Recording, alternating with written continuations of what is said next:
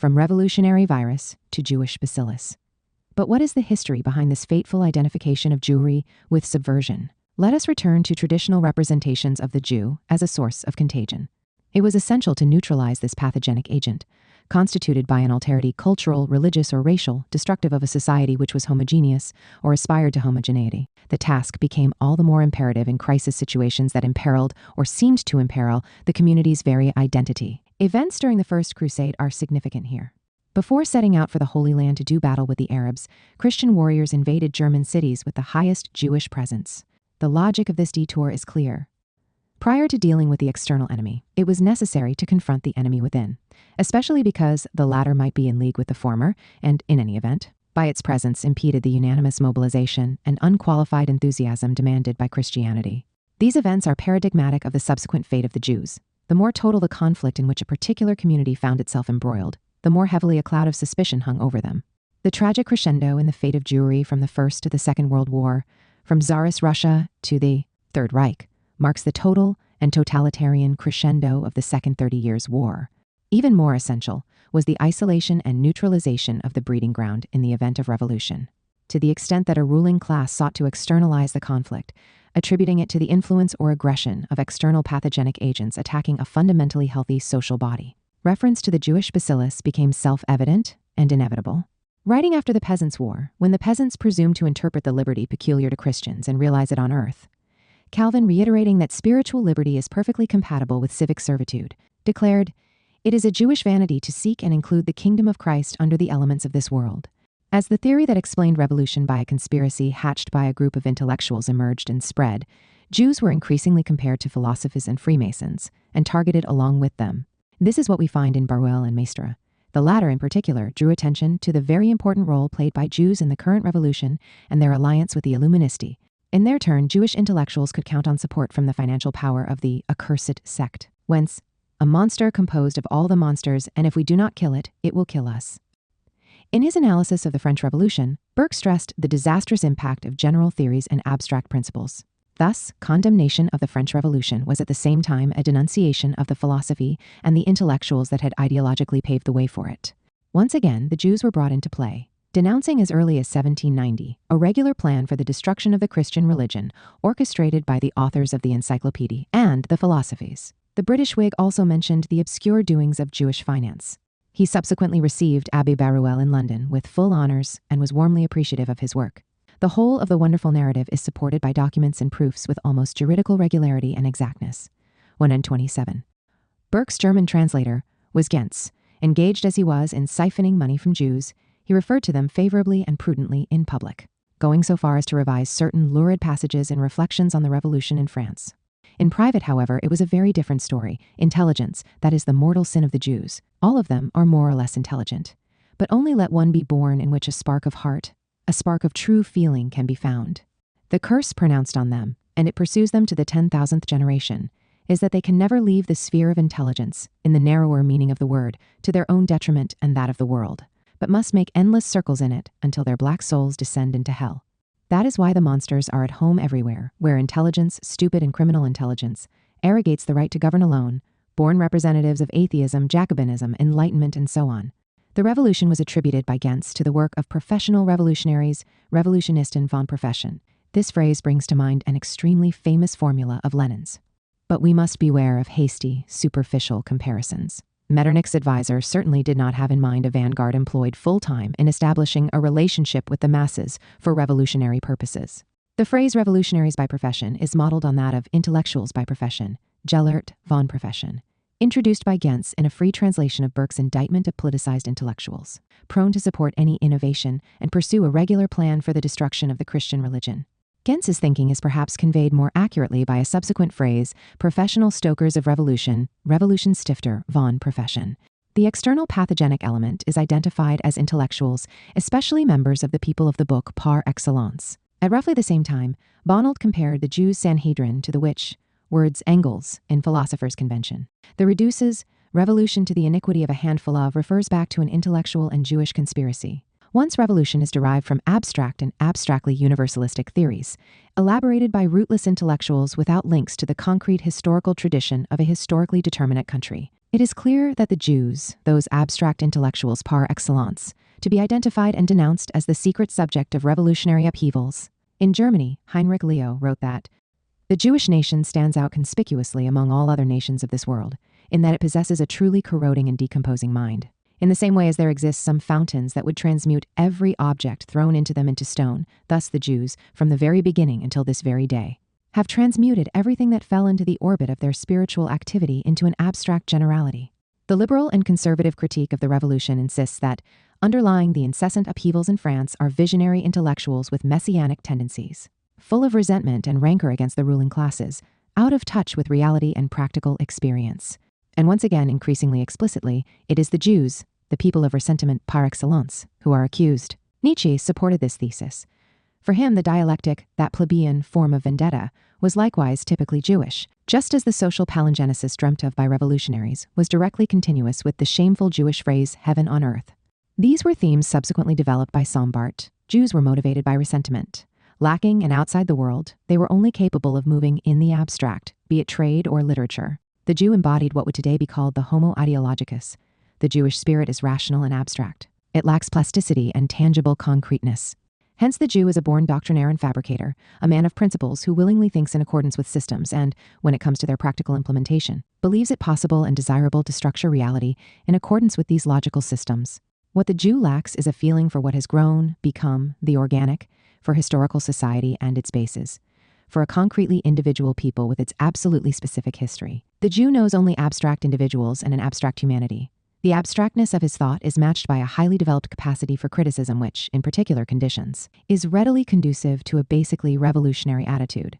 Jews were impelled in the same direction by an accentuated ethical attitude towards the world, and a fanaticism for justice, as well as messianism and hopes for the millenarian kingdom, for the redemption of evil in this world. Basing himself on the critique of the French Revolution by Burke, whom he esteemed and admired, Sombart denounced the Jew not only as the abstract individual, but also as the social experimenter or, as would be said today, the constructivist and social engineer par excellence. These themes are also to be found in Spengler, likewise an admirer of the British Whig, who was the author of the first great requisitory against the revolutionary mentality. Finally, polemics against Jewish intellectualism, or against the Jewish dialectic, to which Carl Schmitt alludes with explicit reference to Mein Kampf, became commonplace in Nazi literature. Nor should it be thought that such developments were confined to Germany. After the 1905 revolution, anti-Jewish pogroms, accompanied by attacks on students and intellectuals, erupted throughout the Russian Empire. This manhunt intensified in 1917.14. One even before the Bolshevik October, Jews in Russia likewise tended to be identified with the subversive intellectuals plotting revolutions or conspiracies in the shadows. In Tocqueville, denunciation of the abstract intellectual takes the form of diagnosis of a virus of a new and unknown kind, which explains the incessant, senseless revolutionary upheavals. This kind of explanation was widespread in Western culture following the outbreak of the October Revolution. On November 5, 1919, Churchill declared in the House of Commons that, by aiding Lenin to reach Russia, the Germans had, as it were, sent a phial containing a typhus or cholera culture to the water reservoirs of a big city. The source of the contagion was embodied in a figure whom the British statesman branded as the high priest and head of a formidable sect, the most formidable sect in the world, which was committed to destroying all the religious faiths and replacing them by the idolatry of the International Soviet of Russian and Polish Jews. It was no coincidence if the new regime spared Jewish interests and Jewish places of worship. The virus of subversion was manifestly Jewish, and that is why, in Henry Ford's view, the Russian upheaval is racial, not political nor economic. The abstract, visionary intellectual, full of resentment, increasingly tended to acquire an ethnic and racial physiognomy. So much so that on the eve of the Romanovs' overthrow, Lenin himself noted that, as the main victims of Tsarism's hatred, the Jews furnished a particularly high percentage compared with the total Jewish population of leaders of the revolutionary movement. Above all, it should be noted to the credit of the Jews, they furnish a relative high percentage of internationalists. The process of identifying the subversive virus with Jewry culminated in Nazism. The two metaphors or categories with which the reactionary tradition has consistently viewed revolutionaries, branding them as madmen and foreign barbarians, had now completely merged. It was finally possible to identify the ethnic and racial basis of the revolutionary disease or frenzy. Homo ideologicus was himself a barbarian alien to Europe and authentic civilization. He was the Jew. For Hitler, there was no doubt, the external pathogenic agent attacking and dissolving society was the Talmudistic pettifogger. prone to verbal juggleries and possessed only of a talent for bringing confusion into the simplest matters, for getting everything muddled up, could now be invoked in support of this thesis. The discovery of the Jewish virus is one of the greatest revolutions that have taken place in the world. The battle in which we are engaged today is of the same sort as the battle waged during the last century by Pasteur and Koch. How many diseases have their origin in the Jewish virus? We shall regain our health only by eliminating the Jew. Everything has a cause, nothing comes by chance. On the basis of this discovery, it was possible and necessary to proceed to a complete revision in the politico-social sphere comparable to that which had occurred in biology. As long as students of biology believed in spontaneous generation, it was impossible to explain the presence of microbes. Now things were clear. Any and every nation which fails to exterminate the Jews in its midst will sooner or later finish by being itself devoured by them, whereas a people that is rid of its Jews returns spontaneously to the natural order. But this was not an exclusively national problem. It is Jewry that always destroys this order. It constantly provokes the revolt of the weak against the strong, of bestiality against intelligence, of quantity against quality. The Jew plays in nature the role of a catalyzing element. 149. We are dealing with a people that, as early as Paul of Tarsus, had incited slaves of all kinds against the elite, the masters and those in dominant authority, with a people that had been the agent of every subversion in the history of the West, including the massive subversion and conspiracy represented by 2 world wars, which had targeted both Germany and the hierarchical order of races and classes sanctioned by nature. Taking note accurately and religiously of the Führer's thoughts was Bormann, who in turn observed, "Everywhere they have stirred up the plebs against the ruling classes. Everywhere they have fostered discontent against the established power. Everywhere they fan the flames of hatred between peoples of the same blood. It is they who invented class warfare." 150. It was therefore not enough to eliminate the breeding ground of the subversive contagion in Germany. It was interesting to note the way in which this little Catholic priest who calls himself Tiso sends the Jews into our hands, Hitler enthused.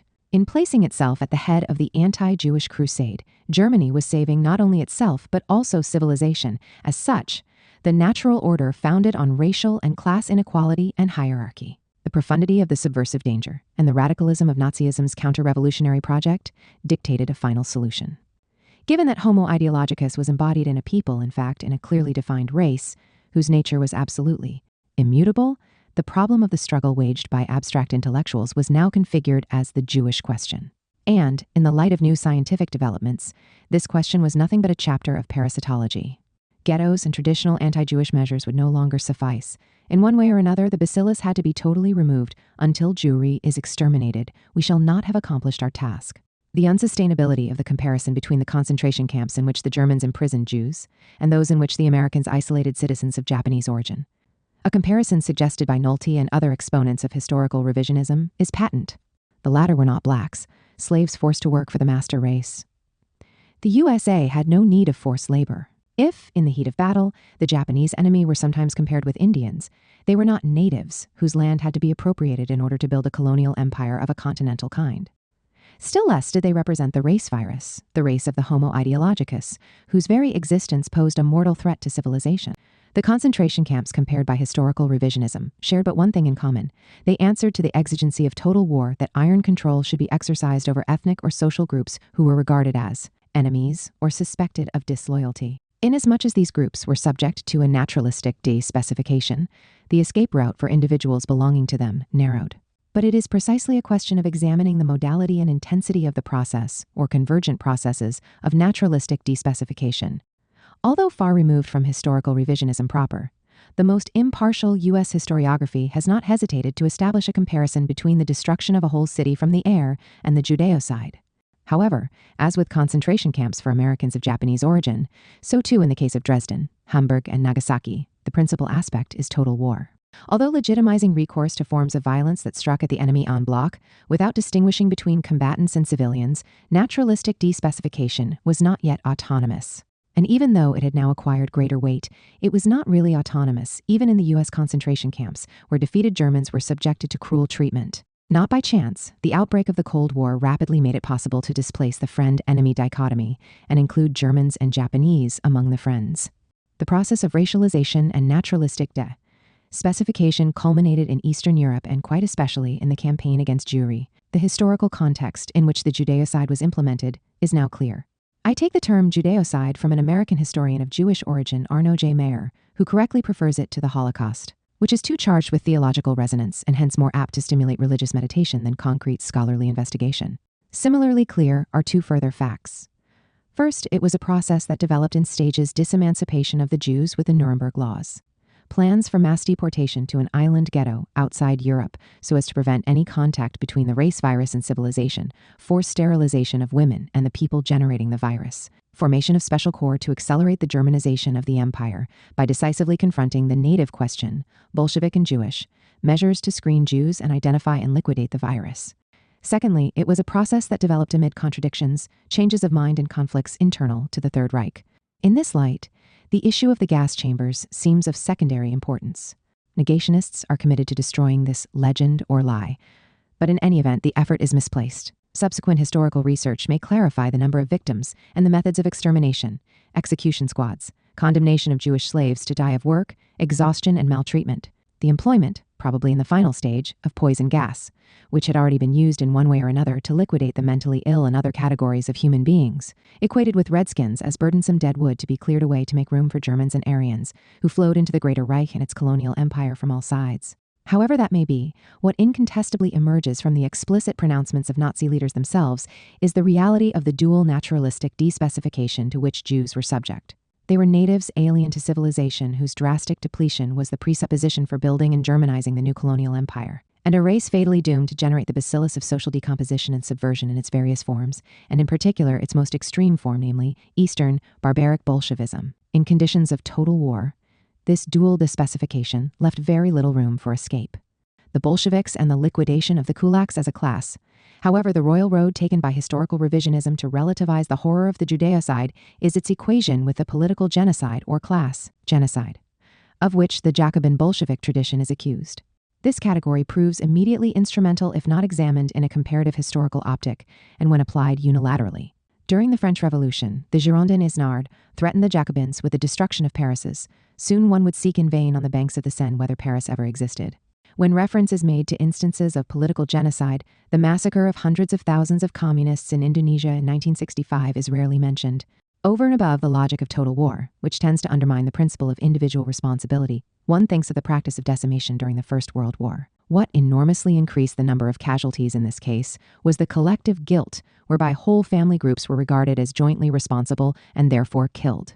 Precisely this detail is of the utmost interest. The massacre approximates to genocide through the influence exercised by social relations and a tribal ideology that certainly do not pertain to the revolutionary tradition. In the case of Indonesia, they were even pre-modern. Naturally, in determinate circumstances, a revolutionary movement can indeed intersect with pre-modern social relations and ideological survivals. It is likely that something of the kind occurred in Pol Pot's Cambodia. But there remains a basic contradiction between the two elements. According to Nolte, Bolshevism and Nazism are both characterized by collectivist thinking that creates stigmas from which individuals can free themselves only with great difficulty criticism of the Jews, the Russians, the Germans, or the petite bourgeoisie. In fact, we have seen the German historian, when not yet a revisionist, underscoring the weight that history, ideology, and the concrete conduct of individuals and groups have in Marx's analysis of classes and political parties. It is not only the Communist Manifesto that highlights the revolutionary role of transfugues from the dominant class.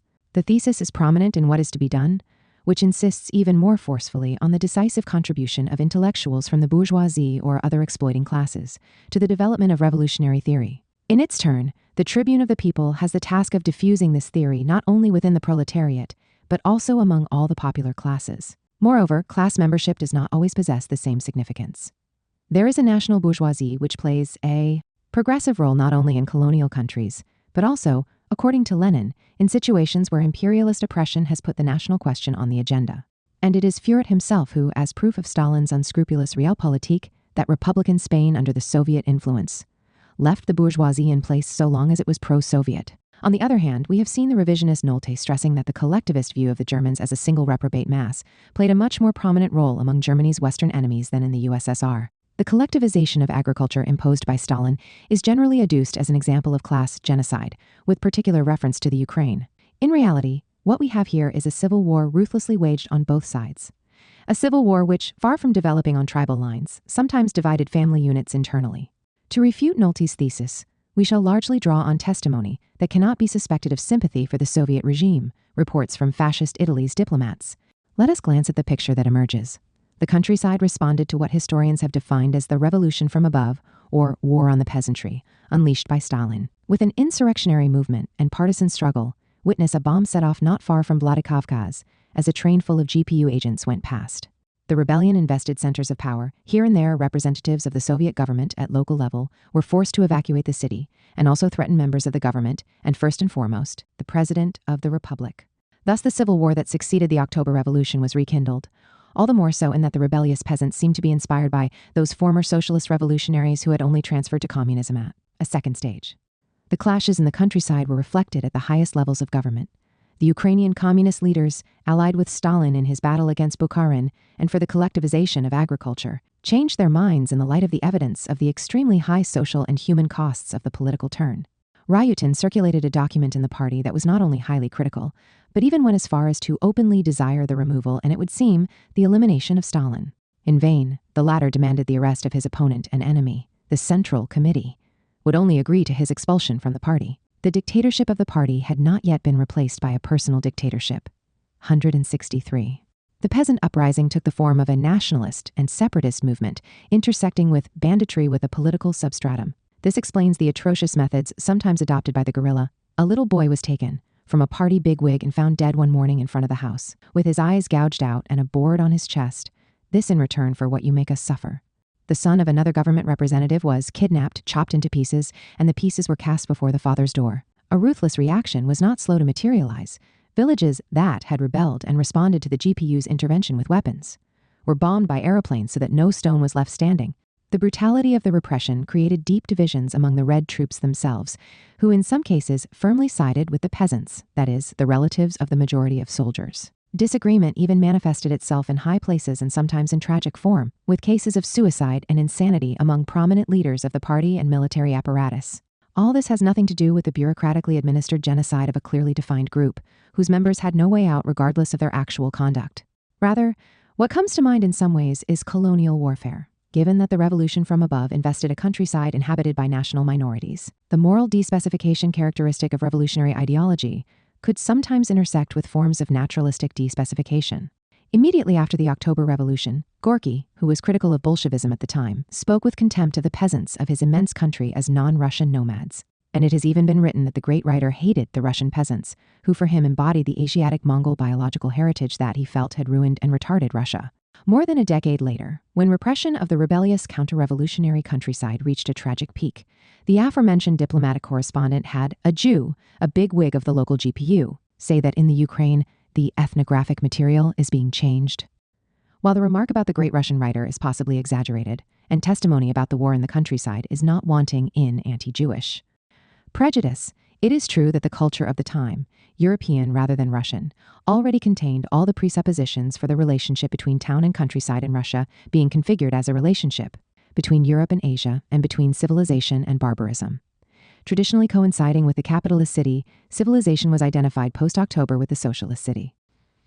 Prior to its implementation, forced collectivization was compared to the capitalist process of original accumulation by an economist close to the Trotskyist opposition, Preobrazhensky. He even seemed to indicate as a precondition of the development of socialist industry, the exploitation of a kind of internal colony, composed of agriculture and sectors where pre-socialist economic forms were dominant. In warning against the temptation or danger of a state Bartholomew's Night of rich peasants, Bukharin correctly pointed out that the vague category of colony objectively encompassed, with the exception of Great Russia, an enormous number of peasants, and, one might add, the totality of national minorities. Indeed, the agrarian question was closely bound up with the national and religious questions, given that the non-Russian national minorities were precisely concentrated in the countryside and attachment to religion, which in turn often represented a way of expressing and defending national identity, was strongest there.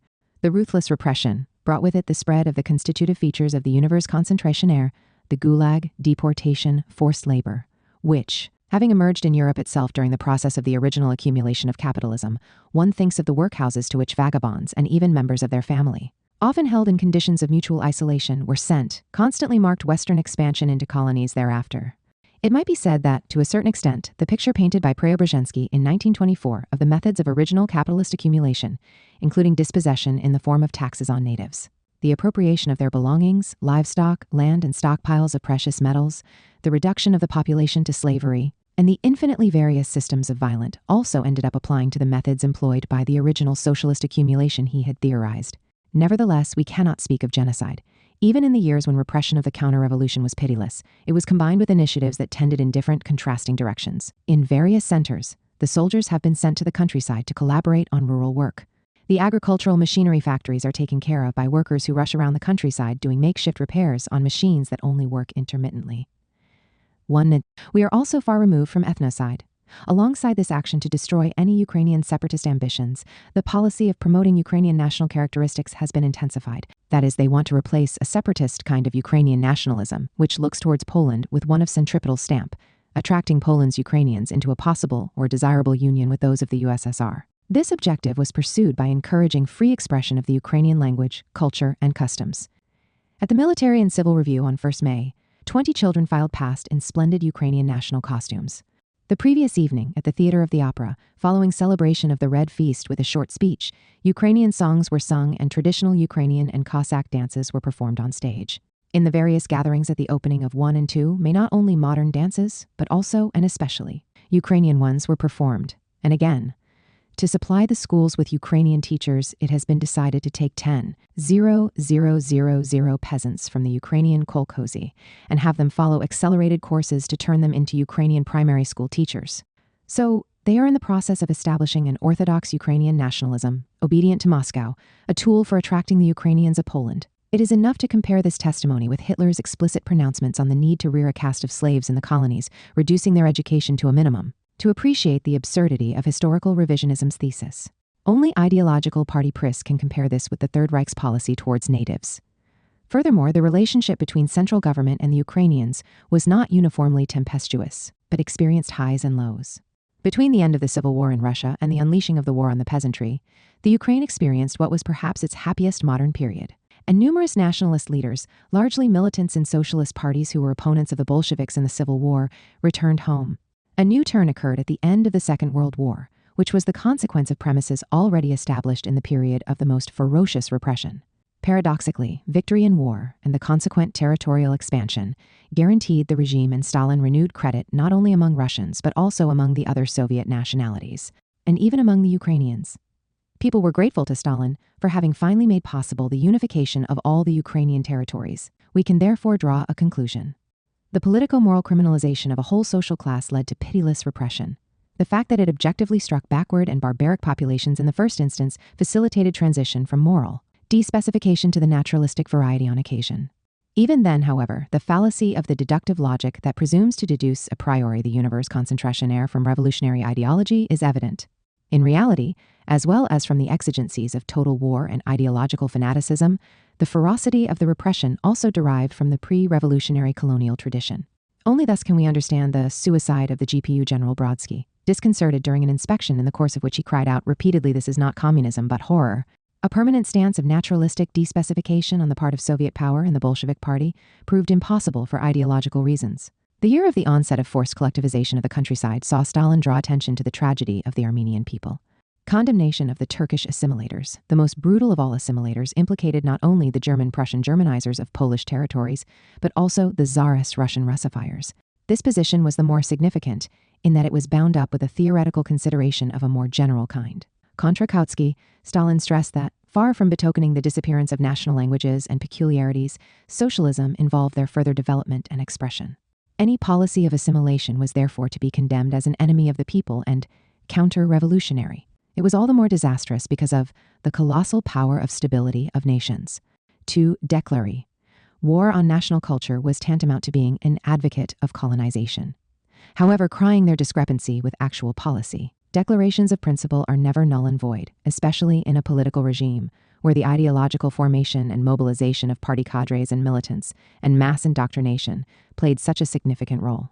The Ukrainian was not a redskin to be removed from the land at any cost, nor a bacillus to be eliminated, nor a work tool to be deprived of education and stripped of his or her cultural identity. At most, he can be compared to the black, by virtue of the fact that, as a counter-revolutionary, he was subjected to the forced labor required to industrialize the USSR. However, the mobility contained in the non-naturalistic character of despecification of the enemy was also manifest in the fate of members of a social class, whom it was intended to liquidate as a class. identification of them was beset by all kinds of contradictions, and, as early as spring 1930, it was queried and retracted in a notable number of cases. Moreover, not all those branded as kulaks suffered deportation. Actual political conduct played a role. In 1934, the citizenship rights of which kulaks had been stripped were restored to them. At the end of referring to Stalin's statement that the son is not answerable for the father, Pravda announced an end to the discrimination which prevented the offspring of privileged classes attending university. Obviously, the horror of the Gulag stands.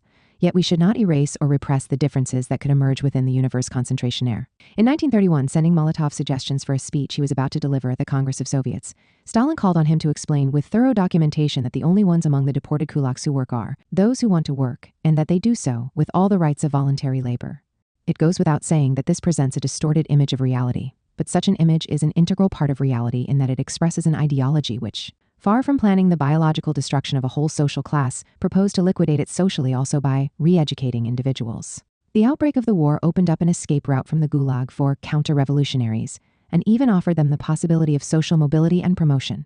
Many deportees asked to enroll voluntarily. Some, especially officers and technical cadres who had survived, were liberated and rejoined the ranks. The basic difference between the various kinds of de-specification, a difference repressed or ignored by historical revisionism, emerges once more. Ukraine, Bengal, and Ireland. Reference has been made in connection with Ukraine to a famine holocaust, death by starvation deliberately inflicted on a rebellious people by Stalin. But even were this to be true, the comparison with the Judeocide would be completely misleading. More satisfactory as a term of comparison would be the events that unfolded in Ireland in 1846-8. In the aftermath of a disease that destroyed the potato crop, Ireland lost 2.5 million people out of a total population of 9 million.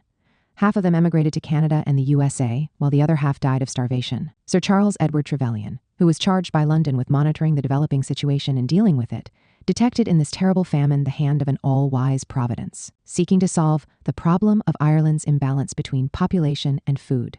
For this, the British politician has sometimes been branded as a proto-Eichmann, protagonist of a tragedy that should be regarded as the prototype of 20th century genocides. Instead, we should first of all bear in mind the policy traditionally followed in the unfortunate island by its conquerors, whom we have seen banking on the rebels dying of starvation. We are also reminded of the policy towards the Native Americans pursued in the USA, not coincidentally frequently compared with British policy in Ireland. And Trevelyan's statements display some similarity to the previously cited view of Franklin, according to whom extermination of the Indians formed part of the design of Providence. It is true that British policy now proposed not to erase an ethnic group, but to reduce it drastically, without resorting to additional tools to those employed by God. But it remains the case that the mass starvation of a people long assimilated by the dominant British classes to other colonial populations was regarded as providential. But even this second term of comparison is inadequate. On the one hand, Ireland was not the theater of a pitiless civil war in 1846-8. On the other, the Ukrainians were not subject to permanent racialization. A comparison might instead be made with India's experience between and. Following the Japanese invasion of Burma, Bengal, already deprived of the ability to feed itself, found itself in the front line. Implementing their denial policy, the British military authorities sought to put the region's food supplies out of the reach of any potential future enemy advance, with catastrophic consequences in the event. For the civilian population, the reports filed by U.S. journalists were controlled by the censors, who erased all reference to death by starvation, hunger, or bodies slumped in the street. In February 1944, however, the U.S. Congress authorized the UNRA, United Nations Relief and Rehabilitation Administration, to send food to India. But Churchill denied that people in the British colony were suffering hunger. A deadly game was being played. Everyone knew that people were starving in Bengal, but the government of India, representing Churchill and British interests, refused to request UNRWA assistance. At the same time, the British in India paid UNRWA a contribution of $24 million, which made one of the poorest countries on earth the sixth largest contributor. The human cost of the Bengal famine between 1943 and 1944 was 3 million lives. Should we relate the position adopted by the British government to its struggle against the independence movement and denounce a case of famine holocaust in this instance as well? In reality, the interpretative key to the events is furnished by a declaration by U.S. Vice President Henry Wallace. He explained the lack of food aid for a population mown down by starvation. Thus, the more food we can put into Russian stomachs, the more American blood will be in the context of a titanic world war. The Bengal famine became a negligible quantity. Lack of respect for a colonial population and irritation at its unrest would not appear to have played a significant role. An analogous conclusion can be reached in the case of the Ukrainian tragedy.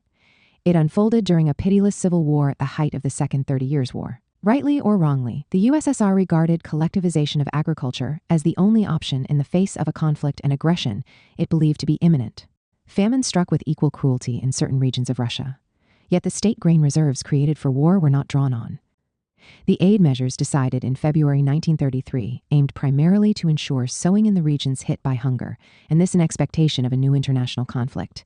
International civil war and the Katyn massacre, proof of the unsustainability of the Nazism-Bolshevism equation, would not be complete without an analysis of one of the most terrible crimes committed by the Soviet Union, the Katyn massacre. Let us return to the latent or open civil war which, between 1914 and 1918, developed in the trenches and pitted soldiers and officers against one another. This is something that did not end with the conclusion of the First World War. Hatred and a spirit of revenge were too deep-rooted. Many countries were far from having returned to normality, and it was not difficult to discern new massacres on the horizon, whose culprit already seemed to be known. It was the officer caste, tirelessly repeated Kurt Tucholsky in Germany, saluting soldiers' enormous anger against it. Prophetically anticipating the approach of a new war within 20 years, a poem of 1919 expressed uncontrollable anger against those who towered above, decorated from top to bottom with medals, and who always and only ordered, "Kill, kill." 184. Hatred of officers was all the more justified in that, having made a decisive contribution to spreading the chauvinist poison which resulted in war, they were in the front rank in Kapp's attempted putsch and the conspiracy to overthrow the Republic and install a regime presaging new wars. Some years later, Tucholsky wrote, "And just as gnats naturally dance, so crime. The commission of crime and the celebration of crime are equally natural for the murderers and their sons. May gas find its way into the bedrooms of your children." 185. This is a passage to which attention has aptly been drawn by Nolte, who uses it to equate quite different realities. Tucholsky's truculent declaration demonstrates that the civil war begun in the trenches had not been extinguished. In Eastern Europe, where national and state borders were quite the reverse of fixed, persistent civil war seems to link the two world wars without any break. This is the context in which the Katyn massacre must be situated. Both products of the breakup of the Tsarist Empire, Soviet Russia and Poland clashed on the battlefield in 1920 and, albeit latently, the conflict continued thereafter. Polish intelligence, at the time regarded as among the best in Europe, managed to penetrate the Polish Communist Party so deeply that the Soviet leaders decided to dissolve the Communist Party in Poland as the only means of saving the remnants of its membership from complete registration by the Polish security agencies. For a while, Poland seemed interested in Germany's scheming to attract it into the orbit of the anti-Comintern Pact. In any event, Polish ambitions in the Ukraine were explicit to be realized, if needs be, with the aid of the Third Reich and under the benevolent gaze of the West, which was quite the reverse of hostile to the collapse of the country and regime created by the October Revolution. A Soviet book of 1935 explained that in the event of war, the ordinary soldier taken prisoner could, according to the principle of proletarian solidarity, expect a brotherly welcome. By contrast, officers who for the most part do not belong to the proletariat would have to be converted to communism by theoretical instruction. These were rules that dated back to 1920 and the veritable civil war of the time. In 1939, when entering Poland, the Soviets dropped leaflets from the air inviting soldiers to rebel and destroy their officers and generals. Immediately after capturing them, the USSR envisaged ridding itself of the heavy burden of Polish officers by seeking to exchange them for Ukrainian prisoners in the hands of the Wehrmacht. But Germany refused in exchange. Unwanted on one side because it was difficult to convert them to the cause of proletarian revolution, the Polish officers were no more welcome on the other, which was interested in procuring forced labor, not unproductive mouths to feed. The Geneva Convention prohibited employment of officers as forced labor, and at the start of the war in the East, the Wehrmacht displayed residual scruples about international law. The Soviets initiated a program of mass indoctrination, which, while achieving modest results among ordinary soldiers, got nowhere with officers. An exiguous group of communists was formed, but for the rest, attempts at ideological conversion proved a failure. Anti-communists, the overwhelming majority, countered it with their esprit de corps and the concept of an officer honor rooted in the faraway times of medieval knighthood. They reached the threshold of active resistance, boycotting film shows, disrupting lectures, and engaging in with the tiny minority of Reds.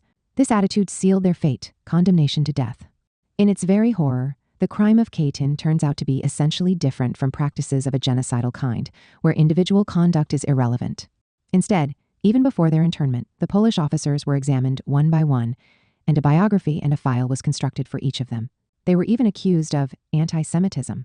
We are so far from the idea of genocide that, in reality, the motive for the homicide sprang from the insurmountable obstacles erected by the officers' refusal to recruit and organize a Polish national army. Certainly subaltern to Moscow, but Polish nevertheless.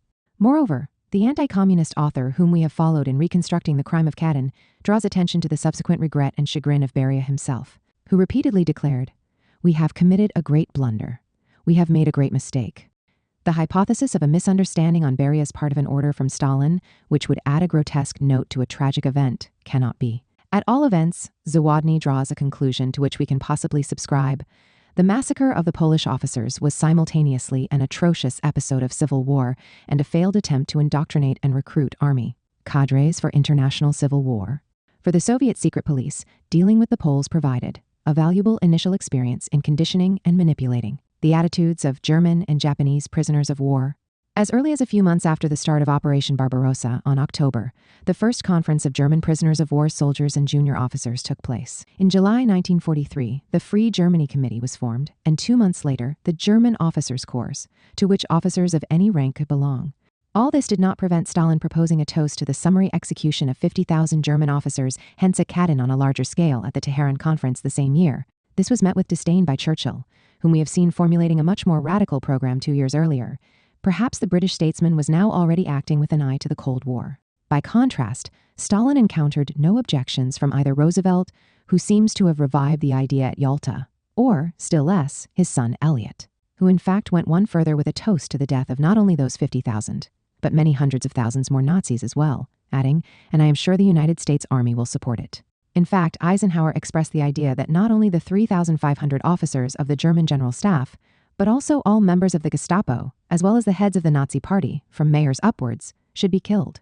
This, comments the Canadian historian we have already cited, would total about 100,000 people. What is revealed here is the horrible face of international civil war, the configuration of the friend-enemy dichotomy in political rather than national terms, and the identification of the enemy as Nazis rather than Germans seems to undermine the jus in bello traditionally governing war between states belonging to the civilized world: international civil war, racial war, and genocide. There is another side to the coin. International civil war can generate especially bitter conflicts and massacres, but it nevertheless halts at the threshold of genocide in the strict sense. Let us take a glance at some crucial moments in the history of international civil war. Proclaiming his crusade against revolutionary France, the Duke of Brunswick announced that Frenchmen caught with weapons would be regarded as rebels against the legitimate king and shot. The same fate would be suffered by all members of the Assembly, the Department, the District, the Municipality, the Justices of the Peace, the National Guard, and so forth. In the event of disrespectful behavior towards the king, France as a whole must expect an unprecedented revenge to be remembered for all eternity, and Paris, in particular, military execution and complete ruin. Thus began, in Michellet's words, war, completely contrary to the law of civilized nations. Burke expressed the hope that it did not amount to a flourish speech.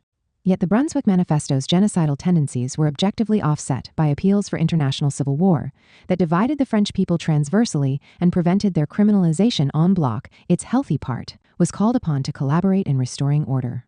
Robespierre referred to the Brunswick Manifesto and the logic behind it when reproaching the British government, which has dared to state and proclaim that there is no need to respect any faith, any role of honor in this war with the French, given that they are a people of rebels who have infringed the most sacred rules. As the war raged more intensely, in the wake of indignation at attacks on Jacobin leaders attributed to a British conspiracy, the convention issued the decree of 7 Prairial. No British or Hanoverian will be taken prisoner. This was probably not an order to shoot prisoners. Episodes of the kind have not been confirmed. On the other hand, there was only a brief gap between Prairial and Thermidor. Rather, it seems to be an order for the war to be waged to the bitter end, looking for battles to destroy the enemy, and having done with this Anglomania masked as philanthropy. To express himself thus was Robespierre, who subsequently went further: "I do not like the British, I hate the British people, that despicable nation which, were it to continue to support its government, would have to slip back into the ocean." What are forgotten or rejected here are the frequent appeals during the French Revolution to denationalize and trigger international civil war, wherein the friend-enemy opposition is defined not by national borders, but by political ideology. Now, by contrast, it might be said that the British are subject to a criminalization that does not seem to permit of any escape. On the one hand, this is the result of moral fanaticism in the international civil war. According to Robespierre, those who make war on a people to block the progress of liberties and destroy the rights of man must be pursued not as ordinary enemies, but as assassins and rebel. On the other hand, and this is by far the more important aspect, what influenced the decree of 7 Prairial was a different logic, which clearly emerges from Barrere's report to the Committee of Public Safety. National hatred must be vented. For commercial and political communications, there must be an immense ocean between Dover and Calais. Young Republicans must imbibe hatred of the name of Britain with their mother's milk. "Oh, my country, at the very name British, my blood boils and my soul is vexed. The fact is that having been born in that part of Guyenne where the British wreaked devastation at the time of Charles VII and ruled with a rod of iron, my ears have since infancy heard a tradition of hatred that must become national in order to save liberty in Europe and maintain the Republic in France. In other words, the need to mobilize all France's energies led to the renationalization of the war and its reinterpretation not as an international civil war, but as a clash between two eternal enemies. In this sense, the renationalization of the war was its renaturalization, with de facto reversion to a pre-revolutionary ideology. This ideology had been given effective expression 2 years earlier by a right-wing speaker. He ended up first as an exile in Koblenz and then in London, where he entered Burke's circle. Namely Cazalis, who polemicized against those who presumed to apply the vague principles of humanity in international relations and war as follows. The patrie must be the exclusive object of our love. As for me, and I say it openly, it is not the Russians, the Germans, or the British whom I love, it is the French whom I hold dear. The blood of a single one of my fellow citizens is more precious to me than that of all the peoples of the... Among the revolutionaries, the renationalization and renaturalization of war was neither definitive nor stable.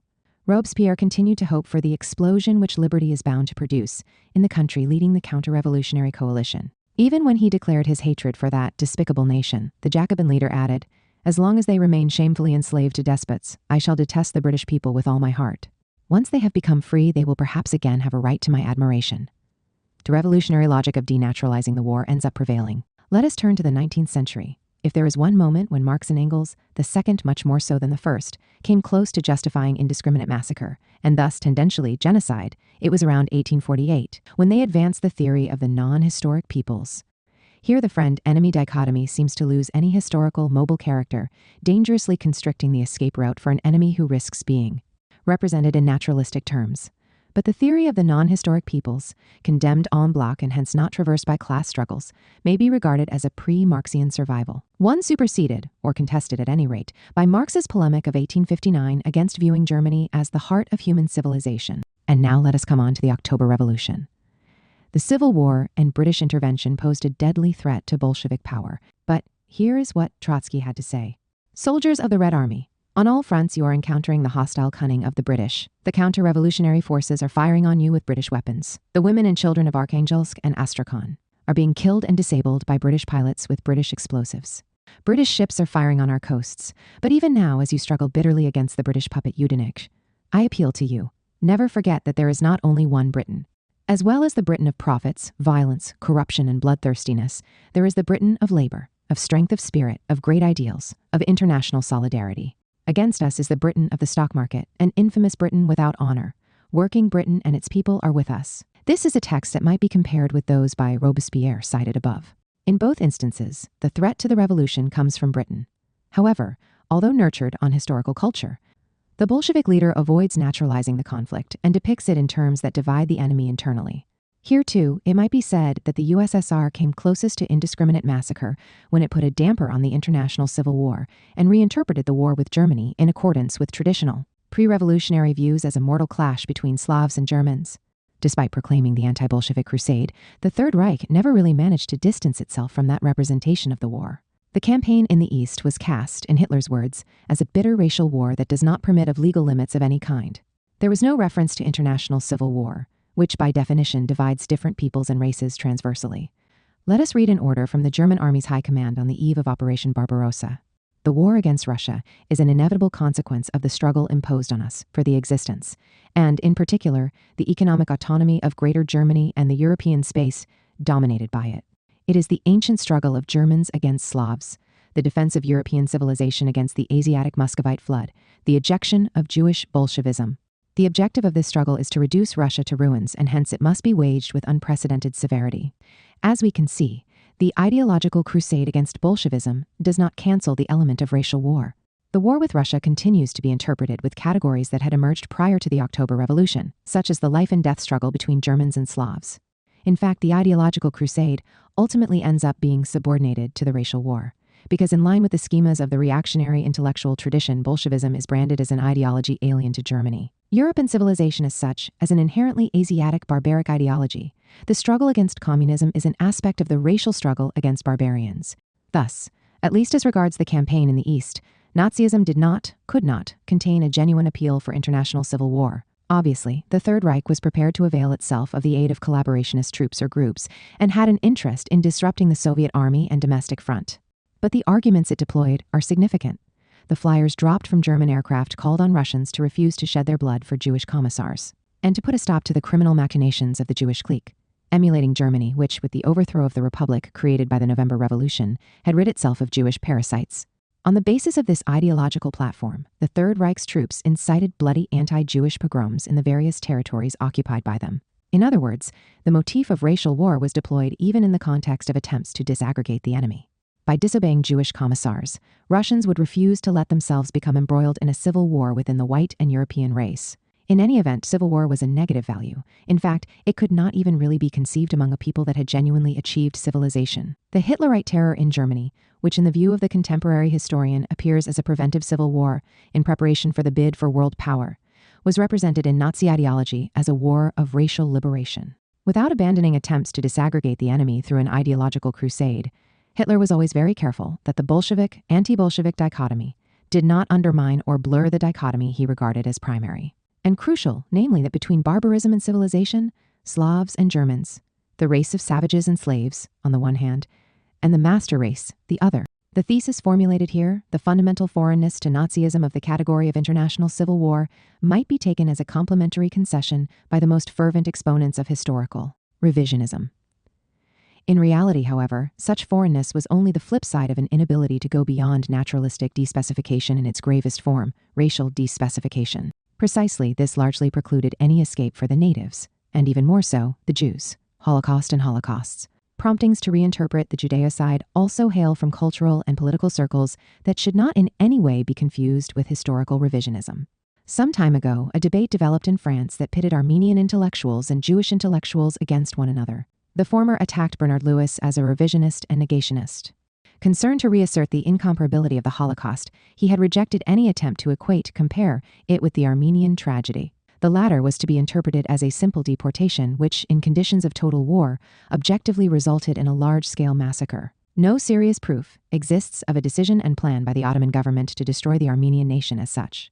The angry reaction of descendants of the victims of this tragic episode in modern history is fully understandable, especially since for some time now they have been stressing that it was precisely to the genocide of their ancestors that Hitler referred when planning the war of extermination in the East. Who, Hitler asked, now remembers the Armenians?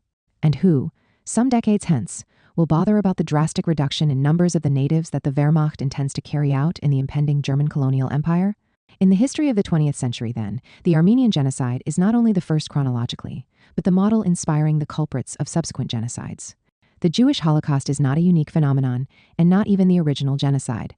This thesis provoked cries of scandal over the ultimate expedient of a more subtle revisionism and a new riposte from the Armenian side, thus drawing attention to genocides other than the Jewish one, and rescuing those suffered by the Armenians and Romani from oblivion, attest to a more subtle. Romani likewise lament the lack of attention paid to the tragedy of their people. Romani are confined to oral culture and must speak the unspeakable to distracted ears in simple terms.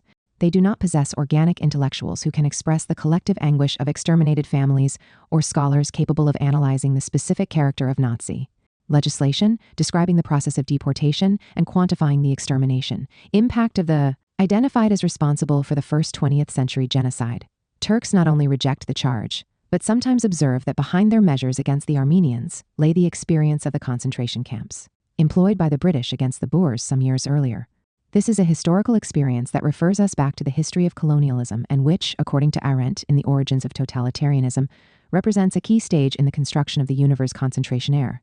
Significantly, it was precisely then that a term and category destined to play a crucial role in today's debates began to make its appearance. The British pacifist press denounced the Holocaust of child life, which occurred during the suppression of the Boer rebels. The latter, in fact, embodied the worst of the colonial tradition in their policy towards the natives, who met with the fate traditionally reserved for Indians and peoples regarded as dross. From Europe and Africa, we thus pass to America. During the inauguration of the mausoleum dedicated to the Holocaust, survivors of the Native American population asked why a similar monument had not been erected in memory of the genocide committed in the Western Hemisphere. Like the Romani, Native Americans cannot count on many organic intellectuals. Perhaps they have found an exception in the author of a book, at once committed and rigorous, devoted to the American Holocaust.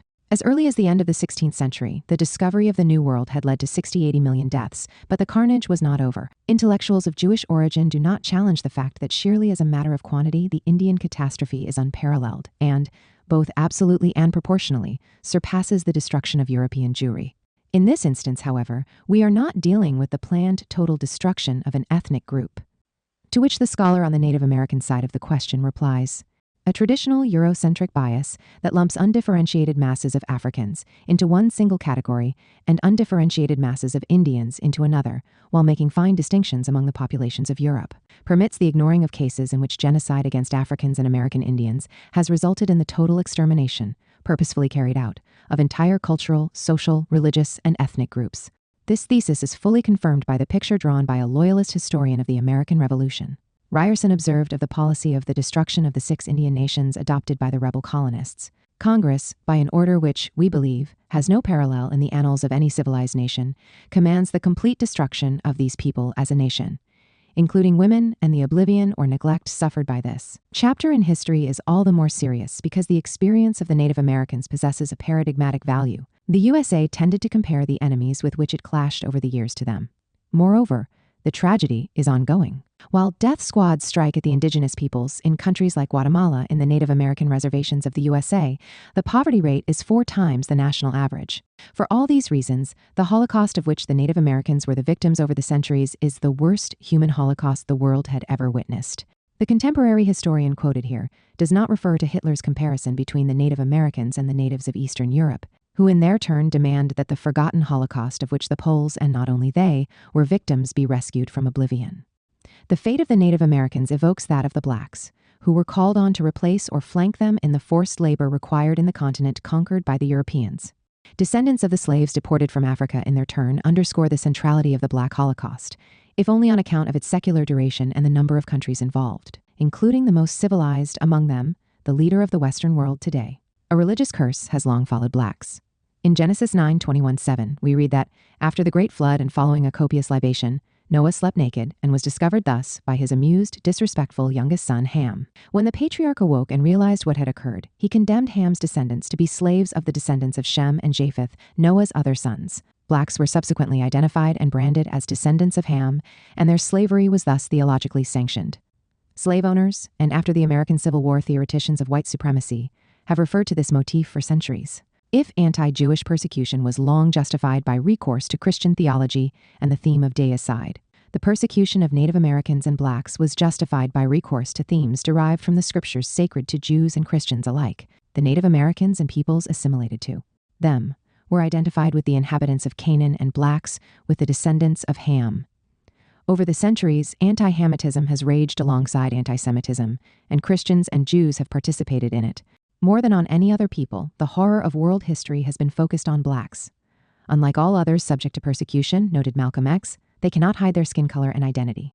Consequently, we can understand the success of Islam among Black American activists, who, to prove the uniqueness of the Black Holocaust, sometimes stress Jewish participation in the slave trading from Africa. While the thesis of the exemplary character of the Armenian genocide sparks accusations of revisionism, the latter argument prompts the charge of anti-Semitism. But it is meaningless to brand as such an assertion corresponding to historical reality. The tendency to inflate the role of Jews in the black slave trade is certainly dangerous and inadmissible, yet it would be absurd and unjust to claim that Jews alone were strangers to a historical experience, an infamy whose protagonist was colonialism in its entirety, and to which Islam, often referred to by black militants in their polemic against the West and the Judeo-Christian religious tradition, was certainly no stranger. Overall, however, rather than with an expression of Semitism, we are dealing with claims for the negative primacy of anti-Hamitism in world history. Even historical tragedies are a moment for constructing identities.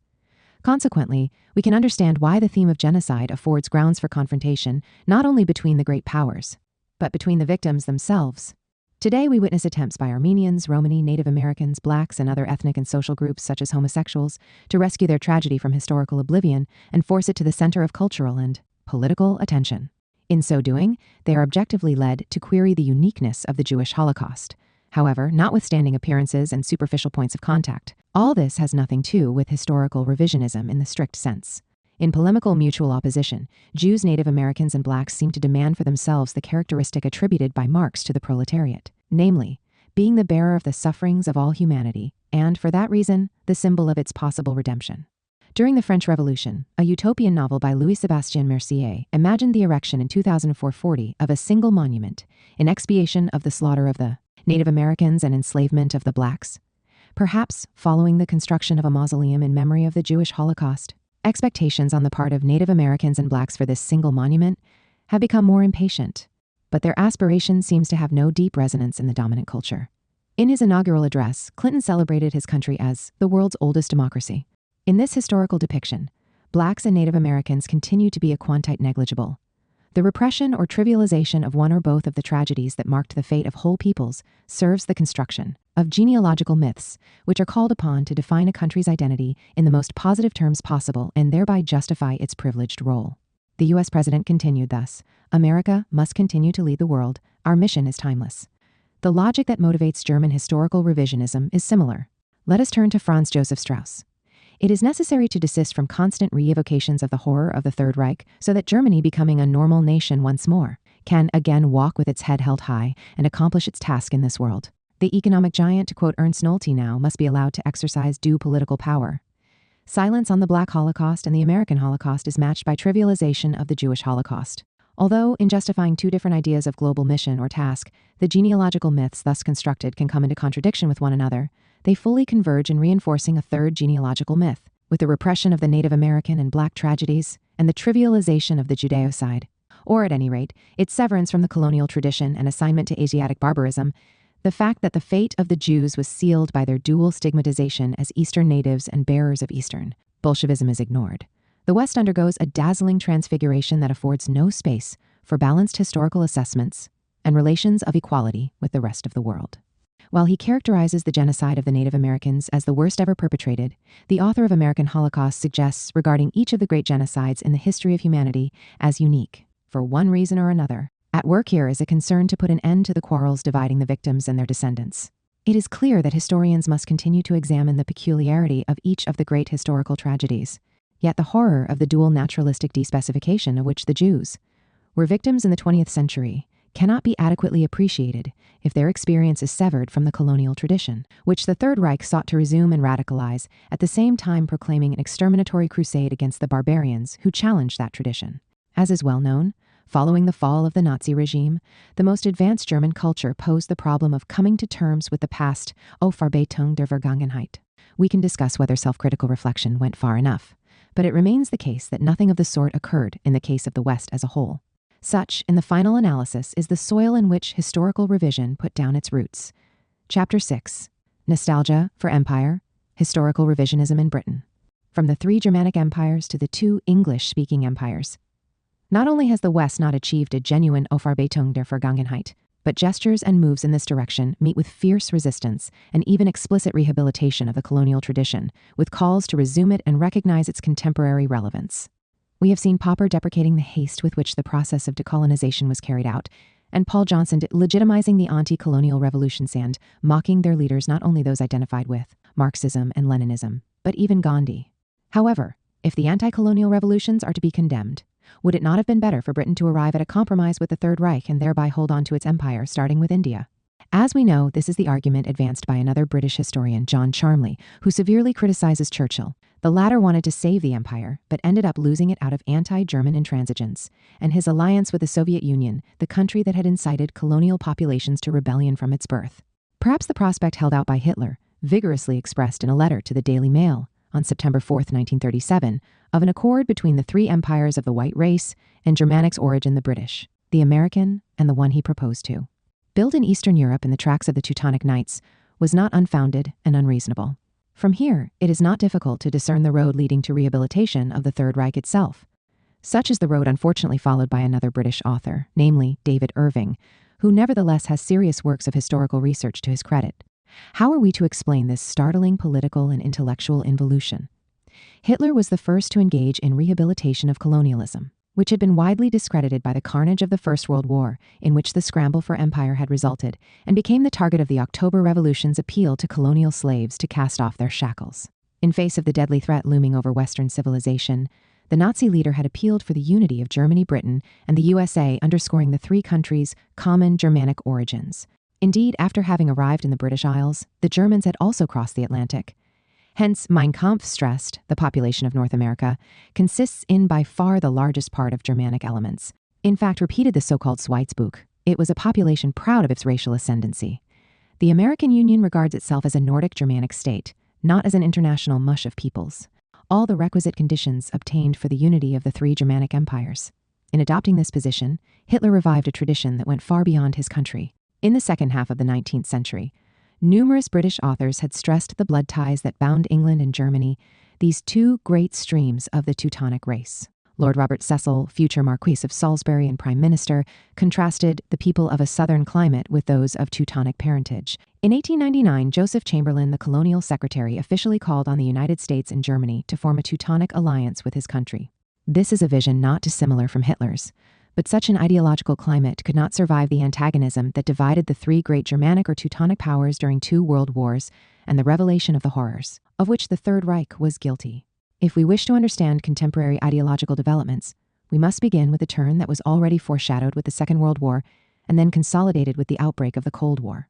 When, calling for a struggle against the danger to the West posed by Soviet and Eastern communism, Churchill, in a letter to U.S. President Eisenhower, invoked the unity of the English-speaking world and stressed the key role within it of Great Britain, with her 80 million white English-speaking people. Appeals for the unity of the 3 Germanic or Teutonic countries ceded to appeals for the unity of the 2 principal Anglophone countries. Although he had never stopped thinking about it, Churchill did not refer to the British Empire or the American Empire while the global anti-colonial revolution was underway. Thus we arrive at the present. David Irving is subject to general condemnation. His historical revisionism cannot prosper at a time when the rehabilitation and return of colonialism take the form of its transfiguration into a champion of the cause of democracy and human rights. On the other hand, Niall Ferguson has enjoyed extraordinary success. Rather than rehabilitating the 3 Germanic empires, he pays explicit, ringing tribute to the 2 English-speaking empires, overcoming the linguistic inhibitions apparent in Churchill at a time when the communist movement exercised extremely strong influence among colonial peoples. So, the question is not whether the British imperialism was without blemish. It was not. The question is whether there could have been a less bloody path to modernity. Perhaps in theory there could have been. But in practice?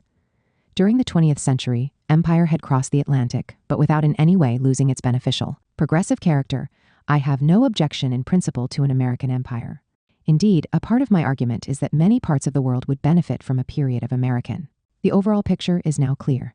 Before proceeding, it is worth reflecting on why this key episode in historical revisionism has occurred primarily in the United Kingdom. Its center could not be a country like Germany or Italy, where the historical memory of the link between Nazism or fascism and the demand for living space and celebration of colonial expansionism is still living. Nor could it be France, whose revolution inspired the first great anti-colonial revolution, mounted by the black slaves of Saint Domingo, Haiti, and led by a black Jacobin Toussaint Louverture. Finally, the center could not be the United States, a country born out of a rebellion against the British Empire and which, during its ascendancy, frequently adopted anti-colonialist postures. Originating in the United Kingdom, the summons to the West to come to the rescue under the leadership of the American Empire, continuator and inheritor of the British Empire, meets with a wide echo in the USA, obviously, and in the West as a whole. A blood-spattered path to a problematic modernity. Over and above the 2 English-speaking empires, Ferguson rehabilitates the idea of Western Empire as such. It is called upon to exercise sovereignty, direct or informal, not only over countries that were decolonized with excessive haste or so-called failed states, or states infected with extremism, as in Popper and Johnson, but ultimately on a planetary scale. This is all the more necessary because of the extremely perilous situation that has been created internationally. In the very title of a highly successful book, Civilization, the West and the Rest, Ferguson seems to adopt the commonplace of the West as an island of civilization surrounded, if not by barbarians, then by peoples of dubious value and reliability. The language used is militant. Unfortunately, the center of global economic gravity is shifting to the east. What we are living through now is the end of years of Western predominance. Yet the gravest threat is our own loss of faith in the civilization we inherited from our ancestors.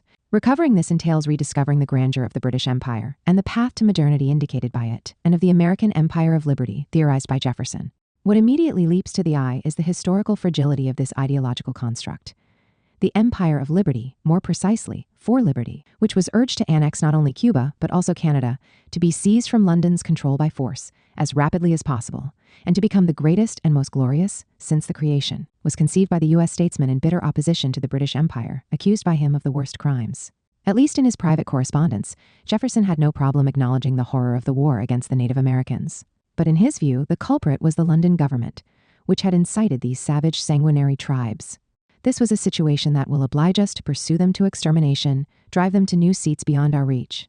The confirmed brutalization, if not extermination, of this race in our America was attributable to Britain, as was the analogous fate of the same colored men in Asia, and of the Irish who, sharing their skin color, should have been the brethren of the British. British policy engaged in sowing death and destruction. Wherever else Anglo-mercantile cupidity can find a two-penny interest in deluging the earth with human blood was at fault. Jefferson's requisitory did not end there. According to him, the British Empire was even worse than the one built by Napoleon. While the latter would take his tyrannies to the grave with him, in the case of the British Empire, the protagonist seeking to impose absolute dominion over the seas was a whole nation, which was an insult to the human understanding. With its despotic, bellicose behavior, which forced the young North American Republic to embark on industrial development and rearmament, it was inspired by Satan. In any event, the relationship between the two countries could only be one of eternal war, destined to end with the extermination of the one or the other party. Of course, at the time Jefferson was writing, the 1812-15 war between Britain and the USA was underway. But the ideological fury of these declarations makes a mockery of Ferguson's presumption in elevating the British and U.S. empires to the pantheon of humanity's benefactors alongside one another, in fact, in fond embrace. But let us dwell on the British Empire. It should be clear that, in order to form a balanced judgment, we must also attend to the voices of the colonized peoples. During the Second World War, Gandhi did not hesitate to compare the British Empire with Nazi Germany. In India, we have Hitlerian rule, however disguised it may be, in softer terms. What in part prompted this judgment, whose appropriate severity is marred by its underestimation of the qualitative leap undergone by colonialist autocracy and violence with the Third Reich, was unquestionably resentment at the London government's stubborn refusal to concede independence. Let us now give the floor to Indian historians writing more than half a century since the end of British rule. This is how, on the second page of the cover of Volume 2 of his book. One of them summarizes the repression that rained down on the Sepoys' Mutiny, the First War of Independence, which was waged with religious slogans. As often happens in cases of this kind, more than 1 million Indians % of the country's population lost their lives, most of them massacred in cold blood by marauding British troops. 18. Another Indian historian refers to a secret war against the Indian people not shrinking from genocide, in connection with the famine that struck Bengal during the Second World War. This is a serious, probably excessive accusation, but the ideology articulated by Churchill in these years seems to corroborate it. I hate Indians. They are a beastly people with a beastly religion. Fortunately, an unprecedented number of white soldiers were available to maintain order and defend civilization. Britain was dealing with a race protected by their mere pullulation from the doom that is their due. It would be good for Air Marshal Arthur Harris, the architect of the carpet bombing of Germany, to send some of his surplus bombers to destroy them. According to Marx, India was the Ireland of the East. Let us turn then to what, by analogy, we might call the India of the West. The Irish were regarded and treated like the Amalekites, the stock condemned by the Old Testament to be wiped off the face of the earth by their British conquerors and colonists. Marx's assertion will hardly impress an intellectual who also enjoys great success in the West, because he disdains the few die-hard devotees of Karl Marx. So we may cite the judgment expressed by Gustave de Beaumont, the French liberal who was a friend of Tocqueville. What obtained in Ireland was unimaginable religious oppression. Taken together, the oppression, humiliations, and suffering inflicted on this slave people by the British tyrant demonstrated that a degree of egotism and madness is present in human institutions whose limits cannot be defined. The domination of the unhappy island by the British Empire is referred to as if it were the extreme limit of evil, absolute evil. This is a representation reserved in our day for the Third Reich. To complete the picture, let us finally take a look at Africa. Between 1952 and 1959, the Mau Mau Rebellion occurred in Kenya. Drawing on the most recent historiography on the subject, a prestigious American liberal periodical has described the methods used by the British authorities to restore order in the colony. In the Comiti concentration camp, women were interrogated, whipped, starved, and subjected to hard labor, which included filling mass graves with truckloads of corpses from other camps. Many gave birth at Comiti, but the infant death rate was overwhelming. The women buried their babies in bundles of 6 at a time. 25. What of the American Empire? Celebration of it as an empire for liberty did not prevent Jefferson from theorizing the need to exterminate the Native Americans, albeit blaming it on the rival British Empire. Nor did it prevent him from being a slave owner and so dehumanizing his slaves as to sell, if necessary, individual members of the black families he owned as separate items or commodities. And all this, it is precisely Ferguson who highlights the fact, at a time when the movement for the abolition of slavery was already well underway on both sides of the Atlantic. It is no coincidence if the champion of the Empire for Liberty was at the same time utterly committed to the political isolation and economic strangulation of the Republic of Haiti, governed by former slaves who were the protagonists of a major revolution and struggle for liberty. Over a century later, in the meantime, the Native Americans had largely been wiped from the face of the earth. The situation in the USA, in the summary of an authoritative American historian, was as follows. The effort to guarantee race purity in the American South anticipated aspects of the official Nazi persecution of the Jews. In the S, yet again, we encounter the Third Reich.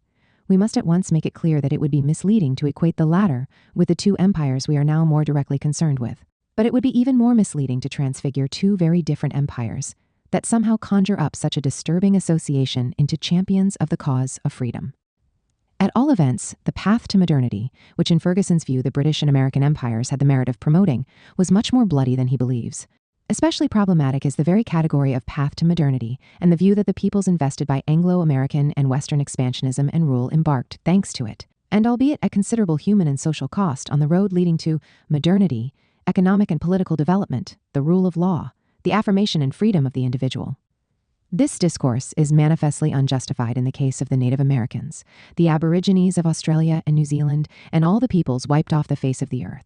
But the evolutionistic schema suggested here is not even valid for other peoples, encouraged and promoted by colonial expansion, in the American colonies and then in the USA, which from the outset tended to be configured as a new, more powerful empire, a form of slavery obtained that involved an unprecedented dehumanization and commodification of slaves. Traditional religious restrictions having lapsed, the logic of the market radically asserted itself. The male slave's family, wife, or partner and children was broken up into its individual components, each of which was a commodity that could be put on the market separately. At the same time, the racial barrier between whites and blacks rendered emancipation virtually impossible and continued to pursue ex-slaves, who by dint of their skin color were forever excluded from the race or community of freemen. The operative system was racial chattel slavery, or in the words of the English abolitionist John Wesley, the vilest that ever saw the sun. Anyone who so wishes may include it in the ambit of the path to modernity, but it is hard to equate the latter with some path to liberty. The vagueness of the category on which Ferguson bases his apologia for empire is evident. Who represented modernity during the war waged by Britain to force China to open its ports to opium imports? Which is more modern, free trade in opium or its prohibition? The laws enforced today in virtually every country in the world would seem to attest to the modernity, not of the colonialist aggressor, but of its victim. And who represented modernity when, in the mid-19th century, China was torn apart and drenched with blood by a massive civil war? Was it the Taiping, headed by a leader reared on Christian literature and, albeit confusedly, inspired by the ambition to introduce radical reforms?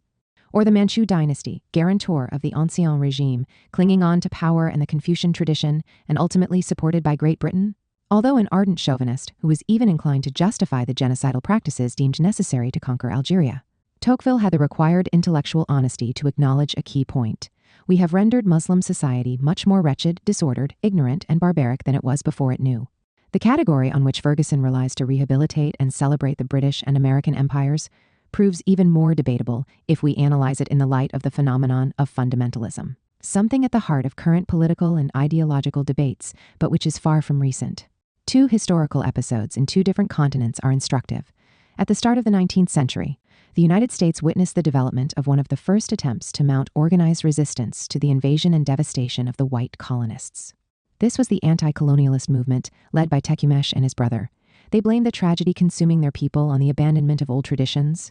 Among other things, their people must divest themselves of European clothing, which had been adopted, and return to leather apparel. This vision was less ingenuous than it might seem at first blush. White expansionism was all the more devastating in that it ran like a steamroller over the customs and identity of the subjugated populations, which were compelled or impelled to renounce native American dances and feasts and adopt civilized American clothing. Returning to one's origins was a desperate attempt to recover the negated, repressed identity in order to mount a minimum of resistance. We are dealing with a total rejection of modernity, of a fundamentalist kind. But this was a reaction to colonial expansion, which thus, far from opening up the path to modernity, ended up obstructing it, rendering it hateful in the eyes of its victims. Now let us turn back to the chapter of history that unfolded in China.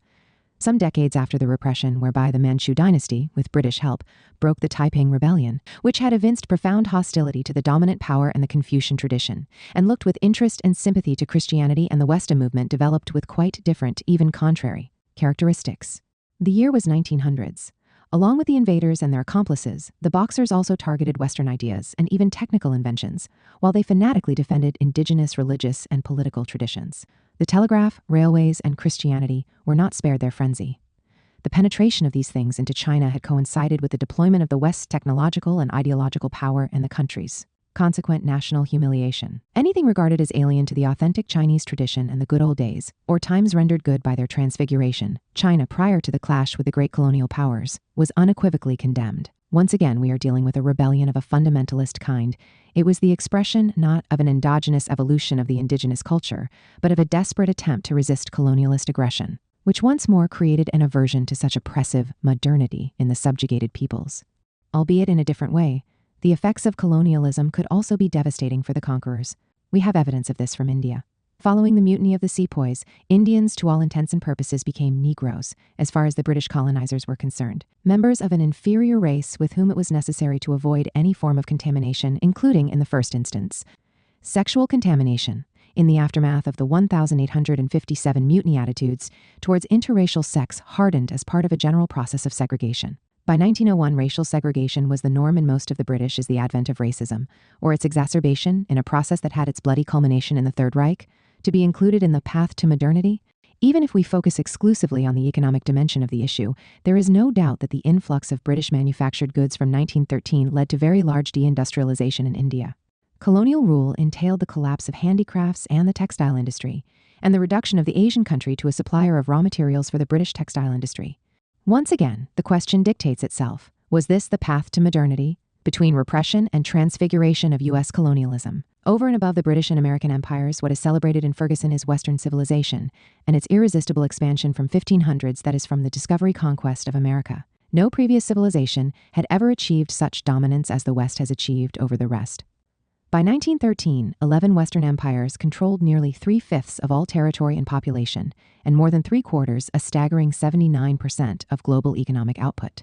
The 11 Western empires referred to are listed as Austria, Belgium, France, Germany, Italy, Netherlands, Portugal, Spain, Russia, the United Kingdom, and the United States.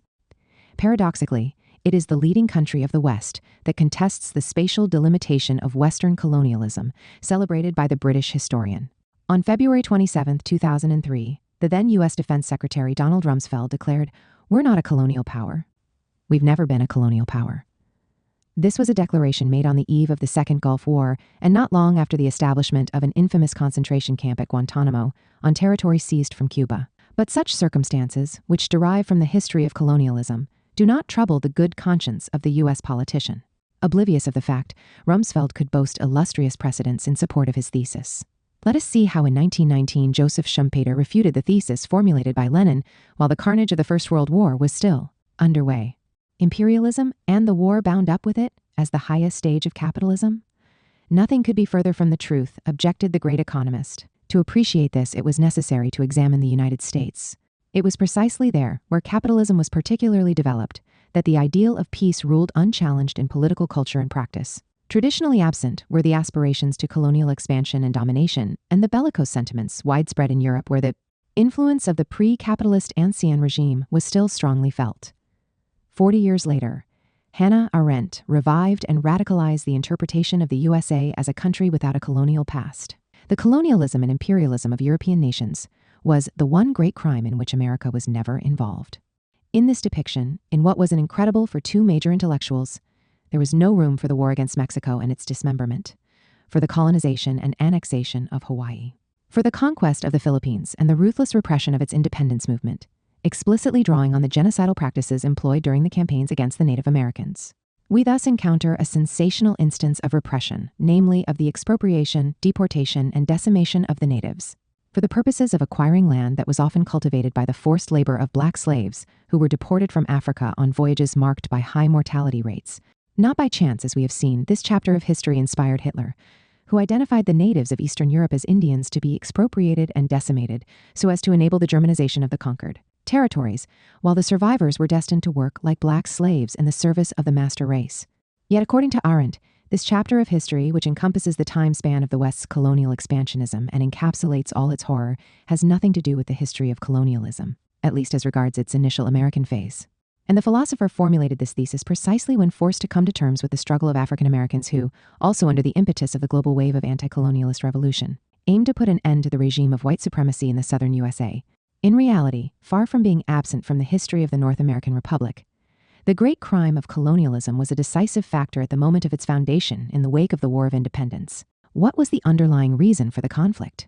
We may give the floor to Theodore Roosevelt, U.S. President from 1901 to 1909. The chief factor in producing the revolution, and later in producing the War of 1812, was the inability of the motherland country to understand that the freemen who went forth to conquer a continent should be encouraged in that work. The spread of the hardy, venturesome backwoodsmen was to most of the statesmen of London a matter of anxiety rather than of pride. And the famous Quebec Act of 1774 was in part designed with the purpose of keeping the English-speaking settlements permanently east of the Alleghenies and preserving the might and beautiful valley of the Ohio as a hunting ground for savages. The colonialist and expansionist impulse behind the rebellion of the British colonists in America is lucidly and proudly stated here, and Arendt and Schumpeter are resoundingly contradicted. According to the latter, aspirations to peace characterize a purely capitalist country, the USA, without an ancien regime behind it. In reality, Roosevelt celebrated the foundation of the North American Republic in the name of the white race's right to unlimited colonial expansion, imposed by force of arms. We are dealing with a statesman who is prominent in the Republic's pantheon, but who hymned war as such, mocked those who shrink from blood, theorized a war of extermination against the inferior races, and referred almost with amusement to the genocide of the natives. See Chapter 3.3 and Chapter 5.5. Not only in practice, but also in theory, colonialism and imperialism have played an essential, nefarious role in the history of the USA. A professional historian cannot be unaware of all this, and Ferguson indeed observes, "There were no more self-confident imperialists than the founding fathers themselves." To take but one example, it was George Washington who referred to the country born out of the War of Independence as a nascent empire or infant empire. We are dealing not only with imperialists, but with imperialists who were unscrupulous. Their priority was to rid themselves of the restrictions imposed by the British Crown on their westwards expansion at the expense of the Native Americans. This was an absolutely intolerable limitation for those ruled by an expansionist vision of the future, a vision of manifest larceny that was especially dear to property speculators like George Washington. The manifest destiny that presided over the USA's irresistible expansion in the 19th century stands revealed for what, from the outset, it really was: manifest larceny. Can one imagine a more radical demystification of U.S. imperialism, its founding fathers and founding myths? However, for the British historian, such remarks are quite the opposite of elements of condemnation or criticism. Whether his focus is on the past, the present, or the future, Ferguson continues to refer reverently to the Empire for Liberty. Possibly unawares, Ferguson joins up with the most enthusiastic champions of U.S. imperialism. In the early 20th century, Albert J. Beveridge paid tribute both to the Gospel of Liberty, which was embodied in the North American Republic, and U.S. imperialism. He dated from Jefferson, the first imperialist of the Republic. The irresistible march of the people sprung from the most masterful blood of history, who were aided by God and were in fact to be regarded as his chosen people. Thus were explained successive conquests. Hawaii is ours, Puerto Rico is to be ours, at the prayer of her people Cuba finally is to be ours. The flag of a liberal government is to float over the Philippines, where the U.S. Senator summoned the English People's League of God to realize the permanent peace of this war-torn world. Around a century later, an analogous function is attributed by the British historian to the providential handover, whereby the American Empire replaced its British counterpart. Ferguson feels wholly at ease in the political and cultural climate of the USA in the early 21st century. Not a few voices warmly greet the empire in the process of being constructed. There are even those who refer to the establishment of a colonial office with the task of administering the immense colonial and imperial space, which, in one way or another, is subordinate to Washington. The British historian expresses his pleasure at the fact that U.S. strategists, or at least the most open-minded among them, have finally recognized the reality and necessity of empire, uninhibited by linguistic. Rumsfeld is therefore wrong to adopt an anti-colonial posture. In so doing, he is at odds with the founding fathers. It is necessary to face the facts. The United States has acquired an empire, but Americans themselves lack the imperial cast of mind. They would rather consume than conquer. They would rather build shopping malls than nations. To summarize, what characterizes the people and leaders of the USA is, alas, the absence of the will to power, and this risks ruining such a beneficent empire. This is an episode in the history of ideology that recalls one which occurred in the USA more than a century and a half ago. In the mid-19th century, the conflict that would issue in the Civil War intensified. John Calhoun, calling a halt to hesitant, shamefaced justifications of black slavery, declared that it was a positive good. The South had nothing to be ashamed about, it could only be proud. In the years immediately following the dissolution of the USSR, and, above all, NATO's triumphant war against Yugoslavia, empire and imperialism likewise seemed a positive good, which the West and the USA should not renounce, and of which they could be proud.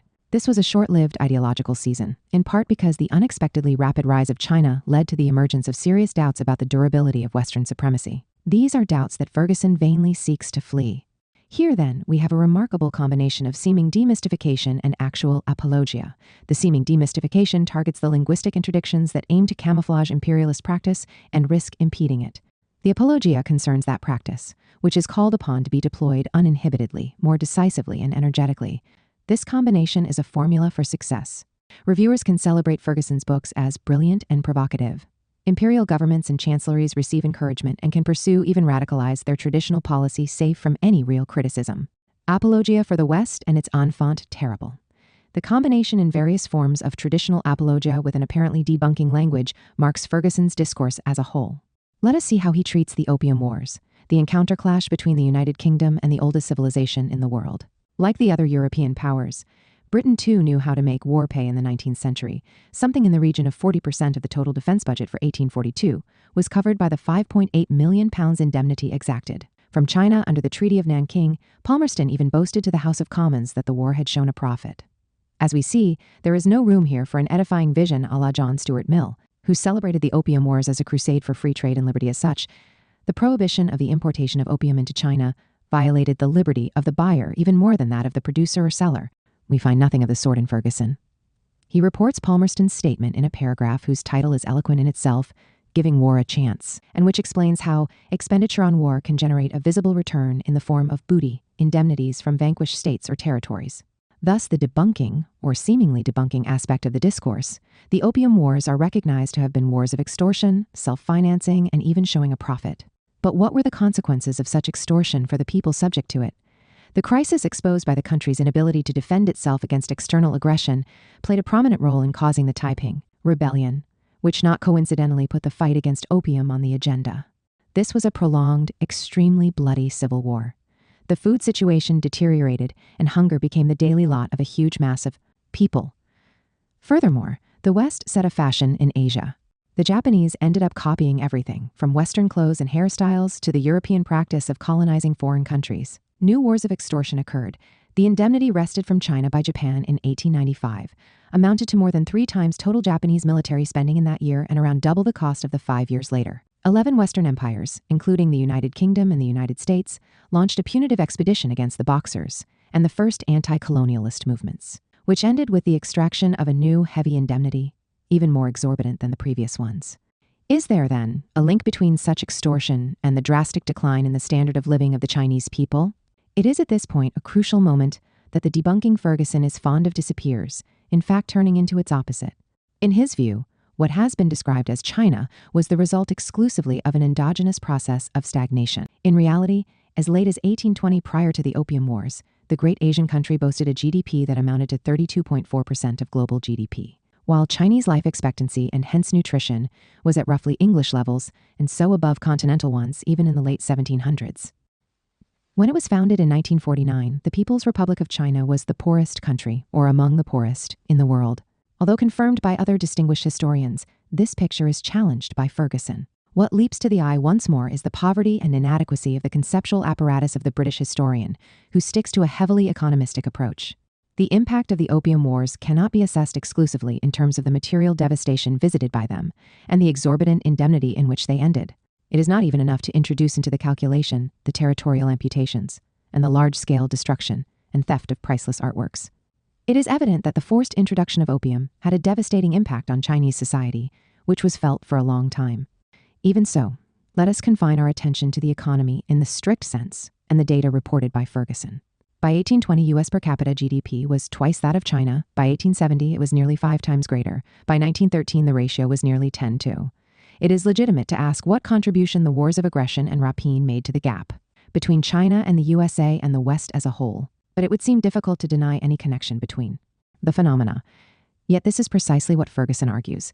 By a kind of miracle, wars which, as he concedes, significantly benefited the aggressor did no real harm to the aggressed. This modus operandi also emerges in connection with the encounter clash between the British Empire and India. Let us read Ferguson again. The kind of world war that was the 7 Years' War decided one thing irrevocably. India would be British, not French. and that gave Britain what for nearly 200 years would be both a huge market for British trade and an inexhaustible reservoir of military manpower. India was much more than the jewel in the crown. Literally and metaphorically, it was a whole diamond. Thus is reconstructed and underscored the enormous advantage that Britain secured with the conquest of India. But how were things for the subjugated people? The Governor-General reported to London on the consequences of the destruction of local textile handicrafts. Swept aside by the major British industry, the bones of the cotton weavers are bleaching the plains of India. The tragedy did not end there. 2 years later, a famine broke out in some regions, which was so terrible that, candidly stated another British source, wholly committed to celebrating the glory of the empire, British residents could not take their evening drive on account of the smell of corpses too numerous for burial, nor did there seem to be any improvement in the prospects for evening excursions. Cholera and smallpox followed, sweeping away a multitude who had survived the dearth. Clearly, the British Empire did not benefit India and the Indian people in the 100 years before independence in 1947. Development averaged 0.2% per year, at a time when Britain itself experienced growth almost 10 times that rate. Life expectancy probably showed no improvement either, unlike Britain. Average life expectancy in England himself writes that in 1913, average life expectancy in England was nearly twice what it was in India. Once again, the key question arises, is there a link between the diamond mine of which the British Empire disposed, thanks to the subjugation of India, and the far from exalted condition of the Indian people? As a result of ignoring the connection, here too a seemingly critical discourse turns into its opposite, into an acritical celebration, which registers the human costs involved in building empire with imperturbable cynicism. On closer inspection, the enfant terrible of historiography proves to be an apologist, or, to be more precise, the enfant terrible of the traditional apologetics engaged in transfiguring colonialism and imperialism, Ferguson and the mutilation of the whole. In drawing up his balance sheet of Western colonialism, Ferguson rejects the habitual spatial amputation whereby, unlike Europe, the USA has nothing to do with this extended chapter of history, and rejects it to pave the way for an explicit apologia for the American empire from the Founding Fathers to the present. On the other hand, in order to avoid dark clouds spoiling his apologia, he proceeds to a tacit temporal amputation of the history of Western colonialism, de facto excluding the Third Reich from it. Ferguson certainly stresses on several occasions that Germany cannot but be regarded as an integral part of the West. But when he celebrates the political and moral superiority of the West over the rest, he seems to forget that Hitler's Germany was an integral part of the West, not the rest. There can be no doubt about this affiliation, and not only and not so much for geographical reasons. The Third Reich admired the British and American empires, taking them as its model. Hitler repeatedly stated that it was a question of building the German Indies in Eastern Europe. Even more frequent, especially after the invasion of the Soviet Union, were comparisons with the expansion of the American colonists in the West and Far West, with the war against the Indians, the war waged on the Indians of North America. In both cases, the strongest race will be the one to triumph. The natives of Eastern Europe could not escape the fate of a radical reduction in their numbers and enslavement that awaited them, see Chapter 5-6. The American model also exercised its fascination on Mussolini, who in November 1933, when preparations for the invasion and colonization of Ethiopia had already begun to be made, likewise paid homage to the harsh and alluring Great Conquest of the Far West. See Chapter 7-2. Hence, together with the Third Reich, the fascist empire must likewise be included in a serious historical appraisal of Western colonialism. While the expansion of England was a conscious act of imitation of the Spanish Empire, which was the envy of the world, the empires in whose construction Nazi Germany and fascist Italy engaged committing particularly odious crimes in the process, were a more or less conscious imitation of the British and American empires. Taken as a whole, the temporal cycle of Western colonialism commenced with the genocide of the Native Americans, summoned to replace them were the black slaves deported from Africa, and culminated in the 20th century with the attempt to enslave the Slavs and exterminate the Jews, who were regarded along with the Bolsheviks as responsible for the insane revolt of inferior races against white, Aryan, and Western supremacy. Furthermore, the empire of the rising sun should not be excluded from any historical appraisal of Western colonialism that aims to be complete and which, in formulating a moral judgment, takes account of the ethic of responsibility in the first instance. Certainly, at least prior to the mid-19th century, Japan cannot be regarded as part of the West. But another truth, brought out by numerous historians, including Ferguson, is equally clear. Japanese colonialism and imperialism simply cannot be understood without bearing in mind the model they were inspired by, namely, the European and Western model. Apologetics for the colonial tradition and claims for the moral and political primacy of the West are based on mutilation of the whole. In fact, the mutilation we have just noted is not the only one. Others occur, of varying kinds. Ferguson refers favorably to a young man fresh from his first colonial war, Winston Churchill, who assigned the British Empire the glorious task of giving peace to warring tribes. However, when the First World War broke out, in the USA, the most prestigious newspapers and public opinion as a whole denounced the European powers as savage tribes, incapable of understanding the cause of peace. Chapter 4, 5. Indeed, the characterization is apt when we remember that what occurred on both sides on the Western Front was the growth of a culture of take-no-prisoners, who were sometimes even executed with rifle butts, and all this not only in an explosion of anger from below, but often via orders from above. The characterization as tribes may well be apt. But in 1917, the United States, which decided to intervene in the war, joined them. And it was these savage tribes, European and Western, who forcibly dragged into the carnage the colonial peoples, whom, according to Churchill as subscribed to by Ferguson, they had task of pacifying. As regards the British savage tribe or British Empire, it could call upon the inexhaustible reservoir of military manpower, which, according to the definition by Ferguson cited above, India represented. Indeed, in the autumn of around a third of British forces in France were from India. By the end of the war, more than 1 million Indians had served overseas. Many were volunteers who, in return for their sacrifice, hoped in vain for independence, or, at any rate, self-government for their people. With them fought countless Africans who did not nurture hopes of any kind, but who were simply forced by the colonial power to fight and to die thousands of miles from home. Or to die in their own land, but in the service of a cause that was not theirs. Total British losses in East Africa were over 100,000, the vast majority black troops and porters. But all this was not enough for the British Empire, which also sought to obtain military manpower from the semi-colonies. The first president of the Chinese Republic that emerged from the overthrow of the Manchu dynasty recounted the answer given by him to the British consul, who was pressing for China's intervention alongside the Entente during the First World War. 2,000 years ago, we discarded imperialism and advocated a policy of peace. I consider your characteristic appeal to force as extremely barbarous, because we have advanced 2,000 years beyond you and have gotten rid of the old, savage, pugnacious sentiments and have attained a true ideal of peace. And because we hope that China will forever cherish her moral code of peace, we are not willing to enter this great conflict.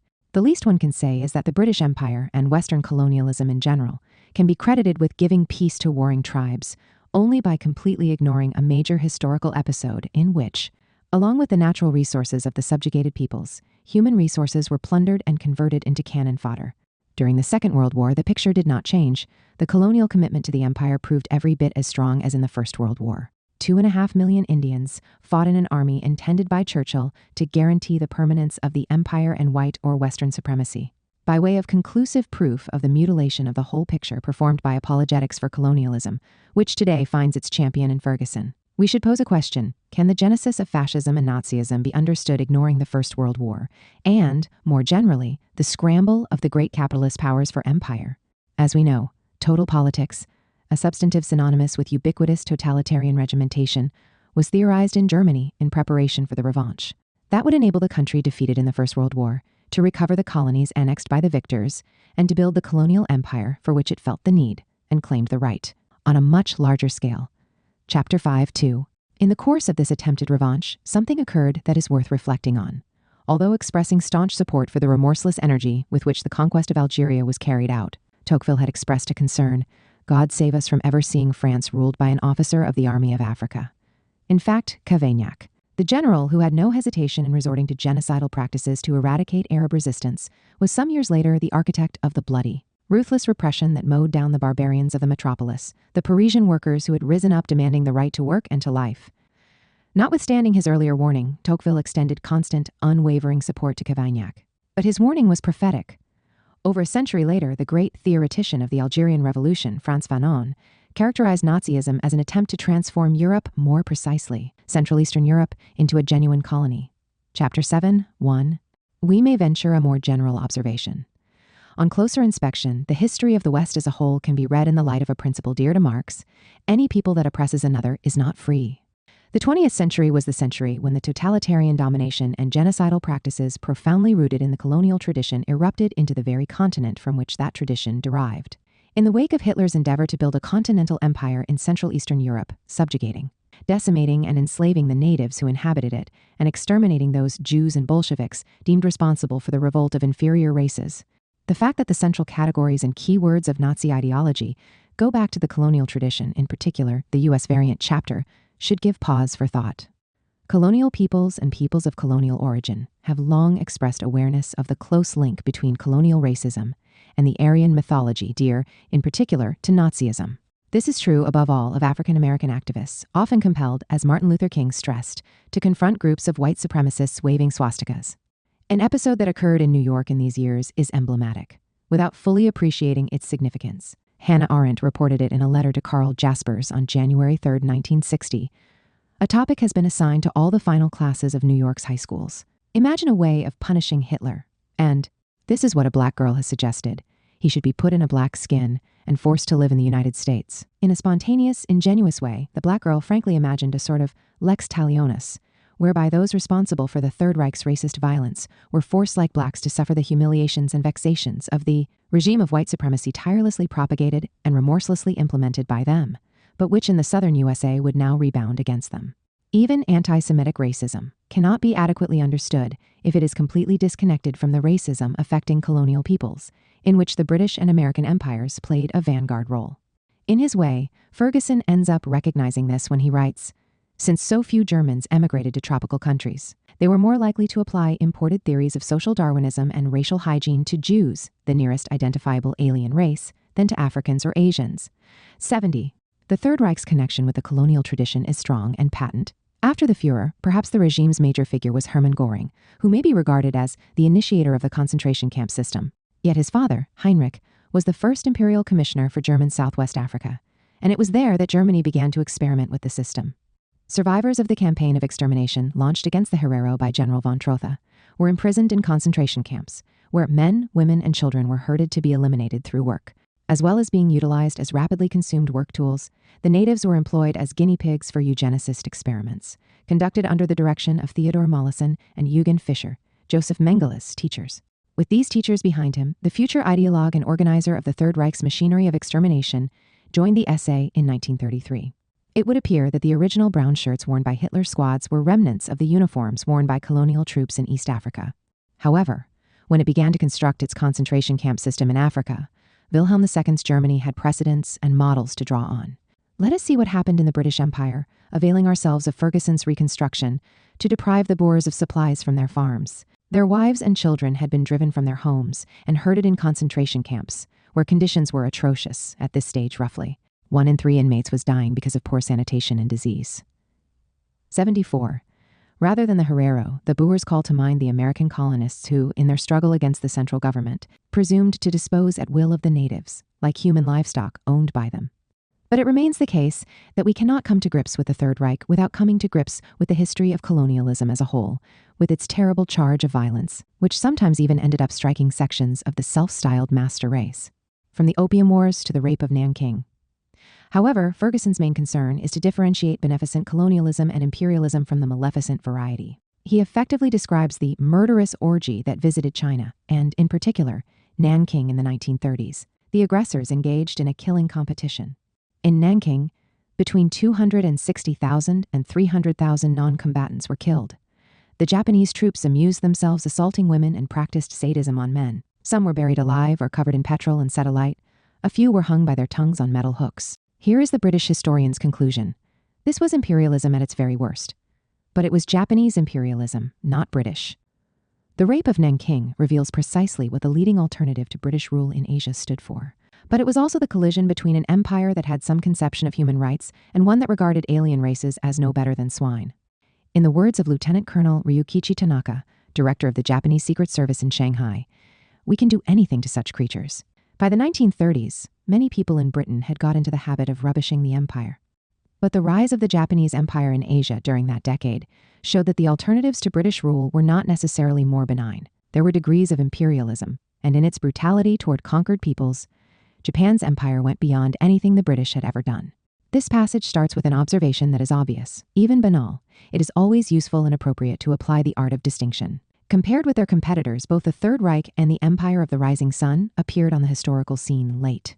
Because partition of the world had already been largely accomplished, they were led to target peoples of established or old and antique civilization, who could be reduced to the condition of savage tribes only through a massive dose of supplementary violence and brutality. They embarked on the work of colonial subjugation at a time when the anti-colonial revolution was already underway. In such circumstances, the barbarism of imperialism obviously underwent further escalation. However, even accepting the distinction between the British Empire and the Empire of the Rising Sun, It is not clear why an Asian country like China, of continental dimensions and antique civilization, had to choose between them. We know that the Japanese Empire sought to learn, and did indeed learn, from its British counterpart. If we wish to reconstruct the process of ideological preparation of the Rape of Nanking, more than a few pages should be devoted to Great Britain and the West as a whole. At the start of the Second Opium War, which ended with the sacking and burning of the splendid Summer Palace, John Stuart Mill called for the invading army to teach the Chinese barbarians a harsh lesson. It was not appropriate to quibble about formalities, appeals to humanity and Christianity in favor of ruffians, and to international law in favor of peoples who recognize no laws of war at all, were ridiculous.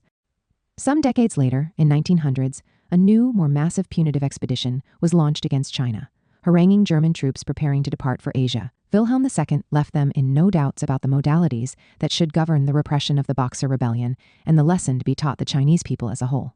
Give the world an example of virility and discipline. No pardon will be given, and no prisoners will be taken.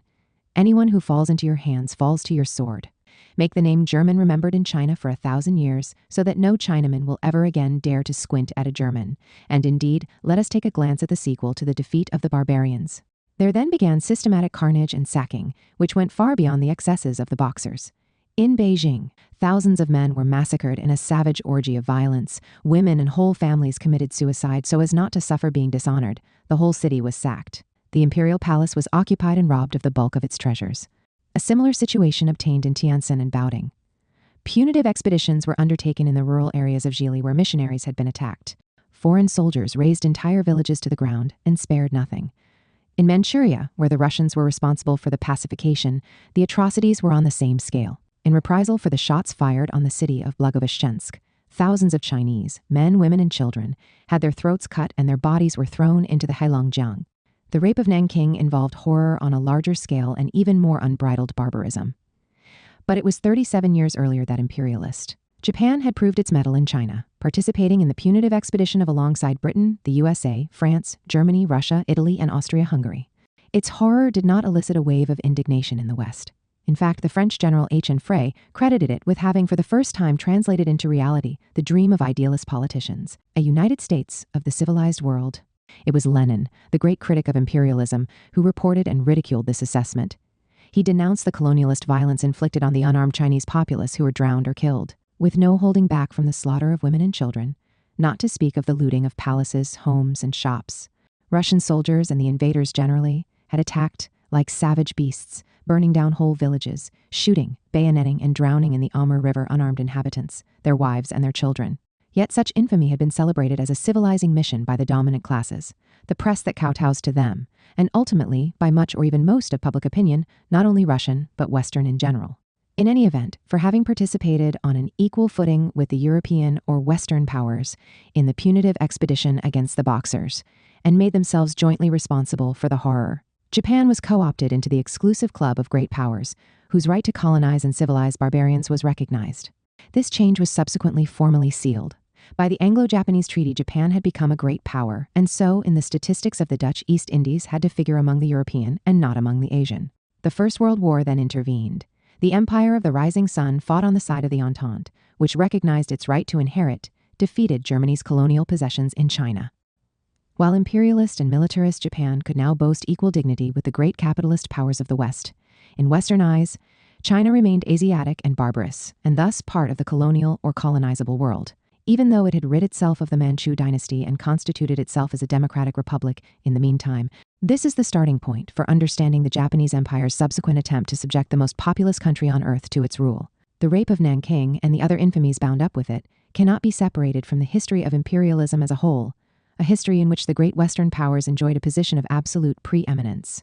Basically, as Ferguson himself acknowledges, the Japanese merely inserted themselves into the privileged position hitherto occupied by the British, but it was the West that had much earlier defined the pyramid of peoples and races, the hierarchy on the basis of which peoples and races on a higher rung were granted the right to subjugate and, if needs be, drastically decimate people and races of inferior rank. The only thing we need ADD is that the processes of co-option were inherently fragile. While the Japanese treated the Chinese degraded to the status of an inferior race with particular ferocity, they in turn suffered a process of racialization by the USA during the Second World War, which occasionally went as far as envisaging a kind of final solution of the Japanese question. Chapter 4:4. Oblivion of history and geopolitics and Manichaean essentialism. Ferguson does not tire of counterposing the West to the rest, a kind of worthless appendix of the genuinely civilized world. The contrast is primarily developed on the basis of a reading of the history of the American continent. Independence from Spain left South America with an enduring legacy of conflict, poverty, and inequality. Why did capitalism and democracy fail to thrive in Latin America? Why, when I once asked a colleague at Harvard if he thought Latin America belonged to the West, was he unsure? Why, in short, was Bolivar not the Latin Washington? 85. The questions are peremptory. Are they correctly formulated? We have seen Hamilton and Tocqueville stressing that what facilitated the USA's peaceful development and liberal order was a favorable geopolitical context. On the American continent, it did not have great powers on its borders or in its vicinity, while the Atlantic protected it from potential attempts at revenge by the defeated enemy, Chapter 2:10. The same conclusion is reached by Hegel in his lectures on the philosophy of history. There is no neighboring state in America with which the United States could have the kind of relationship which prevails among the European nations state, which they would have to view with distrust, and against which they would have to maintain a standing army. Contrasting North America and Latin America in the context of a comparison that totally ignores history and geopolitics, Ferguson neglects the convergent lesson of the three authors cited. The genesis and development of the United States profoundly altered the geopolitical framework and created that situation: the vicinity of a powerful and fearsome, if not threatening, state. Hegel's lectures on the philosophy of history make a further observation. Over and above the favorable geopolitical situation, an important role was played in the USA by the outlet of colonization. By this means, the principal source of discontent has been removed, and the continued existence of the present state of civil society is guaranteed. A safety valve of this kind was wanting in Europe with profound consequences. If the ancient forests of Germany still existed, the French Revolution would never have occurred. Or it would have occurred in a less radical, less tormented fashion. Generally speaking, it would have been easier to diffuse social tension and political unrest. Given the radical difference of geopolitical contexts, a comparison between the free states of North America and the countries of Europe is therefore impossible. This represents a refutation avant la lettre of Ferguson's abstract comparativism. The full implications of Hegel's second remark should be noted. Colonization, the expropriation, deportation, and decimation of the natives made it possible for poor whites to access property, so that the reigning political power in the USA, already sheltered from attacks from without, did not have to fear the threat harbored by a bitter internal social conflict. In other words, the liberal state for the white community was only one side of the coin. The flip side took the form of terror against the natives, who were constantly exposed to the threat of expropriation, deportation, and decimation. Hegel's analysis can be extended. The institution of slavery enabled iron control over the dangerous classes at the point of production. And once again, social stability and the rule of law for the white community was the flip side of a complete lack of rights for slaves and blacks in general. However, in negatively contrasting the South with the North of the American continent, Ferguson focuses exclusively on one side of the coin, the liberty enjoyed by the white community in the British colonies and then in the USA, while the reverse side is persistently ignored and repressed. The remarkable thing is that the latter ends up emerging from the British historian's own descriptions. Let us first deal with the lot of the natives. George Washington was appalled when the Indians were effectively confirmed in their lands by the Royal Proclamation of 1763. He thought this was an expedient to keep them on board during the 7 Years' War. The leader of the rebellion against the London government had no doubt that expropriation and repression were the inevitable fate awaiting the natives. In short, in South America, the Indians worked the land. In North America, they lost it. To be precise, it was not only the land. In 1650, the American Indians had accounted for around 80% of the population in both North America and South America, including also Brazil. By 1825, however, the proportions were radically different. In Spanish America, indigenous peoples still accounted for 59% of the population. In Brazil, however, the figure was down to 21%, while in North America, it was below 4%. As regards the USA and Canada, what, in addition to immigration, yielded this result was the tenacious, consistent pursuit of a policy aimed at getting rid of the dross represented by the Native Americans. Let us now contrast the fate of blacks in the south and north of the American continent, still availing ourselves of Ferguson's reconstruction. The lot of slaves in pre-revolutionary Latin America was not wholly wretched. Royal and religious authority could and did intervene to mitigate the condition of the slaves, just as it could limit other private property rights. Beginning in Brazil, it became the norm in Latin America for slaves to have their own plots of land. In North America, slave owners felt empowered to treat all their chattels as they saw fit, regardless of whether they were human beings or plots of land. A Virginian law of 1669 declared it no felony if a master killed his slave. A South Carolinian law of 1726 explicitly stated that slaves were chattels, later chattels personal, mere article of property in the North. In the South, the slave could even be a property owner. Partial and contested in the South, the dehumanization of slaves was consummated in the North. things did not change with the birth of the USA. Before we celebrate the long-run success of the British model of colonization in North America, we need to acknowledge that in one peculiar aspect it was in no way superior to Latin America.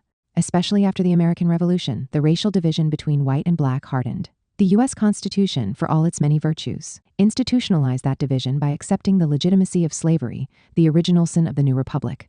Once again, the flip side of American liberty is delineated with the utmost clarity.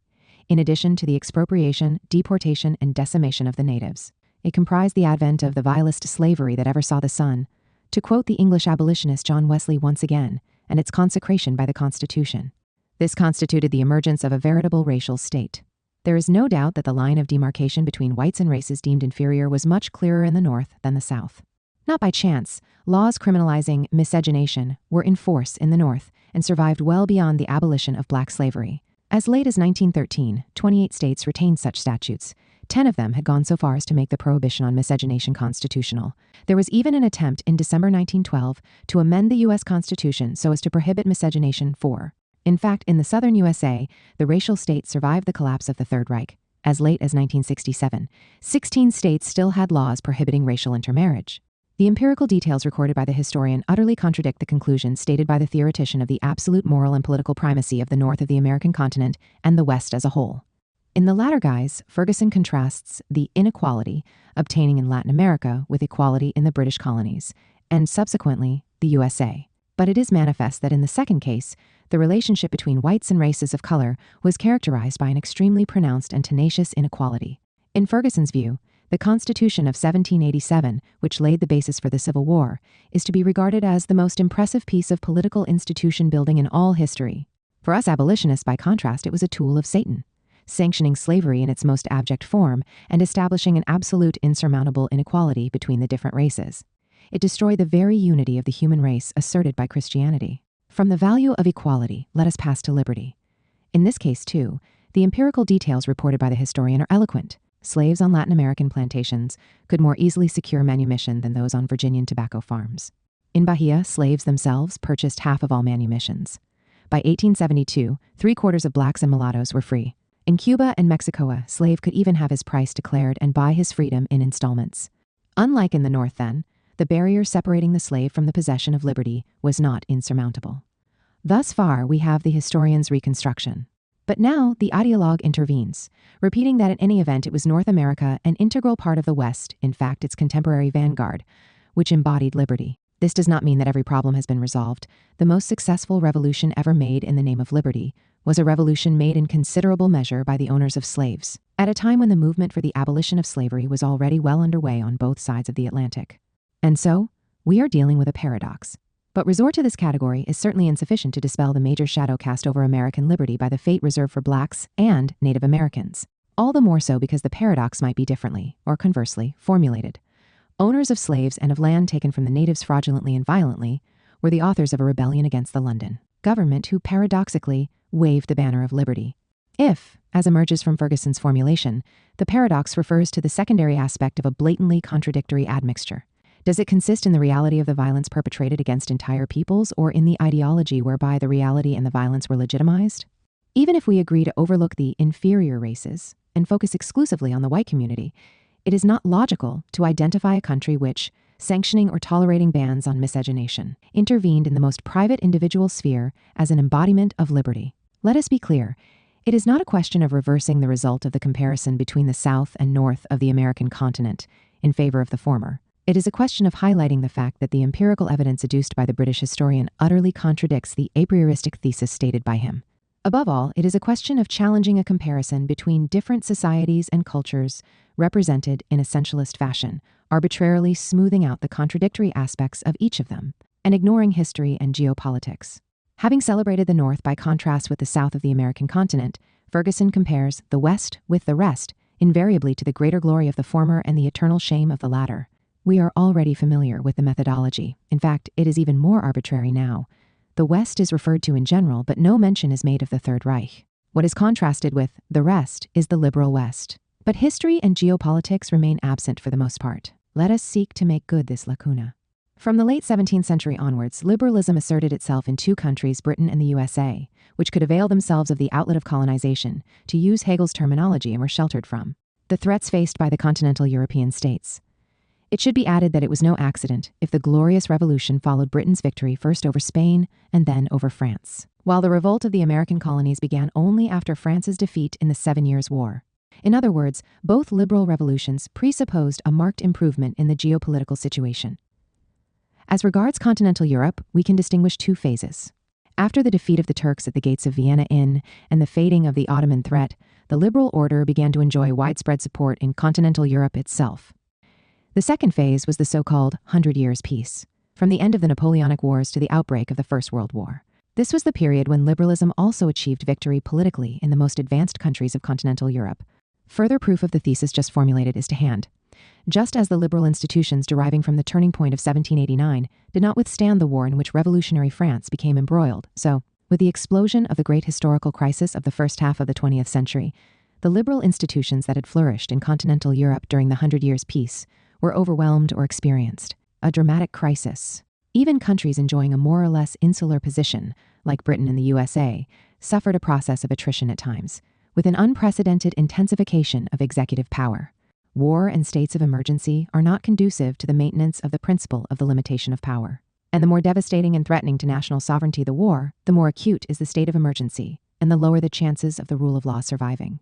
Hence, to place the colonialist great powers and countries that suffered their aggression, or the threat of it, on the same footing evinces a colossal methodological naivety, when it does not derive from a calculation informed by cynical realpolitik. It was precisely the former countries that rendered the advent of liberal institutions, of which they claimed to be the champions, impossible in the latter. In the U.S. Constitution itself, which Ferguson celebrates as an insuperable model, it is clearly written, Section 9, that the privilege of the writ of habeas corpus can be suspended when, in cases of rebellion or invasion, the public safety may require it. Ferguson takes no account of any of this when he celebrates the West's secular primacy in every respect over China. However, in this case too, what refute him are the facts he records. Following the catastrophe of the Opium Wars and the punitive expedition against the Boxers, the great Asian country seemed in the early 20th century to be one of those relatively decentralized entities whose dissolution was anticipated by many Westerners. The situation certainly did not improve with the collapse of the Manchu dynasty and the advent of a republic that looked to the West as a model politically as well. The extent of China's disintegration in the 1920s is hard to overstate. An objective, long-standing fact also has to be appreciated, with more than 50 ethnic groups, 11 or more language groups still identifiable today. Inhabitants, even of neighboring villages, could speak mutually incomprehensible dialects. This was a situation that could only be dealt with by a strong central government, whose emergence was made impossible by the clashes between feuding warlords. Did the West at least seek to encourage the advent of democracy? Nothing of the kind. Although British politicians seemed willing to make concessions on the issue of extraterritoriality, the proverbial men on the spot continued to act as if China were merely an extension of the Raj. 102, in addition, the threat of a different imperialism began to emerge. The line that the Japanese now took was that China was on the verge of disintegration, the foundation of the People's Republic of China, following an epic national liberation struggle, certainly did not result in an immediate end to the situation of danger.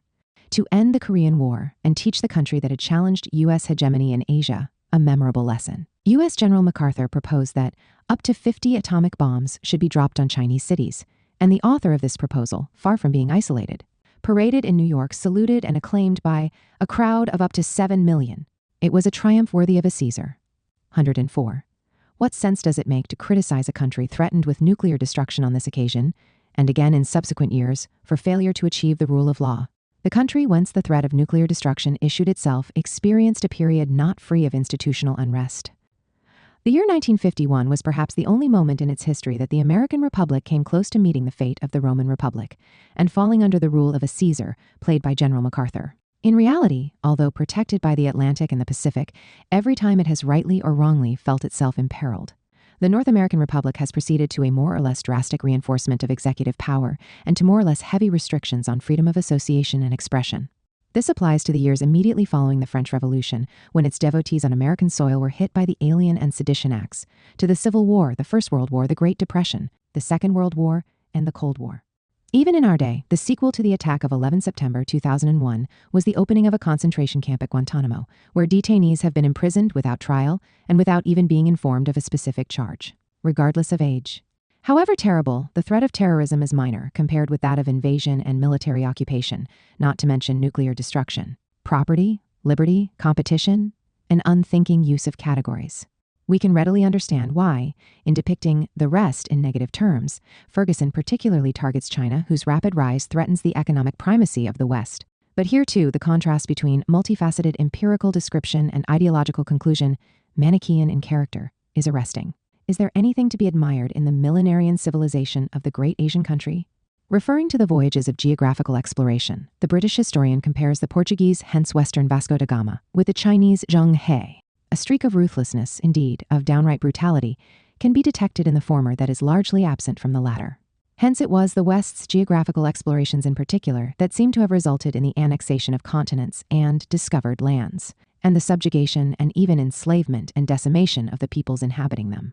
Let us now see what happened after the emancipation, partial or sometimes only formal, of black slaves in the European colonies and the USA. Comparable numbers of indentured laborers from India and China were also on the move in the 1900s, their condition only marginally better than slavery, to work in plantations and mines owned and managed by Europeans, and, in fact, U.S. citizens too.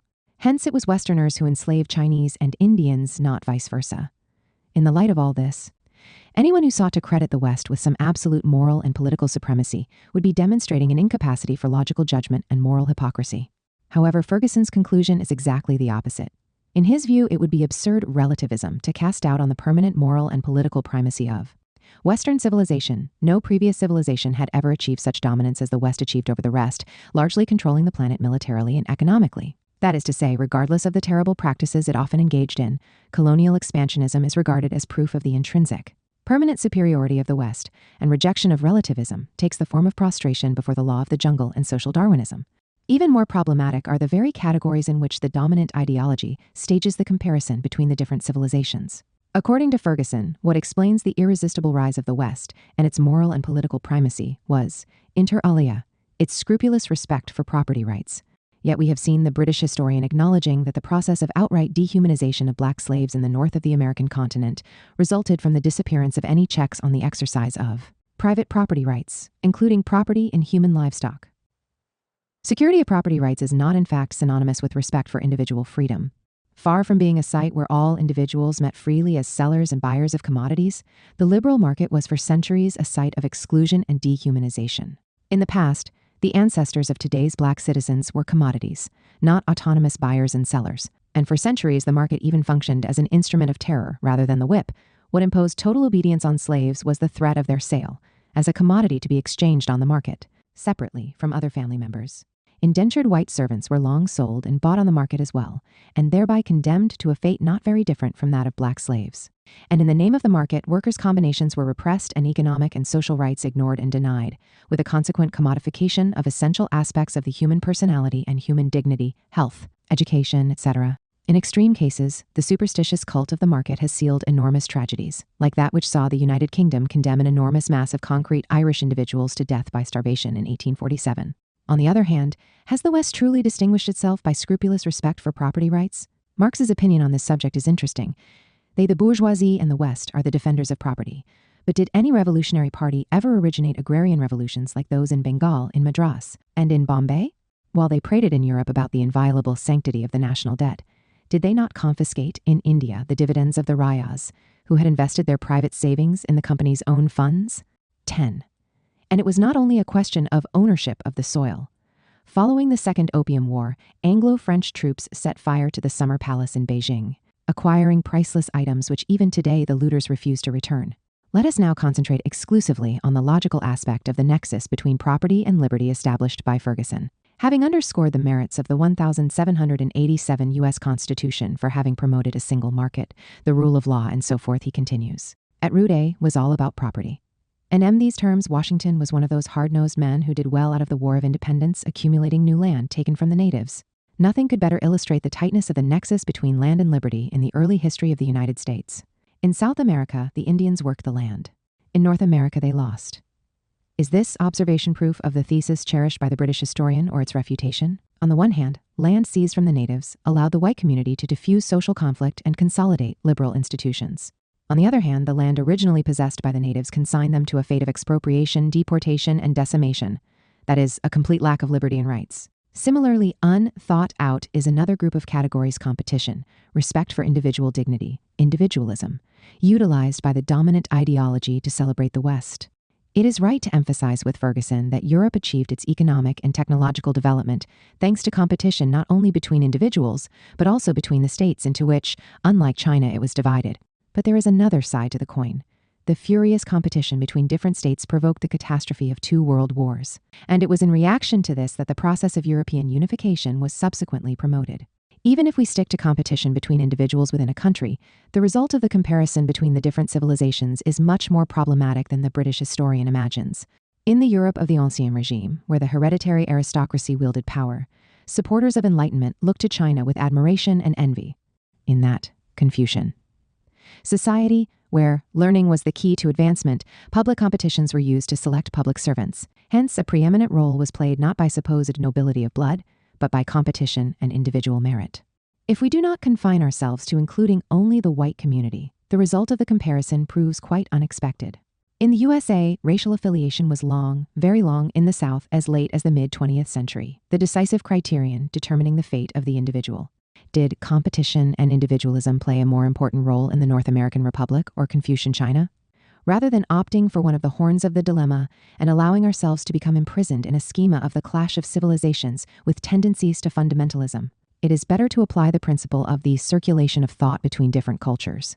Once the global colonial system, and in the USA, the racial state and regime of white supremacy had been defeated, thanks to the anti-colonial revolutions and the struggles of peoples of colonial origin, it can be said that competition and individualism came to fruition in the West. But the fact remains that, if by individualism is meant recognition of the dignity of individuals in their universality, it cannot be conceived without the contribution made by the challenge of cultures and peoples foreign to the West and often in conflict with it. We arrive at the same complex conclusion if we compare areas situated within the same civilization. As regards the West, which demonstrated greater individualism? The Europe that constructed the welfare state, or the USA which mostly condemned it as synonymous with insane collectivism? The answer to the question is quite the opposite of obvious, if individualism means concern for the fate of the concrete individual. In any event, the answer, it is important not to lose sight of significant material circumstances. In the late 19th century, Bismarck in Germany sought to avert the feared socialist revolution through a reform from above that introduced elements of the welfare state. In the same years, across the Atlantic, social conflict was diffused differently, and the welfare state assumed a peculiar form. Government support for colonists settled in the far West, and realizing the American dream at the expense of the natives. Transfiguration of the West and delegitimation of the anti-colonial revolutions. Bound up with transfiguration of the West is delegitimation of the anti-colonial revolutions. What is the sense in rebelling against a superior civilization? The result of a conversion achieved ultimately more by the word than by the, in reality, on other occasions. Ferguson is compelled to acknowledge a different, opposed truth. The ultima ratio of the Western empires was, of course, force. Even in the 20th century, the Western powers had no desire to relinquish their mastery over Asia's peoples and resources. The contradictions accumulate. We have seen the British historian draw attention to the bestial speech in which Wilhelm II harangued the German soldiers about to embark on repressing the Boxer Rebellion. But now that undertaking becomes the expedition to relieve Beijing. When it prevails, the apologetic concern works miracles, to the point of converting a sword into a word.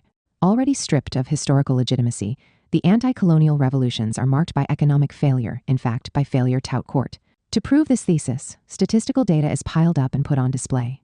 But tables and percentages are of little use if the meaning of the categories of failure and anti-colonial revolution is not clarified first. This might seem to be a polemical remark, but let us start by reflecting on the second category. On the one hand, Ferguson stresses the imperial origins of the United States and, as we know, defines the founding fathers of the USA as self-confident imperialists. On the other, he writes that, of course, the American political system had also been the product of a revolt against imperial rule. Can these assertions be reconciled? Were the second of Ferguson's contradictory assertions to be correct, history would contain at least one instance of a shiningly successful anti-imperial and anti-colonial revolution. Namely, that resulting in the enactment of the 1787 Constitution, the most impressive piece of political institution building in all history, and the foundation of a country which subsequently became an economic, technological, and military superpower. In reality, as emerges from Ferguson's own account, the colonial peoples on the American continent found their most determined and dangerous enemies precisely in the founding fathers of the North American Republic. The latter wanted to rid themselves of the restrictions on the expropriation and deportation of the natives imposed by the London government. As regards the blacks, it was the colonists who came to power via the War of Independence who regarded and treated slaves as sheer chattels and put a constitutional seal on this condition and more generally on the racial state. In any event, the abolition of slavery in the USA occurred 3 decades later than it did in the British colonies. From the point of view of most African Americans, American independence postponed emancipation by at least a generation, nor was independence good news for the Native Americans. 122. The rebellion by the British colonists in America in the late 18th century can be assimilated to the secessions, or attempts at secession, made shortly after the mid-20th century by French colonists in Algeria and British colonists in Rhodesia. In the first case, it was a question of sweeping away the obstacles to the process of colonization erected by central government. In the other two, of blocking at any price the decolonization that central government felt compelled to initiate. All 3 instances involved movements whose protagonists were the most fanatical supporters of colonial expansionism and rule. Having clarified this point, we may now deal with the problem of the failure, for which Ferguson reproaches anti-colonial revolutions, and confront it in the case of genuine anti-colonial revolutions. It is appropriate to start with the major upheaval of which the blacks of San Domingo, Haiti, were the protagonists between the late 18th century and the start of the 19th. This is a historical episode that can be directly contrasted with the one resulting in the foundation of the USA. The latter involved the consummate dehumanization of black slaves, who by contrast rebelled on San Domingo, giving birth to the first country in the Western Hemisphere to be free of the infamy of slavery. While the North American Republic accelerated and aggravated the ongoing tragedy of the natives, the ex-slaves who had come to power changed San Domingo's name to Haiti, referring to the island's pre-Columban past and thereby paying tribute to the victims of the discovery conquest of America. Is the anti-colonial revolution we are discussing to be regarded as a failure or success? There is no doubt that San Domingo, Haiti did not succeed either in achieving economic development or in furnishing itself with a stable political setup, and in this respect, the failure is undeniable. Internationally, however, without the rebellion of the black slaves led by Toussaint Louverture, we cannot understand the abolition of slavery, either in Britain's colonies or in Latin America. Nor can we understand the second, definitive abolition of slavery in the French colonies following the 1848 revolution. In other words, we are dealing with an imposing process of emancipation, in which case it is decidedly problematic to speak of failure. In any event, those who claim to cherish the cause of liberty should not simplistically liquidate an essential chapter in the history of freedom as a failure. Around a century and a half later, another great anti-colonial revolution developed in China. With its success in 1949, it imparted crucial impetus to the anti-colonialist dynamic globally. Subsequently, after a laborious learning process marked by tragic pages, the country deriving from this revolution achieved extraordinary economic success and thereby encouraged other countries with a colonial or semi-colonial past, after having liberated themselves from politico-military domination, to jettison economic dependency. This is such a great success that Ferguson himself is obliged to register the decline of the West and the American Empire, or the termination of the historical cycle that began with the discovery conquest of the New World. It is such a great success that it neutralizes the success achieved by the West during the Cold War. Thus was the supposed triumph of the West in 1989 revealed to be an illusion. But all this does not prevent the champion of philo-colonialist revisionism from drawing a caricature of the anti-colonial revolutions and their leaders. Take the case of Cuba, informally an American dependency since the time of Theodore Roosevelt, who has been characterized by an eminent U.S. historian as a herald of modern American militarism and imperialism, and also a touch of racism, and even been compared to Hitler by other, no less prestigious U.S. scholars. In 1959, the independence movement, which had virtually a century of history behind it, achieved victory under the leadership of Fidel Castro. But a mere 3 years later, the old masters sought revenge, the invasion of the Bay of Pigs.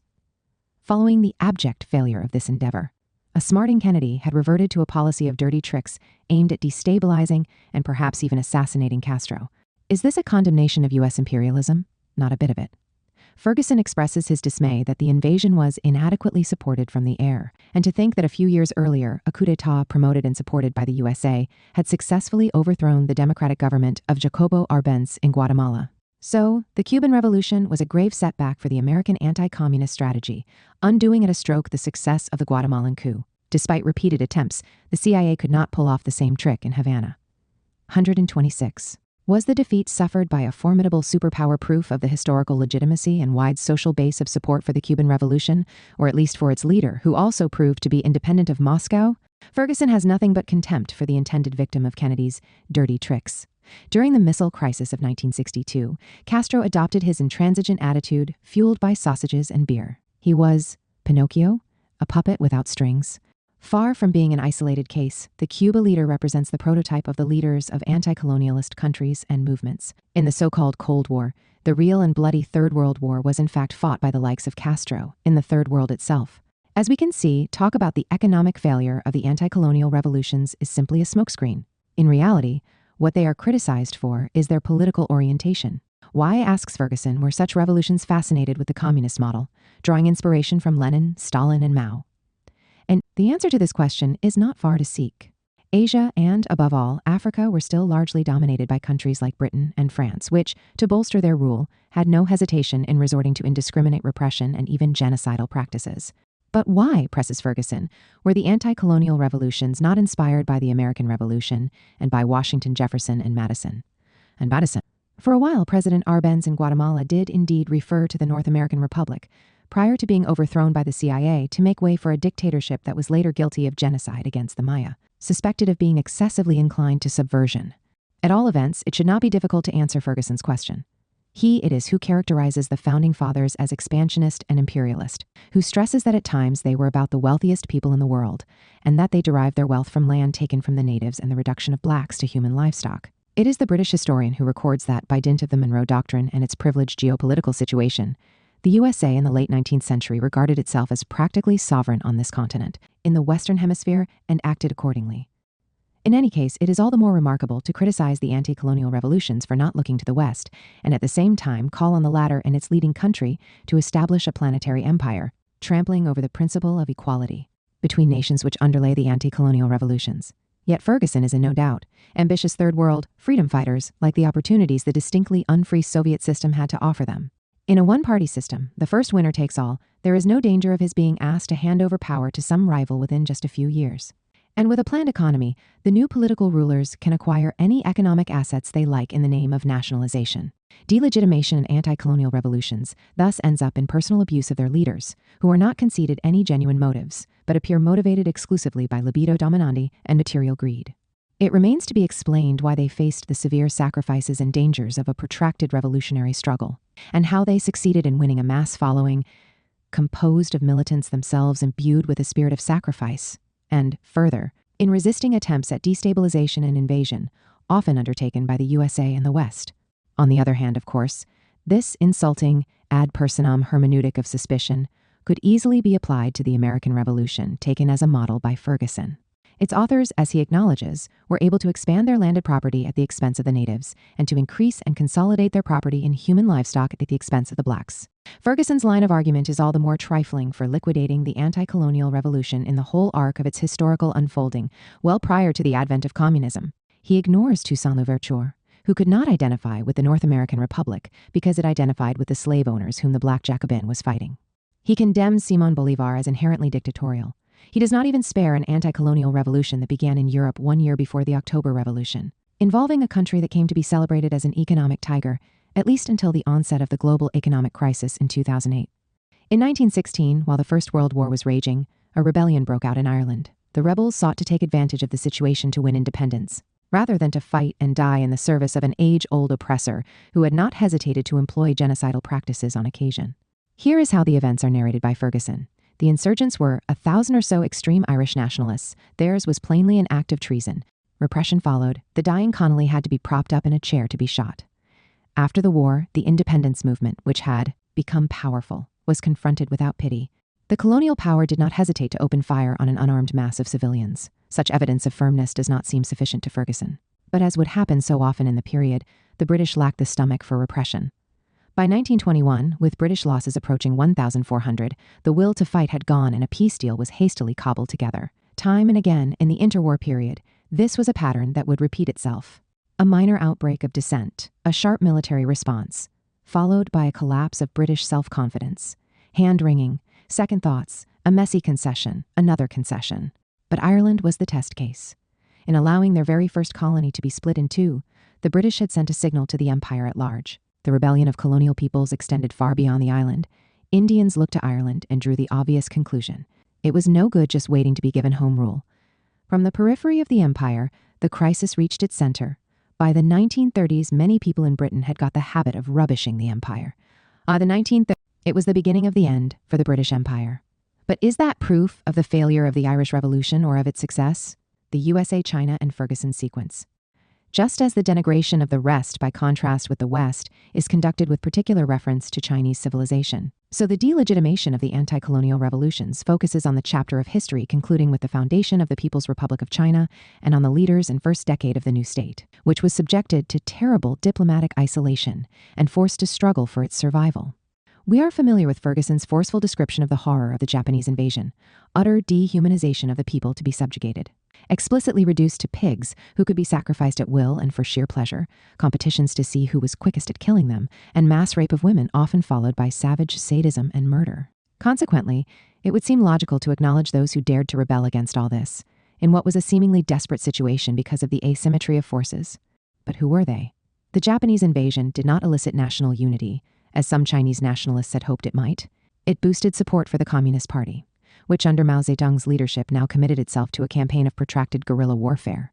At the same time, Japanese incursion tended to widen divisions within the Kuomintang. The more recruits the communists were able to find among impoverished and disillusioned peasants, the more tempted some nationalists were to compromise with the Japanese.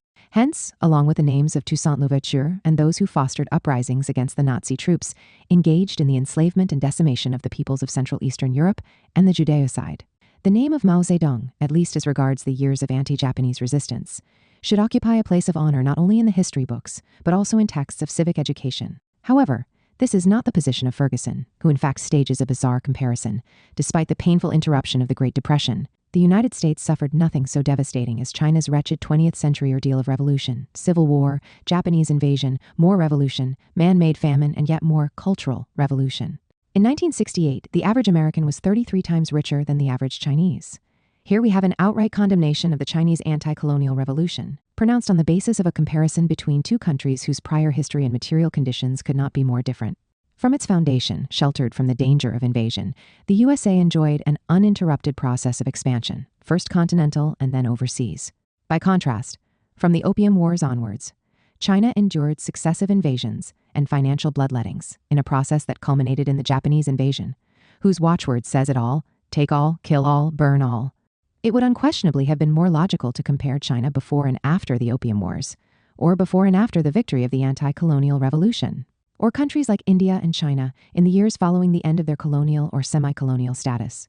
But if one wants to stick with a comparison between China and the USA, then we can offer a different one from Ferguson's, which is certainly no less polemical but is rather less dubious. In the years immediately following the revolution led by the Founding Fathers, we witness in the USA a deterioration in the condition of black slaves and an intensification in the process of the expropriation, deportation, and decimation of the natives. By contrast, the victory of the revolution led by Mao Zedong put an end to the Japanese Empire's plans to reduce the Chinese to Indians to be decimated, or blacks to be enslaved. But we must now examine the sequence in which Ferguson encapsulates the history of 20th century China: the ordeal of revolution, civil war, Japanese invasion, more revolution. An epic anti-colonial revolution, putting an end to unprecedented horrors, is alluded to almost peevishly, and the Japanese invasion, treated as something comparable to the Great Depression, figures as one of many misfortunes and not the most serious. Marking the 20th century history of China, which emerges as the sole real culprit for the enormous tragedies it endured, one thing is clear. When he contrasts the British Empire positively with its Japanese counterpart, Ferguson provides an apt description of the latter's infamy. But when it comes to contrasting the misery of the Chinese anti-colonial revolution with the splendor of the American Empire, that infamy becomes an anodyne Japanese invasion. Still dealing with Ferguson's sequence, more revolution follows immediately upon man-made famine. A whole chapter of history is thereby repressed. Even before the foundation of the People's Republic, the revolution led by the party that had distinguished itself in the struggle against Japanese imperialism became an American target. Politically, diplomatically, and militarily, the U.S. backed the party which, in order to defend the privileges of the small ruling elite, had sought a compromise with the barbaric invaders. Washington responded to the communists' arrival in power with economic warfare and a naval blockade, while Kuomintang air raids on the industrial cities of mainland China, including Shanghai, continued with US assistance. Hence the sequence set out by Ferguson: Japanese invasion, more revolution, man-made famine, needs to be altered, or at least completed. Japanese invasion, more revolution, new aggression, this time perpetrated not by the Empire of the Rising Sun, but by the American Empire. The latter refused to recognize the People's Republic diplomatically and in fact did everything it could to isolate and strangle it, while domestically it engaged in a revealing debate: who lost China? Even after Deng Xiaoping's reforms, Washington could not resign itself to the loss of a massive potential market and reserve of cheap labor, as well as a crucial region for the conquest of global hegemony. Some analysts even predicted that the special economic zones would become like American colonies in East Asia. Americans had thought China would become a giant economic subsidiary of the United States, in an approximate reenactment of the open door era of the early 20th century. Instead, they now found themselves facing a new economic rival. But let us pursue our analysis of Ferguson's sequence: Japanese invasion, more revolution, man-made famine. We may start by posing a question: was famine, which follows revolution, its consequence, or a much earlier phenomenon, which the revolution sought to combat? Let us cite some data. The Great Droughts in North China of 1876-79 caused the death of 9 to 13 million people. This was a tragedy that tended to recur periodically. In 1928, the death toll amounted to nearly 3 million deaths in the province of Shenxi alone. There was no escaping hunger or cold. People burnt the lintels of houses to warm themselves. Famine in spring remained a perennial threat across much of China. Death from starvation was such a common occurrence that the ruling classes had no problem sacrificing people en masse in a different way in war. When in 1938, the Kuomintang blew the dikes of the Yellow River to block the Japanese advance, the flooding killed almost 1 million peasants. It repeated the dike-blowing tactics in 1945 when attacking communist bases. When in 1944, in any event, contrary to Ferguson's insinuation, in China, famine was not a consequence of the revolution. If we examine the years 1850-1950, from the First Opium War and the eruption of colonialism to the victory of the anti-colonial and socialist revolution, and bear in mind the catastrophes punctuating this major historical crisis: military invasions, insurrections, natural cataclysms, a conclusion dictates itself. Almost certainly the number of victims involved had never been so high in the history of the world. Having analyzed the substantive in the phrase man-made famine, let us now turn to the adjective, or the participle employed in an adjectival form: man-made. It is worth noting that when it comes to the famine which struck Ireland in the mid-19th century, Ferguson prefers to speak of the calamity of Irish famine, yet the latter was greeted by a prominent representative of the British government as a gift from heaven, as something intended by an omniscient providence. Chapter 5:10. Nothing of the sort occurred in China's great leap forward in the late 1950s. Why only refer to man-made famine in this instance? We may set Ireland to one side. Positioned immediately after more revolution, the phrase man-made famine refers exclusively to the responsibility of China's leaders. But is this a balanced judgment? We have seen that, emerging devastated from the Japanese occupation and a civil war. That was not quite over. China under communist rule became the target of American military threats and economic warfare. The Truman administration pursued an objective clarified by a U.S. author who sympathetically describes the prominent role played in the Cold War by Washington's policy of encirclement and economic strangulation of the people's republic. The latter must be plagued by a general standard of living around and below subsistence level. A country in desperate need must be induced into a catastrophic economic situation towards disaster and collapse. In the early a collaborator in the Kennedy administration, W. Rostow, boasted of the victory secured by the USA, which had succeeded in retarding China's economic development by at least tens of years. Responsibility for the man-made famine is not to be sought in one direction. The causes of the catastrophe were twofold. On the one hand, the policy lucidly and ruthlessly planned in Washington as early as the autumn of 1949, and on the other, the inexperience and impatience of Mao, who wished to skip the stages of development in order to escape the dangerous situation in which his country found itself. Responsibility was not equally shared between the two parties, especially given that when U.S. leaders imposed their embargo, they were aware that communist inexperience with urban economics would render it even more devastating. Having moved beyond this phase, following a painful, utterly tragic learning process, the great Asian country succeeded in putting the phenomenon of recurrent mass famine, which was generated by colonialist and imperialist aggression in the first instance, definitively behind it. Western fundamentalism and the ideology of war. With a long history behind them, celebration of the West as the privileged or exclusive site of civilization, and claims for white or Western supremacy on a global scale culminated in Nazi ideology. The collapse of the Third Reich and the worldwide flaring of anti-colonial revolution led to serious impairment, but not the disappearance, of the ethnological racial paradigm for interpreting historical processes, and of the exalted, exclusivist sense of the West as an island of civilization surrounded by an ocean of barbarism. In 1953, Churchill called upon the West to support the presence of Britain in the Suez Canal in order to prevent a massacre of white people. 3 years later, despite the disagreement that had arisen between Washington and London. In the meantime, Eisenhower cautioned that, with the nationalization of the Suez Canal, Nasser was intent on slapping the white man down. Clearly, as far as the two statesmen were concerned, The Arabs belonged to the populations of color, and for that reason, regardless of their political conduct, were alien to civilization and the West. On other occasions, we have seen Churchill stressing the vanguard role that the white English-speaking peoples, or the English-speaking world, were called upon to play in confronting the peril represented by communism and rebellious colonial peoples. Here, the reference to skin color tends to be attenuated or to disappear. The stress is placed on language. Yet we must remember that the British statesmen proceeded no differently from supporters of the Aryan mythology. What was inferred from the linguistic community was the unity of the race underlying it, and the cultural products of the Aryan languages, or the English language, were adduced as evidence of the excellence of that race.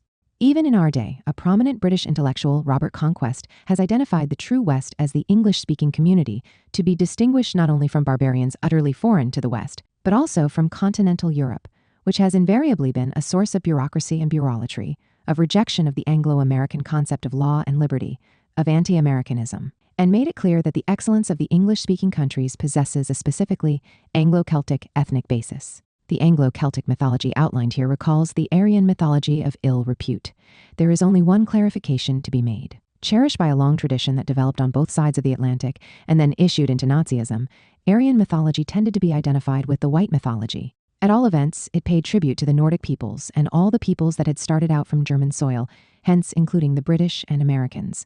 By contrast, the Anglo-Celtic community celebrates its superiority even over continental Europe. The club of genuinely civilized peoples dear to conquest is even more exclusive than that celebrated by Aryan mythology. The racial or ethnologico-racial paradigm can assume a more or less attenuated form. The most famous theoretician of the clash of civilizations today poses a question. Why, in addition to Europe, the USA and Canada do Australia and New Zealand form part of Western civilization, whereas Mexico and Brazil, which are located not in Asia but in the Western Hemisphere, are excluded from it? How are we to explain such inclusions? And exclusions? Samuel P. Huntington responds with great clarity.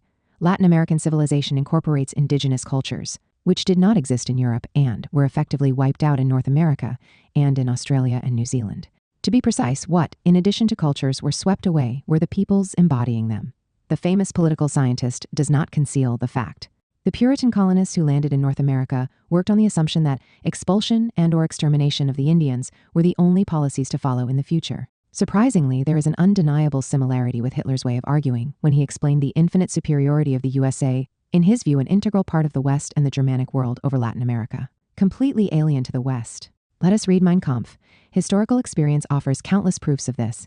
It shows with terrifying clarity that in every mingling of Aryan blood with that of lower peoples, the result was the end of the cultured people. North America, whose population consists in by far the largest part of Germanic elements who mixed but little with the lower colored peoples, shows a different humanity and culture from Central and South America, where the predominantly Latin immigrants often mixed with the Aborigines on a large scale. By this one example, we can clearly and distinctly recognize the effect of racial mixture. Naturally, there is no question of equating positions that should not be confounded, but we do want to signal the danger of sliding into the ethnologico-racial paradigm, starting from a paradigm, the clash of civilizations, that intends to be and is different. Civilizations have a real existence, which does not refer to skin color or race. If, however, rather than being understood on the basis of determinate historical conflicts, they are regarded as the expression of a quasi-eternal spirit or soul, then civilization, like race, tends to refer to a mythical nature. It is no accident that celebration of the Western soul, Abendländische Seele, plays an essential role in Oswald Spengler, and in the reactionary German culture that flowed into Nazism. And it is no accident if, in the view of Alfred Rosenberg, the Third Reich's main theoretician, the soul is race seen from within, just as race is the external side of a soul. We can understand Toynbee's warning in the 1950s against persistent Western race feeling. An essentialist vision of civilization and Western fundamentalism are even more marked in Ferguson. In his work, the eternal moral and political primacy of the West becomes a dogma. True, he criticizes as nonsense the thesis, dear to American white supremacists, subsequently adopted by the Nazis, that segregation was the key reason why the United States had prospered, while the mongrel peoples of Latin America were mired in poverty. However, completely ignoring history and geopolitics, he considers but one side of the coin of American liberty and arrives at this conclusion. The difference in economic and political development between the North and South of the American continent can be explained by the fact that the revolution led by Washington was the most successful revolution ever made in the name of liberty, while Bolivar's dream turned out to be not democracy, but dictatorship. We are once again referred to nature, albeit that the indicated nature is not race this time, but the sick psychology of the Latin American leader and his followers. We should not forget that the ethnologico-racial paradigm readily intermingled with the psychopathological paradigm in Nazism. The nature of an order based on healthy racial hierarchy was to be defended against the assault of barbarians or inferior races, ethnologico-racial paradigm on the one hand, and against mass subversion inside the citadel of civilization by those fostering insane ideas of equality and leveling psychopathological paradigm on the other. Not by chance, Hitler boasted of having detected the Judeo-Bolshevik virus as the source of the revolt of inferior races. Ferguson is aware of the fact that anti-Semitism and rabid hatred of the Jewish race in interwar Poland, and above all, in Nazi, or incipiently, Nazi Germany, was imbued with the conviction that salvation lay in eradicating a virus or bacillus lethal to society. As one Polish politician put it, the Jewish community was a foreign body, dispersed in our organism so that it produces a pathological deformation. And a sort of Polish poem expressed itself in similar terms in 1922, Jewry is contaminating Poland thoroughly. It poisons the spirit. A terrible gangrene has infiltrated our body. 160, yet not many pages prior to this, the British historian writes, 2 epidemics swept the world in 1918. One was Spanish influenza. As if to mock the efforts of men to kill one another, the virus spread rapidly across the United States and then crossed to Europe on the crowded American troop ships. The other epidemic was Bolshevism, which for a time seemed almost as contagious and ultimately proved as lethal as the influenza. The Judeo-Bolshevik virus that fueled the anti-Semitic and anti-communist campaign in the interwar years, and which was Hitler's particular obsession, is now configured as the Bolshevik influenza. Once again, there is no question of equating very different political and ideological positions. Instead, it is a matter of cautioning against the naturalistic connotations peculiar to the psychopathological paradigm, and the latter's tendency to cross over into the ethnologico-racial paradigm. Tocqueville identified the French, and in particular, the Jacobins, as the carriers of a virus of a new and unknown kind, which allegedly underlay the incessant French revolutionary cycle. Having condemned ressentiment as the motive behind rebellion against the power exercised by the masters and the successful, Nietzsche pointed to the Jews as the people of resentment par excellence. Finally, Hitler prided himself on having finally discovered the source of the disease and the revolutionary infection. It was Jews and Bolsheviks who were regularly equated, in part on account of the Jewish origin of a significant number of leaders of the Russian revolutionary movement. Chapter 5:8. The process of ethnicization of the revolutionary virus can assume very different forms, but what remains constant is the danger of slippage from the psychopathological paradigm, which refers to mental illness, to the naturalistic paradigm, which refers to the inferior or degenerate ethnicity and race. Ferguson's positions are disturbing for another reason. Visiting the United States in the late 19th century, when the racial state was more robust than ever and the regime of white supremacy rampant in the South, Friedrich Ratzel, the first theoretician of the Lebensraum cherished by Nazism, drew attention to the complete failure of the project of constructing a society based on the principle of racial equality. Where was the emancipation of the blacks? Subject to lynching and interminable torture staged as a mass spectacle for applauding crowds, the fate of ex-slaves was perhaps even worse than in the past. On closer inspection, the situation created in the North American Republic avoids the form of slavery but retains the essence of subordination, of social hierarchy on a racial basis. It continued to recognize the principle of racial aristocracy. The conclusion was obvious. Experience teaches us to recognize racial differences. They had proved much more enduring than the abolition of slavery, which will one day seem a mere episode and abortive endeavor. A reversal had occurred vis-a-vis the fond illusions of abolitionists and fanatics for the idea of equality. The impact of all this would be felt far beyond the United States. We are only just beginning to see the results this reversal will produce in Europe, even more than in Asia. The racial 62. This was a prediction and wish of deadly lucidity. The racial state became a trend with the Third Reich, but also, to different degrees and in different ways, with the empire of the rising sun and Mussolini's empire. Today, it is not difficult to point to the tragic condition of a considerable number of newly independent countries and peoples. But what does this prove? Simply that the process of emancipation, in the case of slaves as in that of colonial peoples in general, is long and tortuous. After the American Civil War, no longer slaves and chattels subject to sale and purchase like any other commodity, African Americans did not thereby become free. As regards colonial peoples, the conquest of political independence does not betoken liberation from the domination exercised by informal empire, or in Lenin's words, to put an end to economic annexation. It is not enough to shake off political annexation. But neither the former slaves nor the former colonies aspire to return to the status quo ante or feel nostalgia for slavery or colonial subjugation. Ferguson tirelessly proclaims the failure, if not of the abolitionist revolution, then of the anti-colonialist revolution. Furthermore, he regards the principle of the equality of nations, if not that of racial equality, as utterly refuted by historical experience. For this reason, he repeatedly stresses the need for a theoretical and political turn. I am fundamentally in favor of empire. Indeed, I believe that empire is more necessary in the 21st century than ever before. 165. Thus, successive neo-colonial wars are legitimized and hallowed. Where will it all end?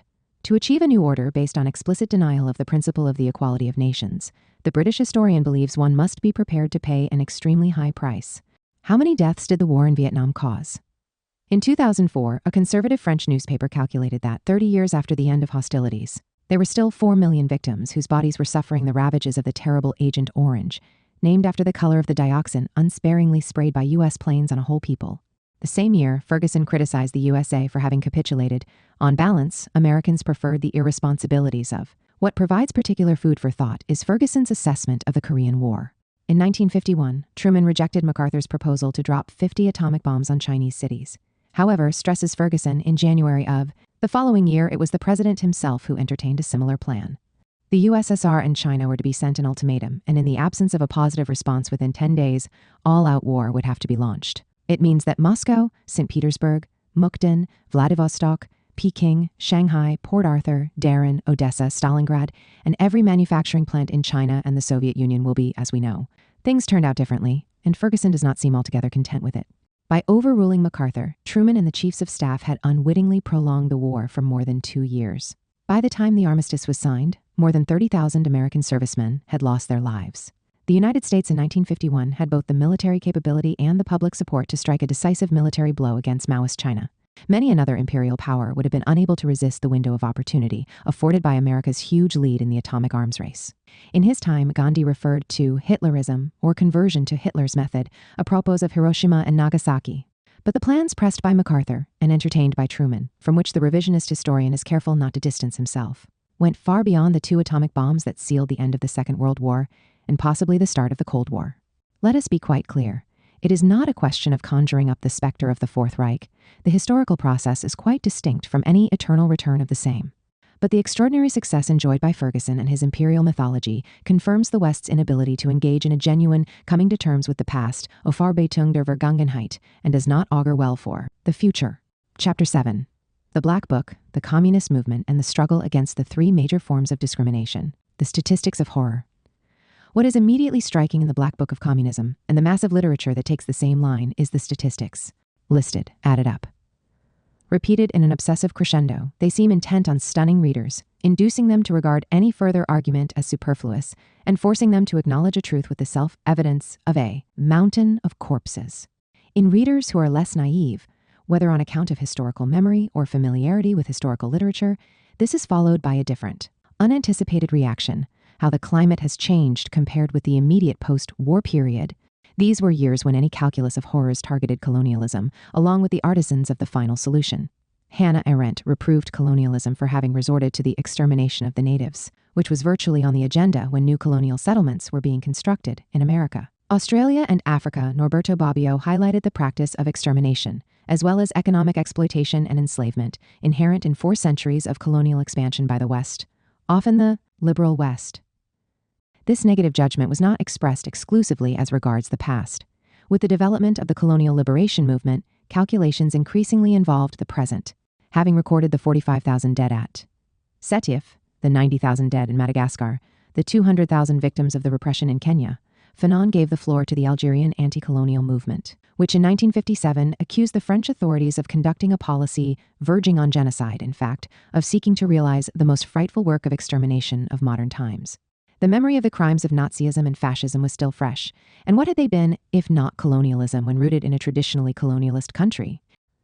Such were the sentiments of militants of the Algerian independence movement, cited by Fanon, who reiterated the point, not long ago, Nazism transformed the whole of Europe into a veritable. Arendt's opinion was not dissimilar. During the war, she defined Nazism as the most horrible imperialism the world has ever seen. It was from the tradition behind it that the Third Reich, a kind of highest stage of imperialism, had inherited belief in the natural law of the rights of the strongest and the tendency to exterminate inferior races, unworthy of survival. The major historian Arnold Toynbee ultimately moved in the same direction, drawing attention to the fact that fascism and Nazism involved countries which were members of the family of the West from birth. The dark pages in its history had to be examined if one wanted to understand the infamy that had culminated in Auschwitz. Now, by contrast, everything has changed. The horror of Hitler's regime is but an adversarial replica of the horror of communism, which is the veritable original sin of the 20th century. In addition to the dictates of historical rigor, This new assessment claims to be dictated by the agonizing moral exigency of rescuing from oblivion the innumerable, long-forgotten victims of the sanguinary experience that began with the Bolshevik Revolution. However, the Nazism-communism equation leads to the disappearance of colonialism, which for very different authors was previously the privileged reference point for understanding the Third Reich. Perhaps, contrary to appearances, one calculus of horrors replacing another without further ado is not so immediately self-evident. Perhaps it does not render arguments or questions superfluous.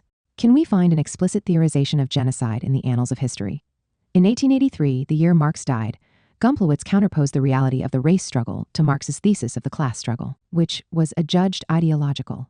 So implacable was this reality that it sometimes permitted of no escape.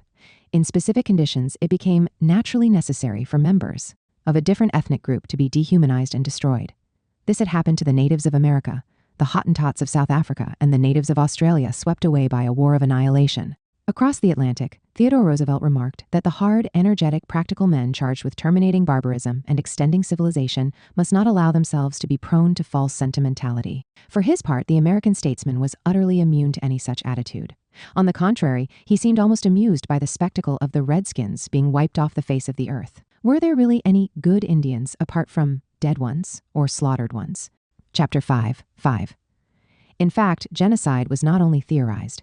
Between 1904 and 1907, the Herero rebelled in Africa against Imperial Germany. The repression was pitiless. Any Herero found within German borders of the colonies subjugated by the Second Reich, with or without a carbine, with or without livestock, will be shot. I shall no longer accept women or children. I shall send them back to their people, or give orders to open fire on them. Such is my decision about the Herero people. The motivation for this decision is significant. General von Trotha explained that the nation as such must be destroyed, because it could no longer be utilized even as raw material. It would be foolish and misleading to seek to impute all this to an imaginary eternal Germany. The logic followed by the German general had been clarified some years earlier by Hobson, the anti-imperialist liberal appreciated by Lenin. Hobson observed that colonialism entailed forced labor for the natives and the decimation and destruction of peoples who could not be subjected to or could not survive it. As had occurred in the case of Australian Bushmen, African Bushmen and Hottentots, Red Indians and Maoris. All these peoples had become a dead weight for the superior white settlers. We need only add that a deadly struggle began to develop among the latter.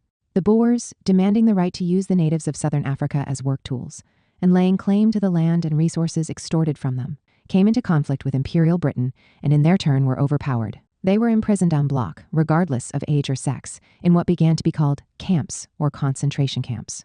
One author reports that such a system had been employed by Spain in an attempt to deal with the Cuban people's independence struggle. In fact, the USA had already used camps to repress the independence struggle of the Filipino people. But it was the fate of the Boers, a colonizing people of European origin, that prompted indignation in much of Western public opinion, which denounced the horror of the Universe concentrationnaire, the annihilation of the Boer race, and above all, the unending death toll of children and their Holocaust. By contrast, massacres of colonial populations elicited no particular response. In fact, in this instance, putting even women and children to death was explicitly provided for and recommended. A warning from Theodore Roosevelt, which the Herero unfortunately were unable to read, dates from the late 19th century. If any black or yellow people should really menace the whites, or merely jeopardize white control, the superior race would be bound to wage a general war of extermination, and the clamor of protests would soon be hushed, and rightly. All the great colonial powers of the time resorted to such practices. In the case of the USA, the campaign against the Native Americans afforded a model, and it was explicitly invoked and flaunted, as well as ruthlessly applied, when it came to restoring order and colonial rule in the Philippines, the laboratory of the Third Reich.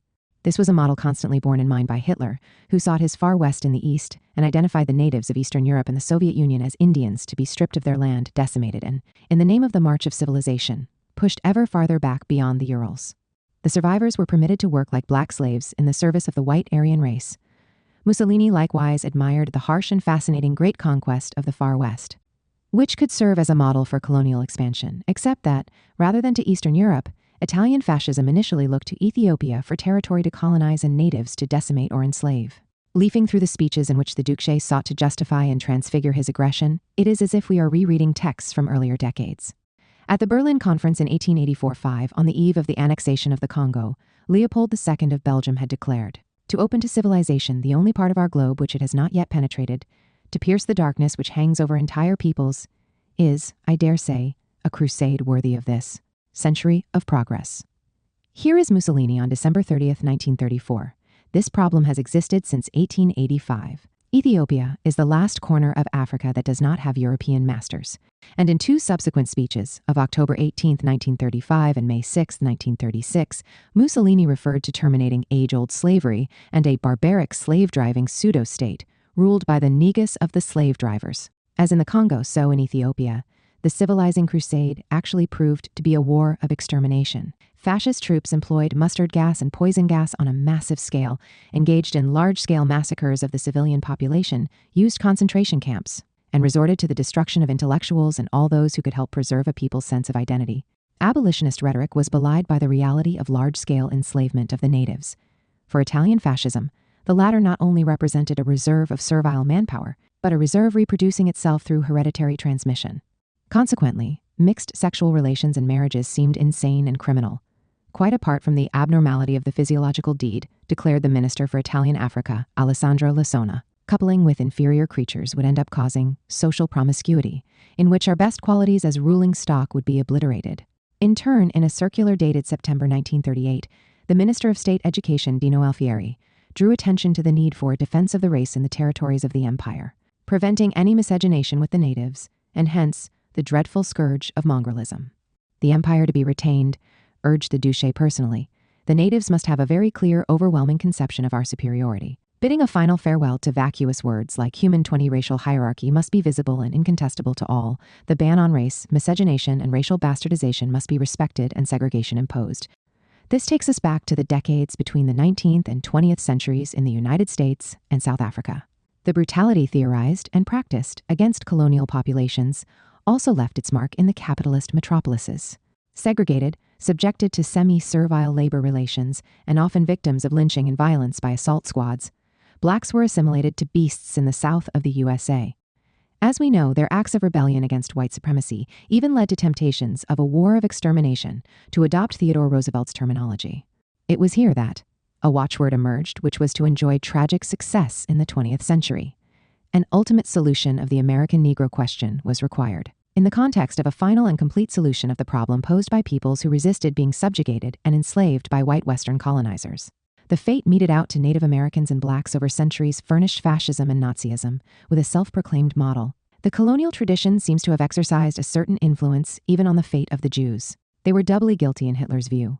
They pursued a policy of miscegenation and bastardization of races different from the Semitic one, and thus, along with the Bolsheviks, could all the more easily incite the revolt of inferior races. In order for there to be no escape from the regime of racial segregation, Mussolini stated, echoing Hitler, that the dignity and purity of the dominant race must be asserted not only against Hamites or Africans, but also against Semites, that is, Jews. There was no room for any form of pietism. The racial laws of the empire will be strictly obeyed, and all those who sin against them will be expelled, punished, imprisoned. After the enactment of the anti-Semitic legislation, the parabola of the racist delirium culminated in the Republic of Salo, an appeal to youth to enroll so that the blacks in the service of England do not contaminate the sacred soil of the fatherland, went together with delivering Jews to the Nazis and collaborating with the Third Reich in the final solution. Initially, at any rate, the Nazi ringleaders proposed to establish a Judenreservat, a reservation for Jews, similar to that to which the Native Americans were confined. We have seen Alfred Rosenberg express his pleasure at the deportation not only of the blacks, but also of the yellow men, Chapter 1, 5. In the USA, the Exclusion Act directed against the Chinese, who were the target of legal forms of discrimination and sometimes the victims of pogroms, was still in full force. From the late 19th century, in different ways and to varying degrees of intensity, the myth of race tended to impact on all those who were alien to the pure stock of the whites. This was a general phenomenon, but it assumed particular prominence in a country where the social and racial questions were interlinked, on account not only of the presence of blacks and Native Americans, but also of successive waves of immigration, if not from the colonial or semi-colonial world, then from zones regarded as alien to civilization or on its margins. These immigrants came to occupy the bottom rungs of the labor market. Often, they were frozen out of it and oscillated between unemployment and criminality. They were life's failures, who tended to reproduce themselves from one generation to the next, and therefore constituted a race harmful to society. Deriving from Britain, where it was first theorized by Darwin's cousin Galton, anew, science, eugenics, arrived in the USA and enjoyed extraordinary success. From the late 19th century and into the early 20th century, a movement developed that was intent on preventing procreation by elements prone to crime or parasitism. Between 1907 and 1915, 13 U.S. states enacted laws for compulsory sterilization, covering, according to Indiana's legislation, the first state to move in this direction, habitual delinquents, idiots, imbeciles, and rapists. There were those who proposed extending such legislation to vagabonds, for the most part members of an inferior race. With the emergence of the anti-colonial revolution in the wake of the October Revolution, new anxieties arose, or old ones increased. What was happening in the colonies, and why were the savages rebelling? Who was inciting them, challenging the healthy natural racial hierarchy? One thing was certain: a new deadly danger must be recognized and the menace of the underman confronted. Such was the subtitle of a book published in New York in 1922, whose author was Lothrop Stoddard. He spelt out the significance of the term coined by him. It referred to all those melancholy waste products which each living species excretes, the mass of inferior elements and the incapable, savages and barbarians, who were often full of resentment and hatred for superior personalities, who had now proved themselves unconvertible and ready to declare war on civilization. Such was the terrible threat, at once social and ethnic, which absolutely must be averted if our civilization is to be saved from decline and our race from decay. The book we are referring to was rapidly translated into German.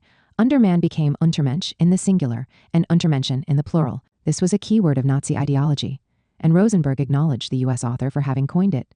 Let us take stock. The terminology that began to emerge and become established between the late 19th and early 20th centuries is symptomatic. The main categories and keywords of Nazi ideology, those giving radical expression to its destructive charge against the universal concept of man and its genocidal drive, or which in any event afford a glimpse of the horror of the Third Reich, all go back, directly or indirectly, to the colonial tradition. Konzentrationlager is a calque of concentration camps. Untermensch is the literal translation of underman. The Endlösung of the Jewish question recalls the ultimate solution of the Black question, or the final and complete solution of the problem of colonial peoples. The Blutschande, against which Nazism endlessly warned, brings to mind miscegenation, a cause for horror in the USA of the white supremacy. Behind Rassenhygiene is clearly eugenics. As regards war of extermination, of the race and Holocaust, comment is superfluous. If the terms in italics presided over Hitler's attempt to build a racial state in Germany and the German Empire, those in quotation marks date back to the British Empire and, above all, the American one, or the regime of white supremacy that raged against Native Americans and blacks in particular, but which did not spare immigrants variously suspected of being alien to the pure white race. There is no doubt that the laboratory of the Third Reich and of the horrors of the 20th century was in full swing, and it went back to the colonial tradition, or the history of the treatment inflicted on the barbarians in the colonies and the metropolises themselves by those who proclaimed themselves the exclusive representatives of civilization. Accordingly, when historical revisionism and the Black Book of Communism date the start of the history of genocide and horror from communism, they engage in a colossal repression. Solemnly proclaimed, the moral commitment to give voice to unjustly forgotten victims turns into its opposite, a deadly silence that buries the Native Americans, the Herero, the colonial populations, the barbarians, for a second time.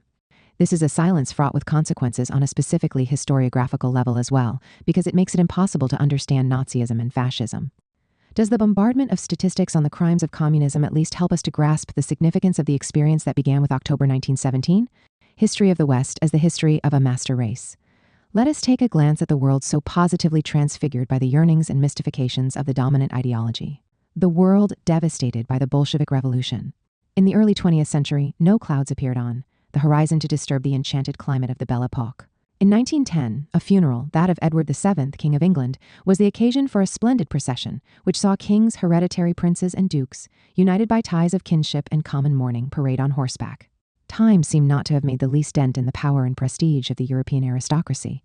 9 monarchs, all descendants of William the Silent, occupied the stage. The representatives of France and the USA took more of a back seat. The West presented itself as homogeneous in another respect as well, although conflicts were becoming visible. The great powers felt themselves infinitely superior to the inferior races, and gloried in belonging to a family, in fact, an extremely exclusive race. Defined and celebrated by a wide variety of names, European, white, Nordic, Western, Aryan, etc., it stood for civilization as such, a small, happy island in a boundless ocean of barbarism. At the time, Tsarist Russia, whose civilizing role in Asia was acknowledged by Theodore Roosevelt, also belonged to this family. Having been crowned king in London, Edward VII's successor, George V, participated in a ceremony in India the following year that elevated him to the status of emperor. Among those paying tribute to him were Indian princes and maharajas who acted as pages, sumptuously attired but submissive and docile. Corresponding to this splendid ceremony and similar ones, with which the conquerors sought to impress on the natives an image of their infinite superiority, was the reality of a rule which, as we know, did not shrink from the most terrible forms of oppression and violence. The history of the West confronts us with a paradox, which becomes intelligible if we start with the history of its leading country today. Democracy within the white community developed pari passu with the enslavement of blacks and the deportation and decimation of Native Americans. For 32 of the first 36 years of the USA's existence, the presidential incumbents were slave owners, as were the men who drafted the Declaration of Independence and the Constitution.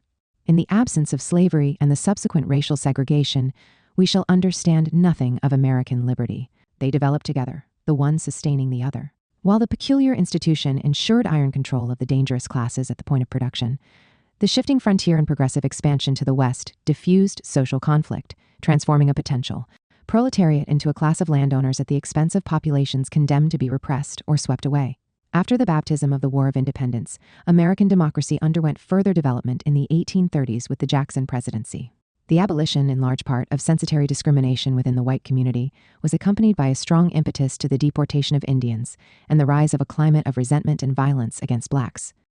A similar observation can be made about the so-called progressive era, from the 1890s to the 1910s. It was unquestionably characterized by numerous democratic reforms, direct election of the Senate, the secret vote, the introduction of primaries and referendums, etc. At the same time, however, it was a particularly tragic period for blacks target of the squattist terror of the Ku Klux Klan and Native Americans stripped of their residual land and subjected to a process of remorseless homogenization that sought to deprive them even of their cultural identity. In connection with this paradox in the history of their country, U.S. scholars have spoken of a Herrenvolk democracy, that is, a democracy that applies exclusively to the master race, to use the language beloved of Hitler. The clear line of demarcation between whites, on the one hand, and blacks and Native Americans, on the other, was conducive to the development of relations of relative equality within the white community. The members of an aristocracy of class or color tended to celebrate themselves as peers. The manifest inequality imposed on the excluded was the converse of the relationship of parity established between those with the power to exclude inferiors. The category of Herrenvolk democracy is also of use in explaining the history of the West in general. From the late 19th century to the early 20th, the extension of the suffrage in Europe went hand in hand with the process of colonization and the imposition of servile or semi-servile labor relations on subjugated peoples. The rule of law in the metropolis was bound up with police violence and bureaucratic arbitrariness, and with states of emergency in the colonies. In the final analysis, these are the same phenomena as occurred in the history of the USA, except that in the case of Europe they proved less obvious because the colonial populations, rather than residing in the metropolis, were separated from it by an ocean.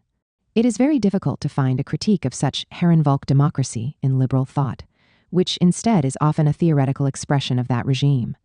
Thus, in a text devoted in its very title to liberty, we find a theorization of the absolute obedience required of races that are still in their nonage. Despotism is a legitimate form of government in dealing with barbarians. Dirty. The author of these sentiments in the second half of the 19th century was John Stuart Mill, who on another occasion blended considerations on the excellence of representative government, which he saw embodied primarily in the Anglo-Saxons with depiction of the great majority of the human race as still in a savage or semi-savage state, and of some colonial peoples as barely above the level of higher animal species. The main target of Lenin's struggle was precisely Herrenvolk democracy, based on the enslavement of hundreds of millions of working people in Asia, in the colonies in general, and in the small countries by a few chosen nations. The Russian revolutionary leader meticulously highlighted the major clauses of exclusion from liberal freedom applying to colored races well as immigrants from the more backward countries. As in a game of mirrors, the West that gloried in the rule of law was faced with the truth of the colonies. The most liberal and radical personalities of Free Britain become regular Genghis Khans when appointed to govern India. 34. Well might Giolitti's Italy pride itself on extending citizenship to virtually the whole male population. But once again, liberal self-celebration was answered by Lenin's counter-melody. He noted how extension of the suffrage aimed to enlarge the social base of support for the expedition to Libya, that typical colonial war waged by a civilized 20th century nation. Here we have a civilized constitutional nation performing its work of civilization by bayonet, bullet, noose, fire, and rape, even by carnage. It is a perfected, civilized bloodbath, the massacre of Arabs with the help of the latest weapons. By way of retaliation, about 3,000 Arabs were butchered, whole families were plundered and done to death, with women and children massacred in cold blood. And Mill could celebrate the British Empire as a step towards universal peace and general friendly cooperation among nations. However, even if we overlook the conflict between the great powers that subsequently issued in the First World War, this celebration involves a monstrous repression. The great powers' expeditions to the colonies are not regarded as wars. We are dealing with wars in which few Europeans died, whereas hundreds of thousands of people belonging to the nations they were subjugating died in them. And so, continues Lenin in stinging fashion, can you call them wars? Strictly speaking, they were not wars at all, and you could forget about them. The victims were not even granted the honors of war. Colonial wars were not deemed such because their victims were barbarians, who could not be regarded as nations at all. You couldn't very well call those Asians and Africans nations, and who were ultimately excluded from the human community itself. These were the grounds for the rupture with social democracy. What caused it was not the reform-revolution dichotomy. That is a formulaic representation, which becomes no more credible for having been so frequently shared, albeit with opposite value judgments, by both sides to the dispute. In the decades preceding the outbreak of the First World War, Bernstein saluted Imperial Germany's expansionism as a contribution to the cause of progress, civilization, and world trade. If socialists prematurely proposed to aid savages and barbarians in their struggle against impending capitalist civilization, it would be a reflux of romanticism. Along with the West in general, Bernstein, like Theodore Roosevelt on the other side, granted Tsarist Russia the role of guardian and dominant power in Asia. The idea of mission sometimes seems to cede to that of living space. In fact, the German social democratic leader verged on social Darwinism. The representatives of the cause of progress were the strong races, which inevitably tend to grow and expand with their civilization, whereas a vain, retrograde resistance was mounted by peoples who were uncivilized and even incapable of civilizing themselves. When they rebelled against civilization, they must also be opposed by the working class movement. While he struggled for democratic reforms in Germany, Bernstein demanded an iron fist against barbarians. Such is the logic of Herrenvolk democracy, which we have already analyzed. The subjugation of colonial peoples must not be hindered by sentimental scruples or abstract legal considerations. The strong, civilized races could not make themselves slaves of formal legality. The social democratic leader who subsequently expressed his horror at disrespect for the rules of the game in the October Revolution theorized a higher substantive legality on the basis of the philosophy of history dear to the colonial tradition. The October Revolution effected a radical turn vis-à-vis an ideological and political tradition, in which colonial arrogance and racial prejudice were a self-evident, undisputed fact. In these conditions, appeals for a liberation struggle addressed to the slaves of the colonies and to the barbarians present in the capitalist metropolis itself was bound to seem a deadly threat to the white race, the West, and civilization as such. Bolshevism was perceived by much of the European and U.S. press as a sworn enemy not of democracy per se, but of Herrenvolk democracy, and above all, of the global white supremacy on which the latter rested. Communists were branded and treated as renegades from the white race. An eminent member of the exclusive club of civilized peoples and the West when ruled by the Tsarist autocracy and Ancien regime. Russia became barbaric following the October Revolution and, in Spengler's words, revealed itself to be Asiatic, a member of the colonial world and populations of color. Chapter 2:8. We can now understand what happened in the south of the USA. Even after Franklin Delano Roosevelt became president, the policy of segregation and lynching of blacks continued its ravages. Communists struggled against it and were branded as foreigners and nigger lovers by the dominant ideology. An American historian describes the courage they were forced to display. Their challenge to racism and to the status quo prompted a wave of repression one might think inconceivable in a democratic country. To be a communist and challenge white supremacy meant facking the possibility of imprisonment, beatings, kidnapping, and even death. That the October Revolution and the communist movement had a racial, rather than a political, origin was likewise the opinion of Henry Ford. For him, the authors of this barbaric upheaval were not the colonial peoples and Asians, strictly speaking, but primarily the Jews, who were themselves to be regarded as alien to the West and civilization on account of their Oriental origins. The myth of the Judeo-Bolshevik conspiracy enjoyed particular success in Germany and solemnized its bloody splendors after Hitler's arrival in power. The Jewish philologist Victor Klemperer described the insults and humiliations involved in wearing the Star of David in harrowing terms. However, a removal man who is friendly towards me following 2 moves is suddenly standing in front of me in the Freiburger Strasse, takes my hand in both of his paws and whispers in a tone which must be audible on the other side of the road, "Well, Herr Professor, don't let it get you down. These wretched brothers of ours will soon have reached rock bottom." Klemperer comments with affectionate irony that those who thus challenged the regime at a time when the racist contagion seemed irresistible were good people with more than a whiff of the KPD German communists. 3. Branded as a direct or mediated expression of the barbarism of races that were inferior or extraneous to civilization, the communist movement performed an extraordinary pedagogical role as well as a political one, and not only in the colonies, but also in the advanced capitalist countries. A historiography that ignores all this ends up taking the form of a tool for ideologically transfiguring Herrenvolk democracy, the October Revolution, the liquidation of the Ancien Regime, and the advent of the social state. But let us now turn from the colonies and the lot of races deemed to be in their nonage, and focus our attention on the capitalist metropolis, in fact, exclusively on its civilized population. The splendid ceremonies we have alluded to are but one index of the extraordinary vitality of the aristocracy and the Ancien Regime. Lenin highlighted the fact that, within the imperialist metropolis itself, exclusion clauses from citizenship and democracy remained in force. In Britain, the electoral law is still sufficiently restricted to exclude the lower stratum proletariat proper. Furthermore, we might add, some privileged people continued to enjoy a plural vote, which was only finally abolished in 1948.45, the process leading to realization of the principle one person, one vote in the classical country of the liberal tradition was particularly tortuous, and it cannot be envisaged without the challenge represented by the revolution in Russia and the development of the communist movement. Even where male suffrage had become universal or well-nigh universal, it was neutralized by the existence of an upper chamber that was the preserve of the nobility and privileged classes. In the Italian Senate, the princes of the House of Savoy sat as of right. The remaining members were nominated for life by the king on the recommendation of the president of the council. Similar considerations apply to the other European upper chambers which, with the exception of the French, were not elected, but characterized by an admixture of heredity and royal nomination. Even in the case of the Senate in the French Third Republic, which had behind it an uninterrupted series of revolutionary upheavals culminating in the Commune, it should be noted that it derived from an indirect election and was so composed as to guarantee marked overrepresentation of the countryside and politico-social conservatism at the expense of Paris and large towns and cities. Once again, the situation in Britain is of particular interest. In addition to the upper house, entirely hereditary, with the exception of a few bishops and judges, the landed aristocracy had control of public affairs, a situation not very different from that obtaining in Germany and Austria. In the USA, the Ancien Regime presented itself in a highly peculiar form. The residues of censitary discrimination were not of much significance. More important was the fact that the aristocracy of class was configured here as an aristocracy of race. In the south of the country, power was in the hands of those who not by chance were branded Bourbons by their opponents. The roots of a regime sometimes celebrated by its supporters and sometimes criticized by contemporary scholars as a caste regime, inasmuch as it was based on ethnic social groups rendered impervious by the ban on miscegenation, were very strong. The largest exclusion clause affected women.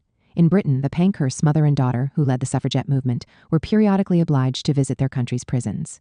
The situation was not very different in the other major Western countries. Denounced by Lenin and the Bolshevik Party, the exclusion of women from political rights was ended in Russia after the February Revolution, which was greeted as a proletarian revolution because of the influence of the Soviets and popular masses by Gramsci, who warmly stressed that it has destroyed authoritarianism and replaced it by universal suffrage, extending the vote to women too. The same road was then taken by the Weimar Republic, deriving from the revolution that broke out in Germania year after the October Revolution, and only subsequently in the USA. Social and economic rights also form part of democracy as generally understood today, and it is precisely the great patriarch of neo-liberalism, Hayek, who denounces the fact that their theorization and presence in the West date back to the lethal influence of the Russian Marxist Revolution. Chapter 1, 2. Naturally, the subaltern classes did not wait until 1917 before demanding recognition of such rights. Their conquest went through the same stages as the triumph of universal suffrage. Robespierre, who denounced censitary discrimination in the suffrage as an echo of ancient slavery, solemnized the right to life as the first of the imprescriptible rights of man. The 1848 Revolution, which sanctioned the triumph of universal male suffrage, also witnessed the emergence of demands for the right to work. This was the start of the second stage, whose protagonist was the socialist movement. In Germany, where the latter was especially strong, Bismarck sought to prevent a revolution from below by means of a revolution from above, which introduced the first vague elements of social security. Finally, the third stage, starting with the upheavals in Russia, has extended virtually down to the present. During the Second World War, in a famous speech on the Four Freedoms, Roosevelt declared that to destroy the seeds of Hitlerism, it was necessary to achieve freedom from want, therewith impacting radically on existing socio-economic relations. The U.S. president's watchwords seem to delineate a project of social democracy which, as Kissinger correctly observes, went far beyond the prior American political tradition. In fact, maintains Hayek, went back to the infamous Bolshevik Revolution. Each stage in this process was marked by extremely bitter struggles. Here it is appropriate only to mention the years preceding the Bolshevik Revolution. In Milan in 1898, General Bava Beccaris had a crowd protesting at an increase in bread prices fired on by cannons, killing 100 unarmed demonstrators and earning him high honors awarded by Umberto I in the process. In the USA, Theodore Roosevelt declared himself ready for a similar trial of strength. Order will be kept at whatever cost. If it comes to shooting, we shall shoot to hit. No blank cartridges or firing over the head of anybody. I like to see a mob handled by the regulars or by good state guards, not over-scrupulous about bloodshed. The sentiment now animating a large proportion of our people can only be suppressed as the Commune in Paris was suppressed by taking 10 or a dozen of their leaders out, standing them against a wall, and shooting them dead. I believe it will come to that. 49. The three stages in the conquest of universal suffrage, involving the radical and Jacobin phase of the French Revolution, the development of the socialist movement, and the October Revolution coincided with the stages of demands for, and the construction of, the social state, and this for a very simple reason. At bottom, it was a single process, which saw the subaltern classes demand recognition of their full human dignity. If denial of the latter primarily affected colonial populations, it did not spare the wretches of the capitalist metropolis. It was a stance that the liberal tradition only succeeded in surmounting with difficulty. For Mandeville, the wage laborer brought to mind a horse, whom it was absolutely inappropriate to teach to read and write. Should a horse know as much as a man?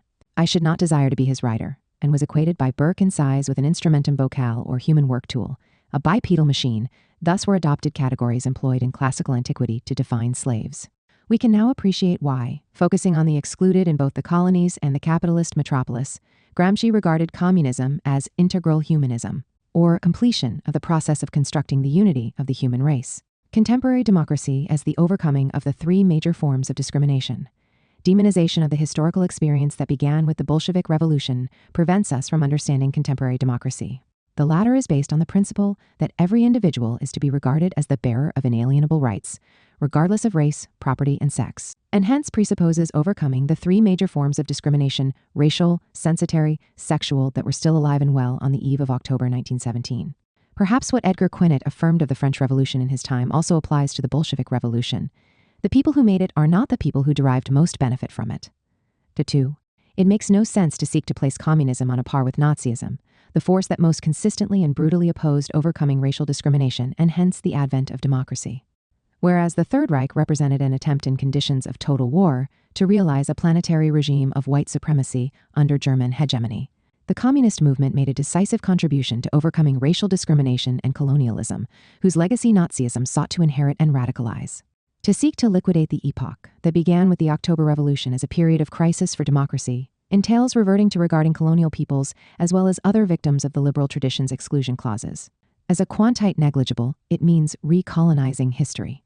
The pages in which Gramsci criticized white and the reactionary attitudes of defenders of the West and ironized about the fact that even for a prestigious philosopher like Henri Bergson, humanity actually signifies West, could and should form part of any text of civic education and education in democracy.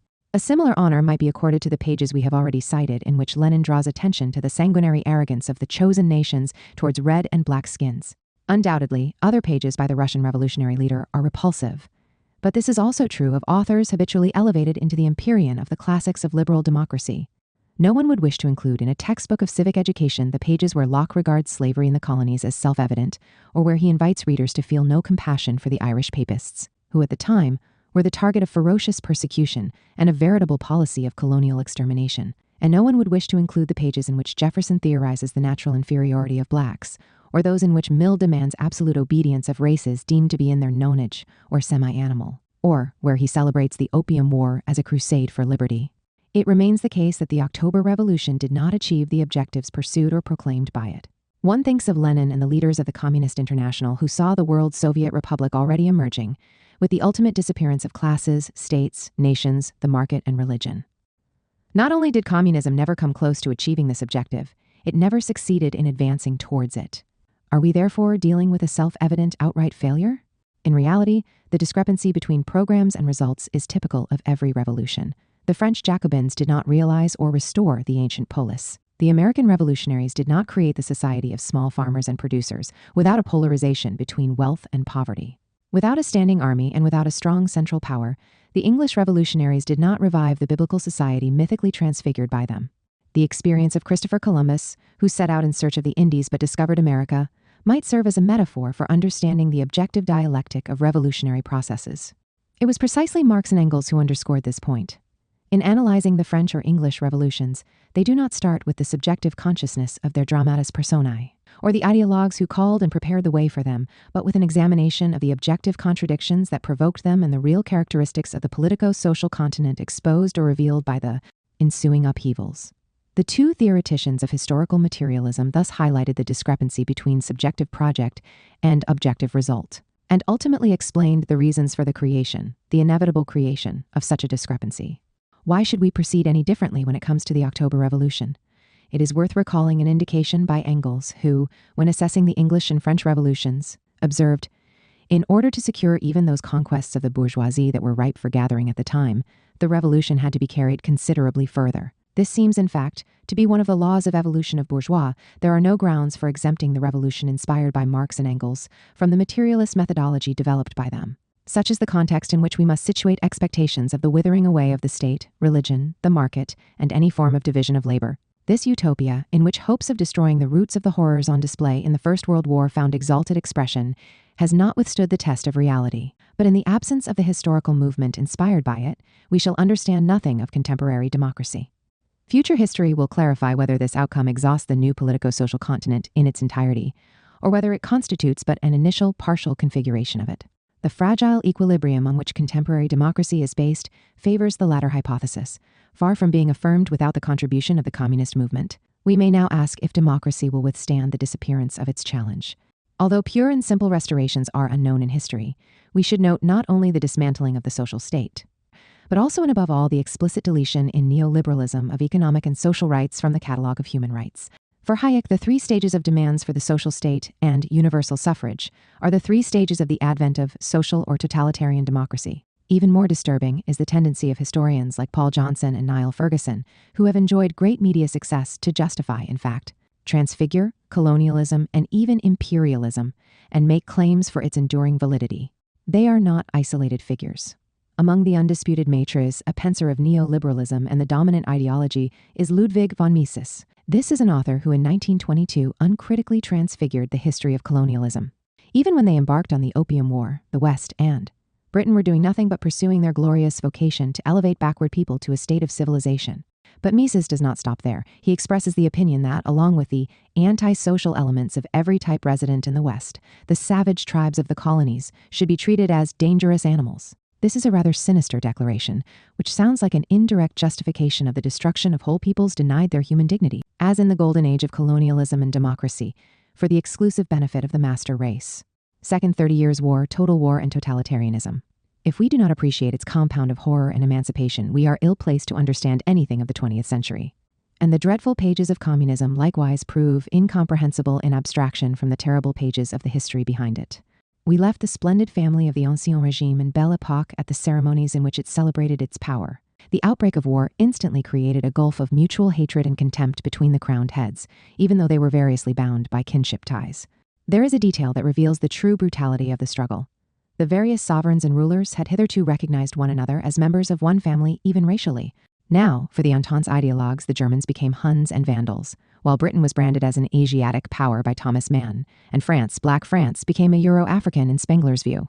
This mutual excommunication was symptomatic. The brutality that had always been regarded as legitimate in the case of inferior races now tended to erupt in the West, in the course of a war against an enemy who was expelled from the civilized world proper. This is the context in which to situate Wilhelm II's interpretation of the war between the Second Reich and Tsarist Russia as one between Slavs and Germans, a war that was racial in kind, and which consequently precluded any possibility of peace or compromise. Subsequently, following the October Revolution, the West as a whole was unanimous in including Soviet Russia among the savages of the colonial world, and Hitler felt legitimized and encouraged in constructing a continental German empire in a gigantic space mired in barbarism, while drawing the most drastic lessons from the colonial tradition and further radicalizing them. 1914 was the beginning of what many historians characterize as the Second 30 Years' War. A complex set of contradictions and conflicts of the most varied kinds which, having raged until 1945, were finally resolved only with the collapse of the USSR and the triumph of the American century. During this massive crisis, independently of the Bolshevik Revolution, and often prior to it, we witness the emergence of all those constitutive features of the totalitarian and concentration camp universe, that historical. Revisionism and the Black Book seek to deduce from the fateful October 1917. A merciless struggle required iron discipline on both sides. The regimentation of society reached unprecedented levels. The principle of individual responsibility was abrogated. This is demonstrated, for example, in Italy, by the practice of decimation, the punishment even of the guiltless relatives of deserters, or reprisals against the civilian population carried out by firing into crowds, a measure which the British government did not shrink from in its efforts to quash the Irish Rebellion. From 1916 until the achievement of independence by part of the unfortunate island, like the abrogation of the principle of individual responsibility, what are today regarded as other characteristic aspects of the totalitarian regime made their appearance during the First World War. Is the totalitarian state an all-devouring Moloch? We have seen Weber remarking in 1917 that the state is accorded legitimate power over life, death, and liberty, Chapter 5:2, and this also applies to countries with the oldest liberal traditions. In the USA, although safe on the other side of the Atlantic and sheltered from any danger of invasion, people could be sentenced to as much as 20 years in prison for having expressed an opinion liable to disturb the climate of sacred patriotic unity. Such patriotic unity was configured as a kind of single-party, political, trade union, or cultural organizations that challenged it were ruthlessly suppressed. A feature of the totalitarian phenomenon is the imposition of a strict state monopoly on information. This monopoly first appeared and proved brilliantly effective in the North American Republic. 7 days after declaring war, Wilson established a committee on public information that even regimented high culture. Another characteristic of the totalitarian regime is an admixture of control and violence by the state, with control and violence from below, perpetrated by political organizations or militarized sectors of civil society. During the First World War, a very prominent role was played in the USA by vigilante groups unearthing, attacking, and terrorizing possible or potential traitors. Finally, according to Arendt, totalitarianism is not content to impose a passive consensus, but demands an active consensus and active participation in a unanimous national effort. As a student of the propaganda techniques employed during the war observes, the belligerent country's objective, which was most effectively achieved in the United States, was to fuse the waywardness of individuals in the furnace of the war dance, to fuse thousands and millions of human beings into one amalgamated mass of hate and will and hope, as well as bellicose enthusiasm. Above all, the same slogans prevailed: total mobilization, total war, and even total politics. This is where we must start to explain the genesis of the term and reality of totalism, as it was initially dubbed, or totalitarianism proper. The Iron Fist targeted entire ethnic groups, suspected of maintaining links with the enemy or harboring sympathy for him, hence resort to deportation.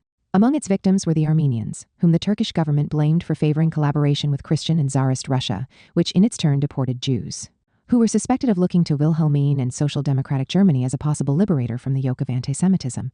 The protagonist in the first chapter of the 20th century tragedy that ended in Auschwitz was a country allied with the liberal West and at war with Germany, which subsequently became the artisan of the final solution.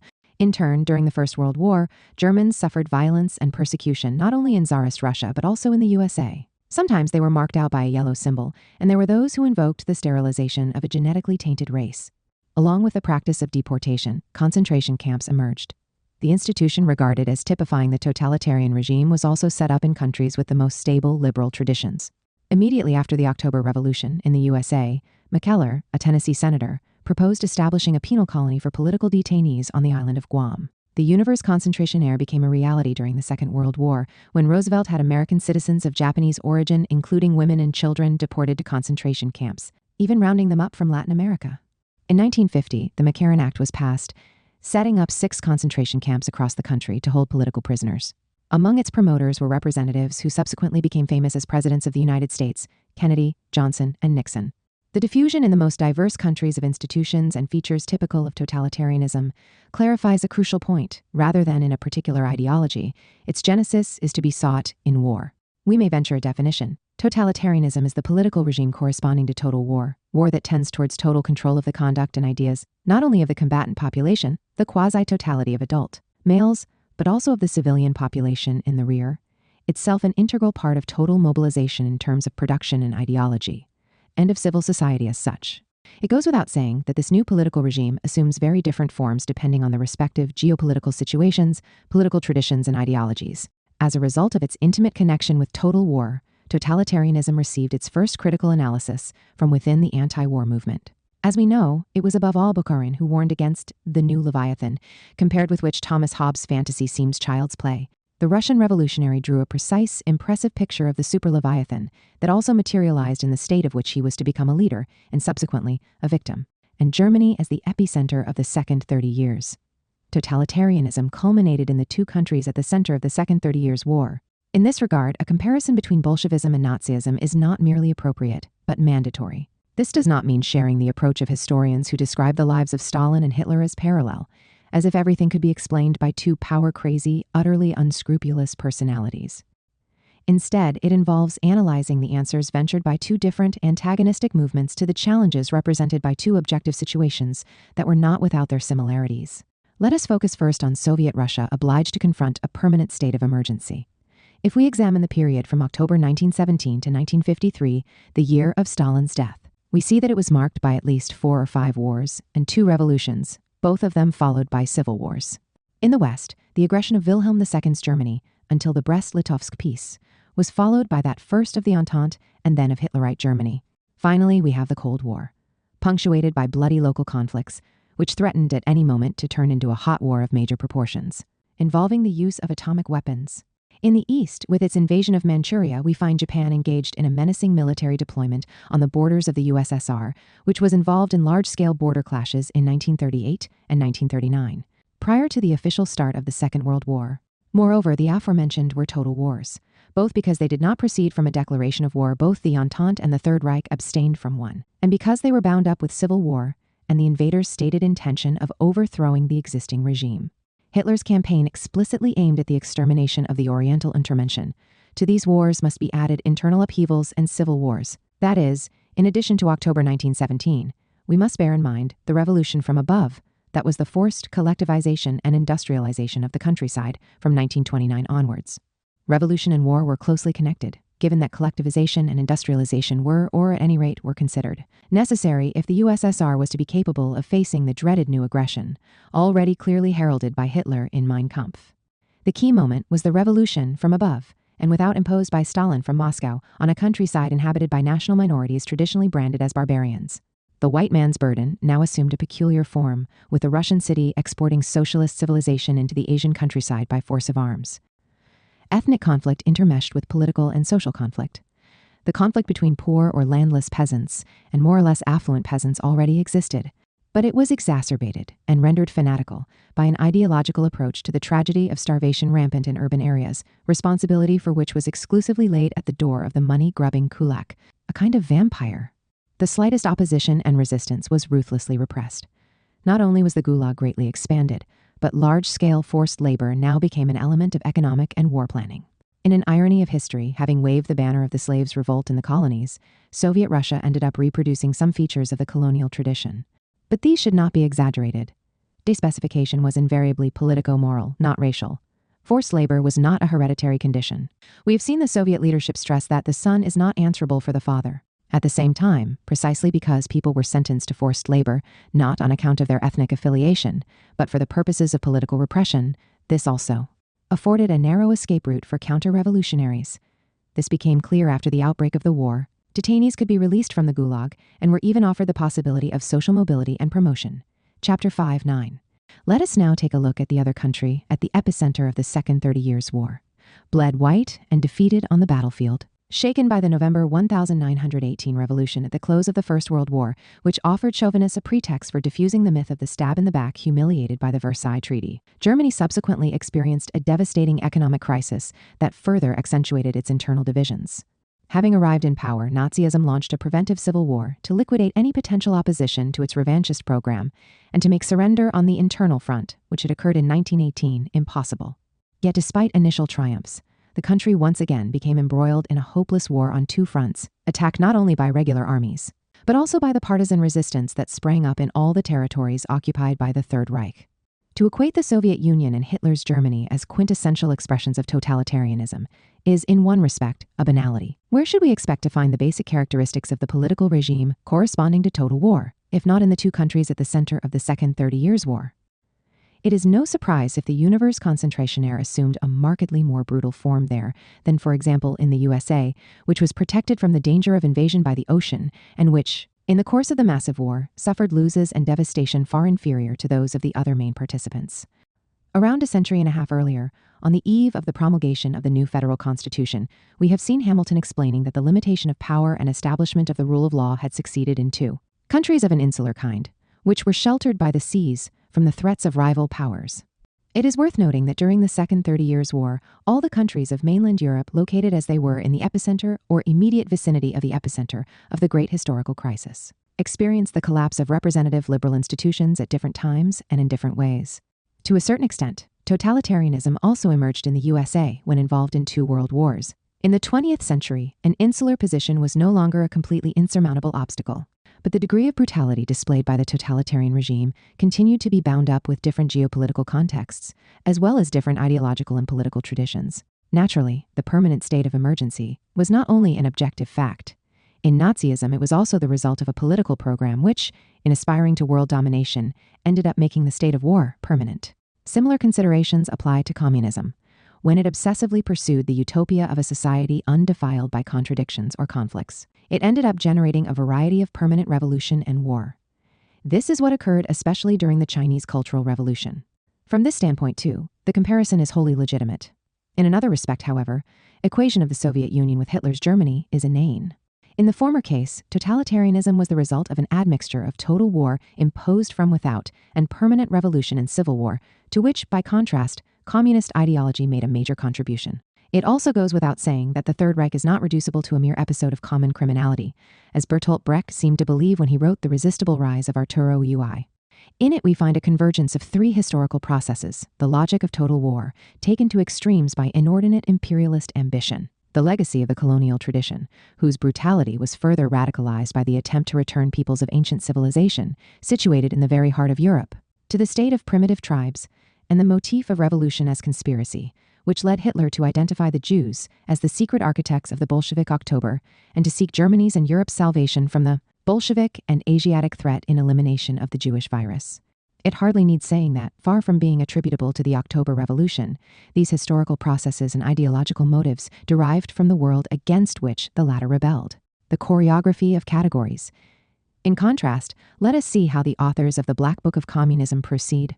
Having asserted the temporal priority of the communist genocide over the Nazi one, they do their utmost to demonstrate that the former was much more imposing in quantitative terms, wholly absorbed in their efforts to pile statistic on statistic under the illusion of rendering their calculus invulnerable. They do not even question the categories employed. It is important to make good this lacuna. Let us start with genocide, referring to the First World War. Bukharin and Luxembourg respectively spoke of a horrible corpse factory and mass extermination and genocide, Völkermord. Why should this denunciation be less credible than that which today aims to demonize the history of the communist movement as such? Why should the horror of an international war be assessed differently from the horror of a civil war? The soldiers who refused or hesitated to engage in military actions, in the knowledge that they entailed certain death, became targets for their own side. They were even bombarded by heavy artillery in a Russia determined, against Bolshevik opposition, to pursue the war at any cost. Perhaps denunciations from the communist side are to be regarded as irrelevant. Very well. There are U.S. historians who refer to genocide in connection with Hiroshima and Nagasaki, as well as the carpet bombing of Dresden and Tokyo, which, although carried out with conventional weapons, destroyed the civilian population of whole cities. Hence, we possess all the relevant elements for a serious discussion of the category of genocide. But historical revisionism and the Black Book do not like unnecessary conceptual complications. For them, everything is clear. There are two types of genocide: racial genocide, which was committed by the Nazis and them alone, the colonial tradition is repressed, and class genocide, which was committed by the communists and came first in chronological order. All that aside, the Armenian tragedy is ignored, and thus one can ultimately demonstrate the equivalence of Nazism and communism. Obviously, the meaning of class genocide is likewise assumed to be immediately clear and unequivocal. Yet we find ourselves confronted with a kind of yellow algorithm. The second term refers to a genos, a race is defined in naturalistic terms, subsuming every individual member regardless of his or her subjective consciousness and concrete behavior. The first term refers to history rather than nature and is used to indicate a social group with labile, shifting boundaries. The Communist Manifesto is not the only text to highlight the revolutionary role of transfuges from the dominant class. The thesis is clearly present in Lenin's What is to be Done, which in fact insists even more forcefully on the decisive contribution of intellectuals from the bourgeoisie to the development of revolutionary theory. In turn, the revolutionary militant, the tribune of the people, has the task of diffusing this theory not only within the proletariat but among all classes. It should be added that membership of a class does not always possess the same significance. There is a bourgeoisie that plays a progressive role not only in colonial countries, but also, according to Lenin, in all those situations where imperialist oppression puts the national question back on the agenda. On the other hand, it is precisely the Black Book that underscores the obsession with indoctrination in communist concentration camps in Maoist China. There certainly were studies involved, but inasmuch as it aims to alter the victim's behavior, indoctrination indicates an absence of genocidal intent, defined as the closure of any escape route for members of the targeted group. Defined, that is, as the project of destroying a group regardless of the conduct of the individuals comprising it. Indoctrination and the altered conduct it induces also changes its victims' treatment. At least as regards China, the Black Book acknowledges this. Penitentiaries were above all places to teach bad students who had been unruly or slow to learn. The solution was quite simple: change people's ideas. 3. However horrible this universe concentration error, it cannot be described as class genocide. Nor is an imprecise, unthinking use of categories conducive to historical or moral judgment. Writing of post-communist Russia, Maurice Duverger, having criticized the collapse in average life expectancy, attributable to the privileged few who have succeeded in accumulating enormous wealth that is speculative, and parasitic in origin, when not openly illegal, pronounces a terrible verdict. It is a veritable genocide of the elderly. Following the genocide of soldiers and the genocide of kulaks, counter-revolutionaries, have the genocide of the impoverished elderly. To this list, we might add the genocide of political opponents. In reality, in all these instances, the relevant specification, which refers to a group with shifting boundaries, comes into contradiction with the general category, which refers to a naturalistically defined group with very precise, inviolable boundaries. The individual elderly poor person can seek to escape misery, for example, through begging or thieving. The individual soldier can hope that his ability will get him through until peace arrives. Individual kulaks or communists can, if time permits, renounce the political positions that they have hitherto adopted. Members of an ethnic group whose destruction has been decided cannot alter their own identity and group affiliation by their conduct, and that is what defines genocide. Hence, certain episodes in the two world wars do approximate to genocide proper. The individual inhabitant of Hiroshima or Nagasaki could not escape the destruction. But this does not apply, obviously, to individual members of the Japanese people. As regards the First World War, we have seen an eminent British historian Taylor remarking that some 50 million Africans and 250 million Indians were involved, without consultation, in a war of which they understood nothing. Colonial inhabitants were simply rounded up and deported thousands of miles to be inducted into the corpse factory. And this not on account of behavior deemed unacceptable, but simply because they were members of an inferior race, utilizable as cannon fodder by a master race. Such behavior on the part of colonial powers in some ways resembles genocide. Although not rigorous, in the Black Book of Capitalism foreshadowed by Bukharin and Luxemburg, the category of genocide or horrible corpse factory and mass extermination is used more persuasively than in the Black Book of Communism. But let us see how class genocide was committed. It was primarily the result of man-made famine. The one that occurred in China following the Great Leap Forward of 1958 caused 30 million deaths, almost a third of the total number of victims attributed to communism. Once again, we encounter a category on whose history and meaning historians should reflect. Let us also seek to fill this lacuna, formulating a preliminary question. Without going too far back, when in the 20th century did starving an entire people become a weapon of war? We have seen Weber in the immediate aftermath of the First World War draw attention to the hundreds of thousands of German victims of the British naval blockade, which, much more than on combatants, impacted on the civilian population and the weakest and most defenseless. Obviously, the great sociologist was at the same time a fervent German chauvinist. So it is worth noting that Gramsci's verdict on the subject was even more severe.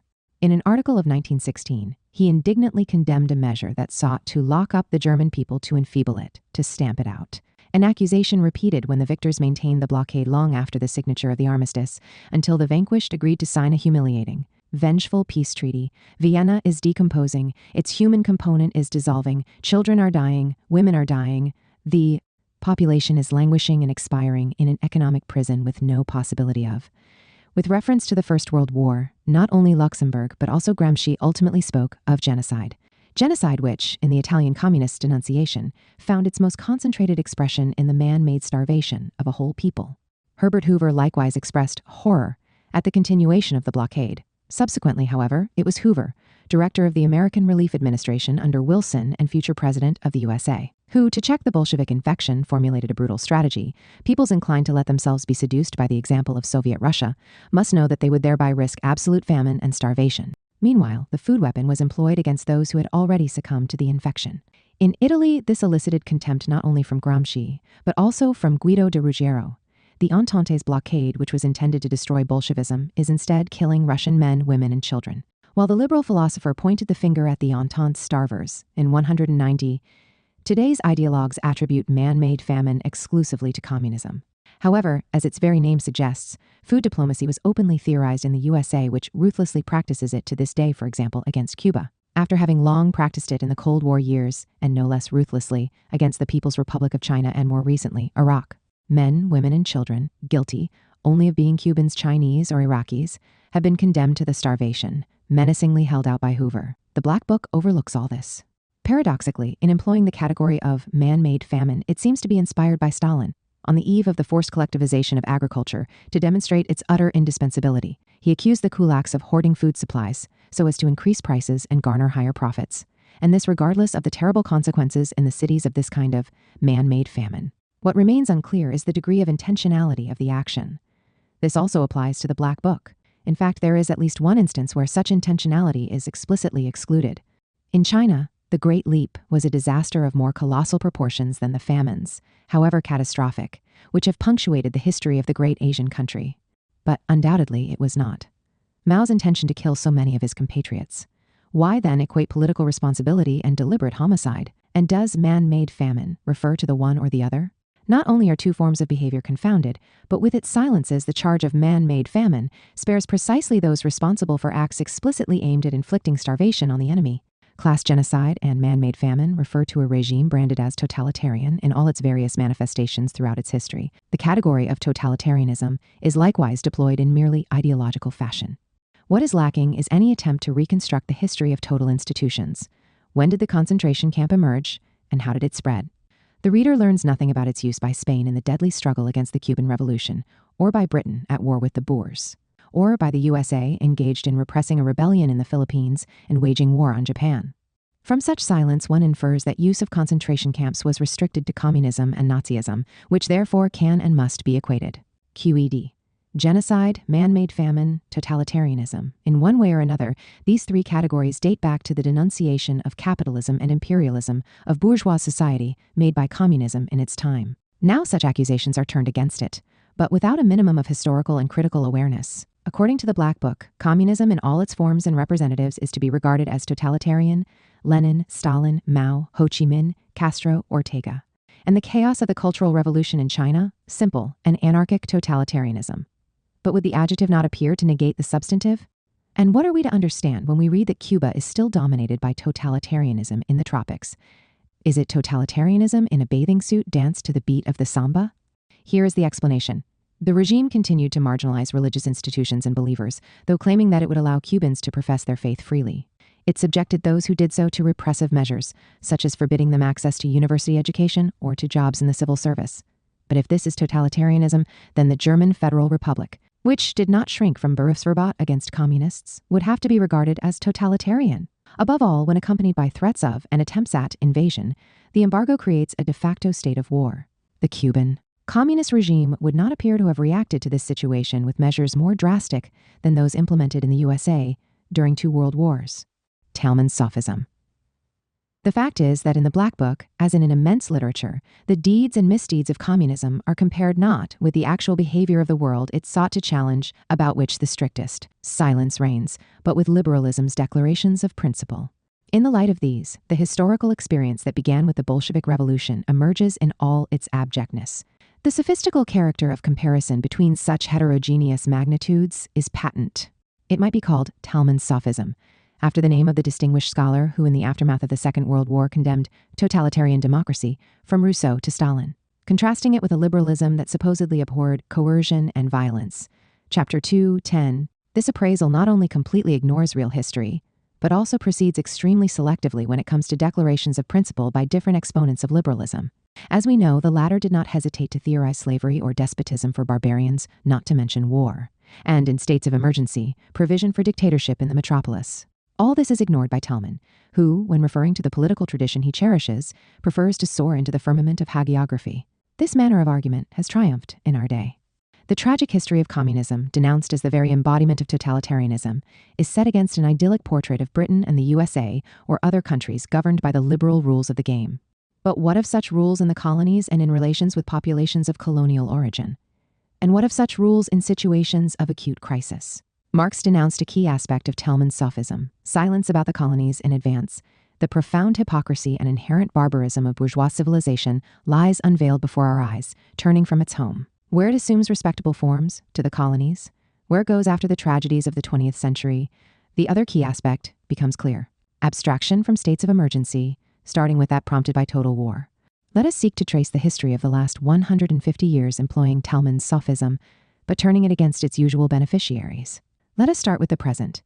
The Italian judiciary has given vent to suspicions of the CIA's complicity in the Piazza Fontana massacre, and it is now public knowledge that in the post-war period, the USA was ready to intervene at any point to cancel an electoral result favorable to the communists by force of arms. To this, we may add the long list of military interventions in Latin America, often on behalf of ferocious military dictatorships. And now let us read Stalin, who in 1952 called on communists to pick up the banner of bourgeois democratic freedoms and the banner of national independence, cast aside by the bourgeoisie. These were the years when the communist movement was mobilized in a global campaign to collect signatures for peace and a ban on nuclear weapons. On the other side, by contrast, Truman entertained a radical idea for securing complete victory in Korea, which emerges from a diary entry from January 1952. An ultimatum could be issued to the enemy countries, spelling out in advance that a failure to comply would entail the destruction of the largest cities and every manufacturing plant in China and the Soviet Union. See Chapter 6, 11. This was not a hypothetical private reflection. Even after the end of the Korean War, the atomic bomb was brandished against the People's Republic of China on several occasions. And the threat was all the more credible, given the fresh, terrible memory of Hiroshima and Nagasaki. Let us proceed backwards. During the Second World War, along with the two cities wiped out by the atom bomb, the Americans and British set numerous other Japanese and German towns and cities ablaze. The destruction of the civilian population was not coincidental. What lay behind it was a precise strategic design. Dresden was attacked because it was full of refugees, women, the elderly, children, using a particular technique. First of all, and roofs were destroyed with high explosives, which were followed by incendiary bombs that could thereby more easily penetrate the interior of houses and set fire to carpets, curtains, furniture, and so forth. The distinction between combatants and non-combatants seems to have been abolished. Roosevelt explicitly asserted this when, as we saw earlier, he declared, "We have got to be tough with Germany, and I mean the German people, not just the Nazis. We either have to castrate the German people, or you have got to treat them in such a manner that they can't just go on, reproducing people who want to continue the way they have in the past." And now let us read Stalin, who in August 1942, while Nazi barbarism was the rampaging in the USSR, was concerned to make a clear distinction. It would be ludicrous to identify Hitler's clique with the German people, with the German state. The experience of history indicates that Hitler's come and go, but the German people and the German state remain. The strength of the Red Army lies, finally, in the fact that it does not and cannot feel racial hatred for other peoples, including the German people. Let us take a further step back. During the struggle against the Bolsheviks, the Russian Whites, supported by the Entente, sparked pogroms of appalling proportions in which around 60,000 Jews lost their lives. Echoing the thesis of the Judeo-Bolshevik conspiracy, Churchill personally denounced Lenin as the high priest and head of a formidable sect, the most formidable sect in the world. Indeed, to counter anti-Semitic agitation, the Russian revolutionary leader, in addition to taking drastic measures, mounted a major propaganda campaign and had a speech recorded on disc so that it could reach the millions of illiterates. As is well known, the October Revolution broke out in the wake of the struggle against the First World War. Wilson celebrated it as a holy war, the holiest in all history. U.S. soldiers were crusaders, protagonists of a transcendent enterprise whose swords shone with divine light. By contrast, in addition to genocide, Rosa Luxemburg referred to an atmosphere of ritual murder. Lenin denounced the fact that in all belligerent countries, even the home fronts had become military convict prisons. To stifle such protest, repression from above intersected with repression from below. This is a key characteristic of fascism. Thus, in the USA, the Ku Klux Klan staged a baleful return and even after the war was over, targeted those suspected of insufficient patriotic loyalty and racial homogeneity, Jews, communists, and, above all, blacks. Corresponding to the anti-Jewish pogroms incited by white Russians were cases of lynching of blacks in the USA, which had been going on for decades. In its turn, the oppression of blacks referred back to the lot of inferior races. In 1890, the massacre at Wounded Knee, with the killing of defenseless women and children, sealed the conquest of the far west and the well-nigh complete erasure of Redskins from the face of the earth. These were the years when Theodore Roosevelt thundered against sentimental humanitarians who sympathized with the fate of the Native Americans and who were to be regarded as worse than the professional criminal class. These were the years when, in Stalin's ringing words, scores and hundreds of millions of Asiatic and African peoples usually remained outside the field of vision. White and black, civilized and uncivilized, were not put on the same plane. Only Leninism laid bare this crying incongruity, broke down the wall between whites and blacks, between Europeans and Asiatics, between the civilized and uncivilized slaves of imperialism. One more step backwards. While Europe witnessed the birth of the working class movement inspired by Marxism, in the USA, another wave of deportations removed the Native Americans ever farther west, confining them to reservations that resembled concentration camps, where it became increasingly difficult to counter hunger and the cold, and where bedclothes deliberately infected with smallpox were sometimes introduced. At the same time, in the South, blacks were slaves. In the event of rebellion, they were subjected to the most refined tortures, in accordance with an old tradition that involved roasting the victims over a slow fire, in an ordeal that could last up to 8 or 10 hours. Thus continued the idyllic proceedings which, according to Capital, characterized the dawn of the era of capitalist production. The old slavery had not been abolished when a new form of it developed, destined to survive the Civil War, the trade in coolies imported from India and China. It was Engels who denounced this new disgrace. The history sketched above invents absolutely nothing, but it is equally ideological, inasmuch as it contrasts the liberal West's concrete political conduct with the most noble aspects of the communist movement's ideological platform, ignoring its concrete behavior and the most terrible pages in its history. Yet this, in an inverted mirror image and in even more heavily ideological fashion, is how the Black Book of Communism proceeds. It is a literary genre that ill becomes historical research. Comprehension of massive conflicts presupposes analysis of the interacting behavior of the antagonists. The presumption on the part of one of the interested parties, the one that emerged victorious, to erect itself into judge of the other, condemning it on the basis of criteria to which it declines to submit, is ridiculous. Rather than a work of history, the Black Book of Communism is a kind of historiographical caricature of the Nuremberg trial. Conflict of happiness, conflict of liberty. We have seen that the 20th century signaled the advent of democracy. We may now pose a further question. Was the 20th century the one in which the phenomena of deportation, concentration camps, genocide first made their appearance? Or was it the century when all these horrors erupted into Europe? Unless we want to repress or transfigure the colonial tradition, the second answer manifestly dictates itself. Hence, if the horror of the 20th century is undeniable, escape into the past, to happier, less cruel centuries, is problematic. Where would it end? The 19th century?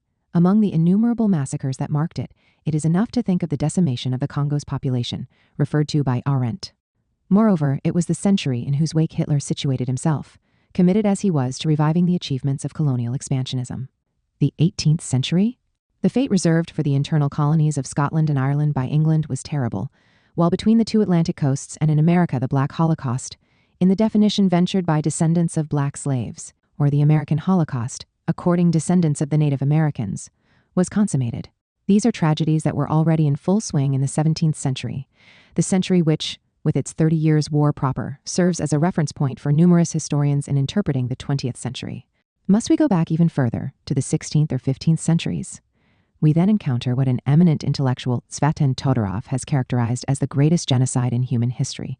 Moreover, it would be bizarre to seek to counterpose the epoch of the conquest to the century of Hitler's infamies, given that with his war of extermination against the natives, he might be regarded as the last of the conquistadores. Escape from the 20th century into the past secretes an implicit Eurocentric and negationist logic, in this instance of the Black Holocaust, the American Holocaust, and the innumerable massacres of the colonial tradition. While escaping to happy times past and denying the emancipatory charge of the communist movement proved fruitless, the latter's major contribution to the horror of the 20th century cannot be denied. What historical victory could ever justify it? In fact, on closer inspection, did not the catastrophe precisely begin with Marx's presumption in sacrificing morality on the altar of the philosophy of history and the impending radiant future? This is the principal theme in the tendency, today extremely widespread, to search for a kind of philosophical original sin, reverting from the October Revolution to the philosopher with whom it identified. This view results in a Manichaean contrast between a liberal political tradition attentive to the claims of morality and a political tradition incurably deaf to them. This is Talmann's sophism, with which we are familiar only now than in historiographical form. It is presented sub specie philosophiae. Yet in this version, too, it can easily be inverted. Having painted a dreadful picture that fully accords with the reality of British colonial rule in Ireland, an eminent English liberal historian Trevelyan stressed what in his view was the essential aspect. The subjugation of the unhappy island saved Protestantism in Europe and enabled the British Empire to launch forth strongly on its career of prosperity, freedom, and expansion overseas. Terrible human costs are justified in the name of a country's imperial mission we are in the midst of the catastrophe caused by the Third Reich or the Germanic Third Empire. And now let us compare the English historian's philosophy with Marx's. The latter recognized that, despite its arbitrary and brutal character, British colonial rule in India had a modernizing impact. In this sense, progress had been realized, but progress resembling that hideous pagan idol who would not drink the nectar but from the skulls of the... This is not an isolated point. Marx's main work can be read as a critical reflection on the bourgeois and Western philosophy of history, having stressed that capital comes dripping from head to toe, from every pore, with blood and dirt, converting Africa into a preserve for the commercial hunting of black skins, and bringing about the extirpation, enslavement, and entombment in minds of the indigenous population in America.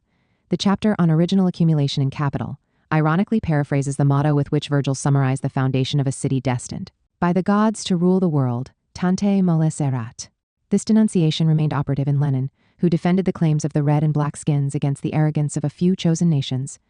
The search for the original philosophical sin that allegedly explains the horrors of our time does not stop at Marx. Behind the Bolsheviks, we find the model of the Jacobin terror, whose protagonists often referred to Rousseau. Such is the mandatory starting point, the organicism of the author of the Social Contract, who presumes to sacrifice individuals on the altar of the general will and an omnivorous whole. In reality, any such attitude was so alien to the philosopher that in a letter of September 27, 1766, written when the contradictions resulting in the French Revolution were already evident, he asserted, "The blood of one man is more valuable than the liberty of the whole human race."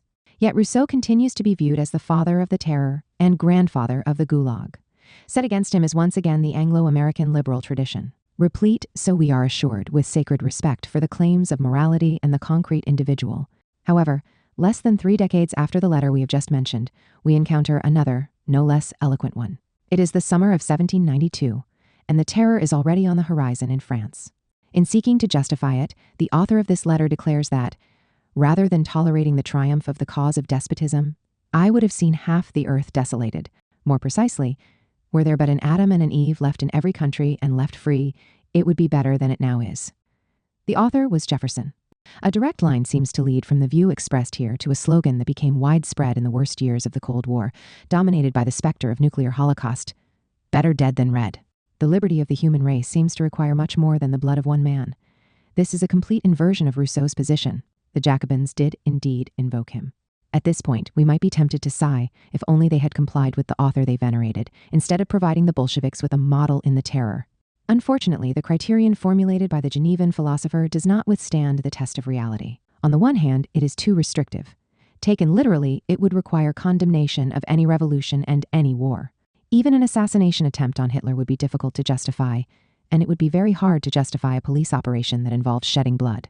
The police, the army, and the judiciary, at least in countries where the death penalty is provided for, operate on the basis of the presupposition that the blood of one or more human beings is worth less than the liberty, not of the human race, but of a particular political community. The state as such entails this principle. In Rousseau's letter, we can read a vague aspiration to the extinction of states, the anarchical utopia adopted by Marx and, subsequently, the Bolsheviks themselves. We are returned to the vicinity of a revolution which, at first blush, seems separated by an abyss from the criterion formulated by Rousseau. What becomes clear is that such a criterion is, on the other hand, too broad. It is a pious illusion to believe that adhering to the absolute value of the individual is in and of itself an antidote to revolutionary upheavals and the ensuing shedding of blood.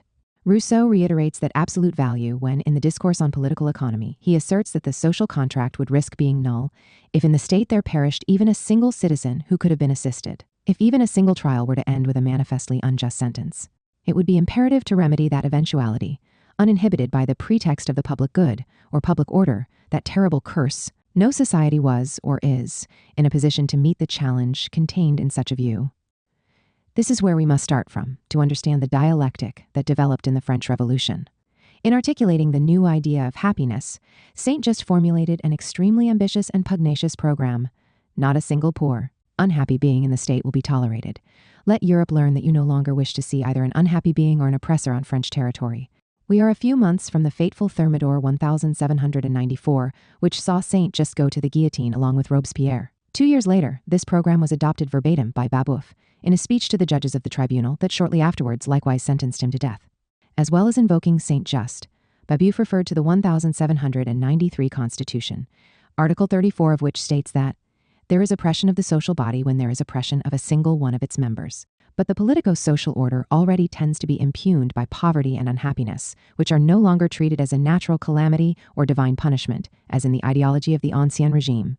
The misery and unhappiness of a single human being suffice for a condition of oppression to obtain, but then, continues the Jacobin Constitution, insurrection becomes the most sacred of rights and the most imperative of duties.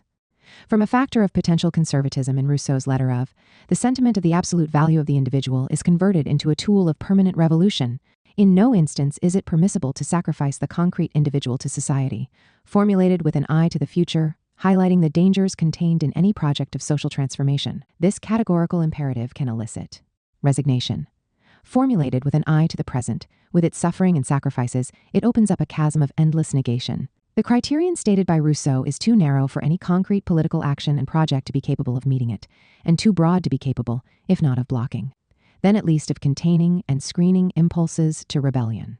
The unhappiness of a single human being is intolerable. Babeuf seems to realize the utopian character of such a demand and in fact sometimes prefers to speak of the happiness of the greatest number. This is a formula subsequently found in Bentham. The idea of happiness thus becomes more realistic. The unhappiness of a certain number of persons is now taken into account. The possible conflict between the happiness of some and that of others is now sometimes configured as a conflict between liberties. Focusing on the British colonists in America, where a kind of local self-government by white colonists who were often slave owners obtained, Smith observed that slavery could more easily be suppressed under a despotic government than a free one, where every law is made by their masters, who will never pass anything prejudicial to themselves. From this, the lectures on jurisprudence draw an extraordinary conclusion. The freedom of the free was the cause of the great oppression of the slaves, and as they are the most numerous part of mankind, no human person will wish for liberty in a country where this institution is established. 86. What a scandal from the standpoint of contemporary apologetic liberals is the preference indirectly expressed here for despotic government as the only form that can eliminate the institution of slavery. This anticipates the political and moral dilemmas of the American people either side of the Civil War. We can restate the political dilemma. Contrary to Smith, it involved choosing not between liberty and despotic government, but between the freedom of blacks reduced to slavery and the freedom of their owners. Slavery was only abolished following a bloody war conducted by Lincoln with remorseless Jacobin energy, and a subsequent military dictatorship over the secessionist states. When the Union abandoned the iron fist, whites were once again granted habeas corpus and local self-government, but blacks were deprived not only of political rights, but also, in large part, of civil rights. The political dilemma was also a moral dilemma. Let us leave aside self-declared defenders of the institution of slavery. Those who hoped for a gradual, painless reform process accepted an albeit temporary reduction of black slaves to means and things, the more radical abolitionists, who first pressed for a confrontation and then supported the military dictatorship over the South. In effect, accepted the reduction of the victims of the war and subsequent military dictatorship to means to an end. The situation was reversed with the return of the ex-slaves to semi-serfdom and the condition of sacrificial victims, immolated on the altar of newfound harmony within the white community, and restored democracy for the master race. The Civil War achieved a lasting result, the abolition of slavery. But at the cost of a terrible bloodbath, the number of casualties was higher than that caused on the U.S. side by 2 world wars put together. Was it worth it? Might it not have been better, suggest revisionist historians, to await the natural course of things, especially given that acceleration of the process of emancipation did not have the anticipated effects? What has been called the Second American Revolution evinces a disastrous balance sheet. It did not achieve liberty for blacks. It abolished slavery only to make way for the arbitrary violence of the regime of white supremacy. Certainly, the international influence of the abolitionist revolution weighs on the other side of the scale. It occurred in the same period as the abolition of serfdom in Russia, and at a time when the most odious aspects of what not only Marx, but in abundant literature, denounced as wage slavery or white slavery, were being challenged in Western Europe. We should also not lose sight of the fact that 1867 saw the passage in Britain of the Second Reform Bill, which significantly extended the suffrage. At a time when American blacks were conquering, or seemed to be conquering, political rights along with civil rights, it was hard to deny the white working class the former. Again in 1884, during demonstrations to secure the Third Reform Act and a further extension of citizenship, British workers waved flags invoking the Union's struggle to abolish slavery. That gesture might seem rather naive to contemporary historians. It appears to ignore the white supremacy which had supervened in the interim. Compared with the pre-Civil War years, the condition of blacks had, in a sense, even deteriorated. They were now forced to endure a situation of permanent isolation, intimidation, and terror. Cases of lynching multiplied.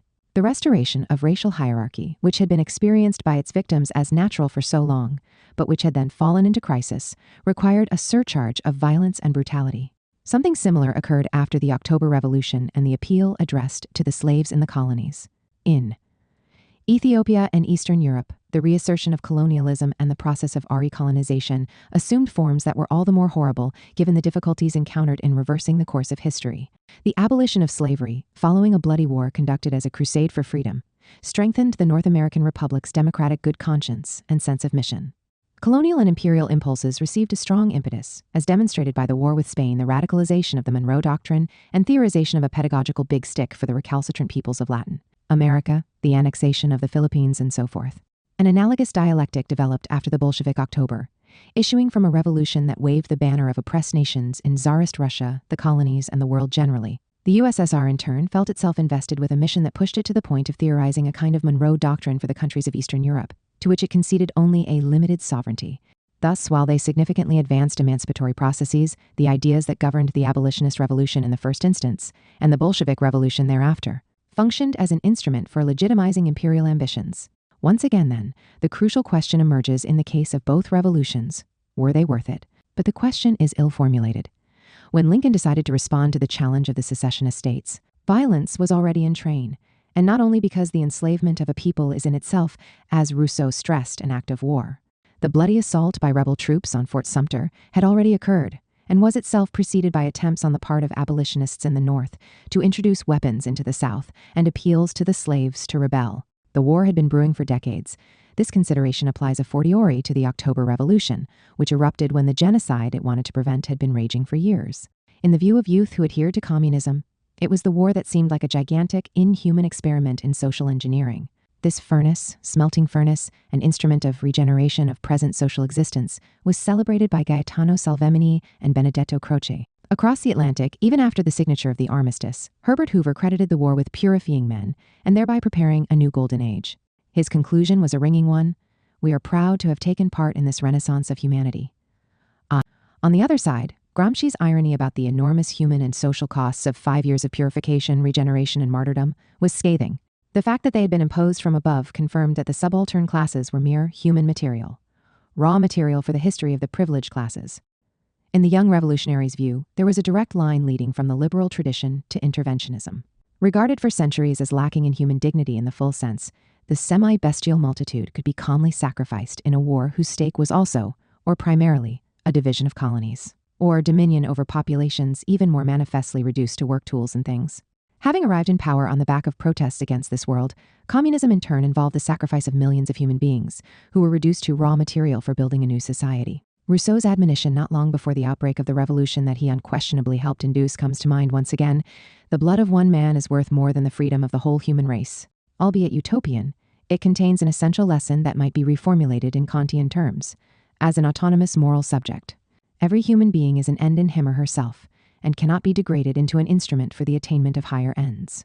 The constant moral dilemmas of our time. This truth is often mobilized to liquidate the Jacobin Bolshevik tradition that is also at work behind it. We have seen distinguished liberal thinkers equate wage workers with horses or machines and work tools, thereby denying them the dignity of moral subjects as well as political subjects. Even more radically and persistently, such a denial has operated to the detriment of members of inferior races. The decisive blows dealt to this world are key moments in conferring on every human being, regardless of race, property, and sex, the dignity of a moral subject, of being an end in him or herself. Making a major contribution to the attainment of this result, paradoxically, the French Revolution and the October Revolution helped develop the theoretical and moral tools that enable us to adopt an attitude of mature, critical distance towards them, which has nothing to do with the commonplace demonization beloved of Talmud sophism.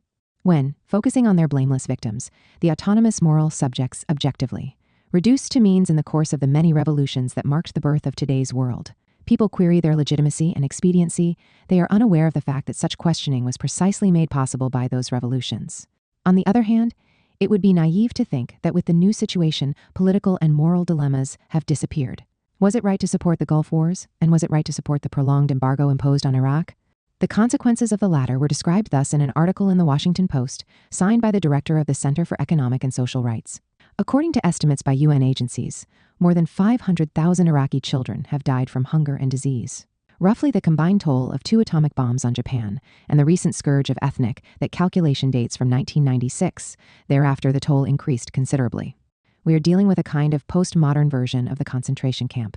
In the age of globalization, there is no need to deport a people. It is enough to block the flow of food and medicines, especially if one succeeds in destroying aqueducts, drainage systems, and health infrastructure with intelligent bombing, as happened in Iraq.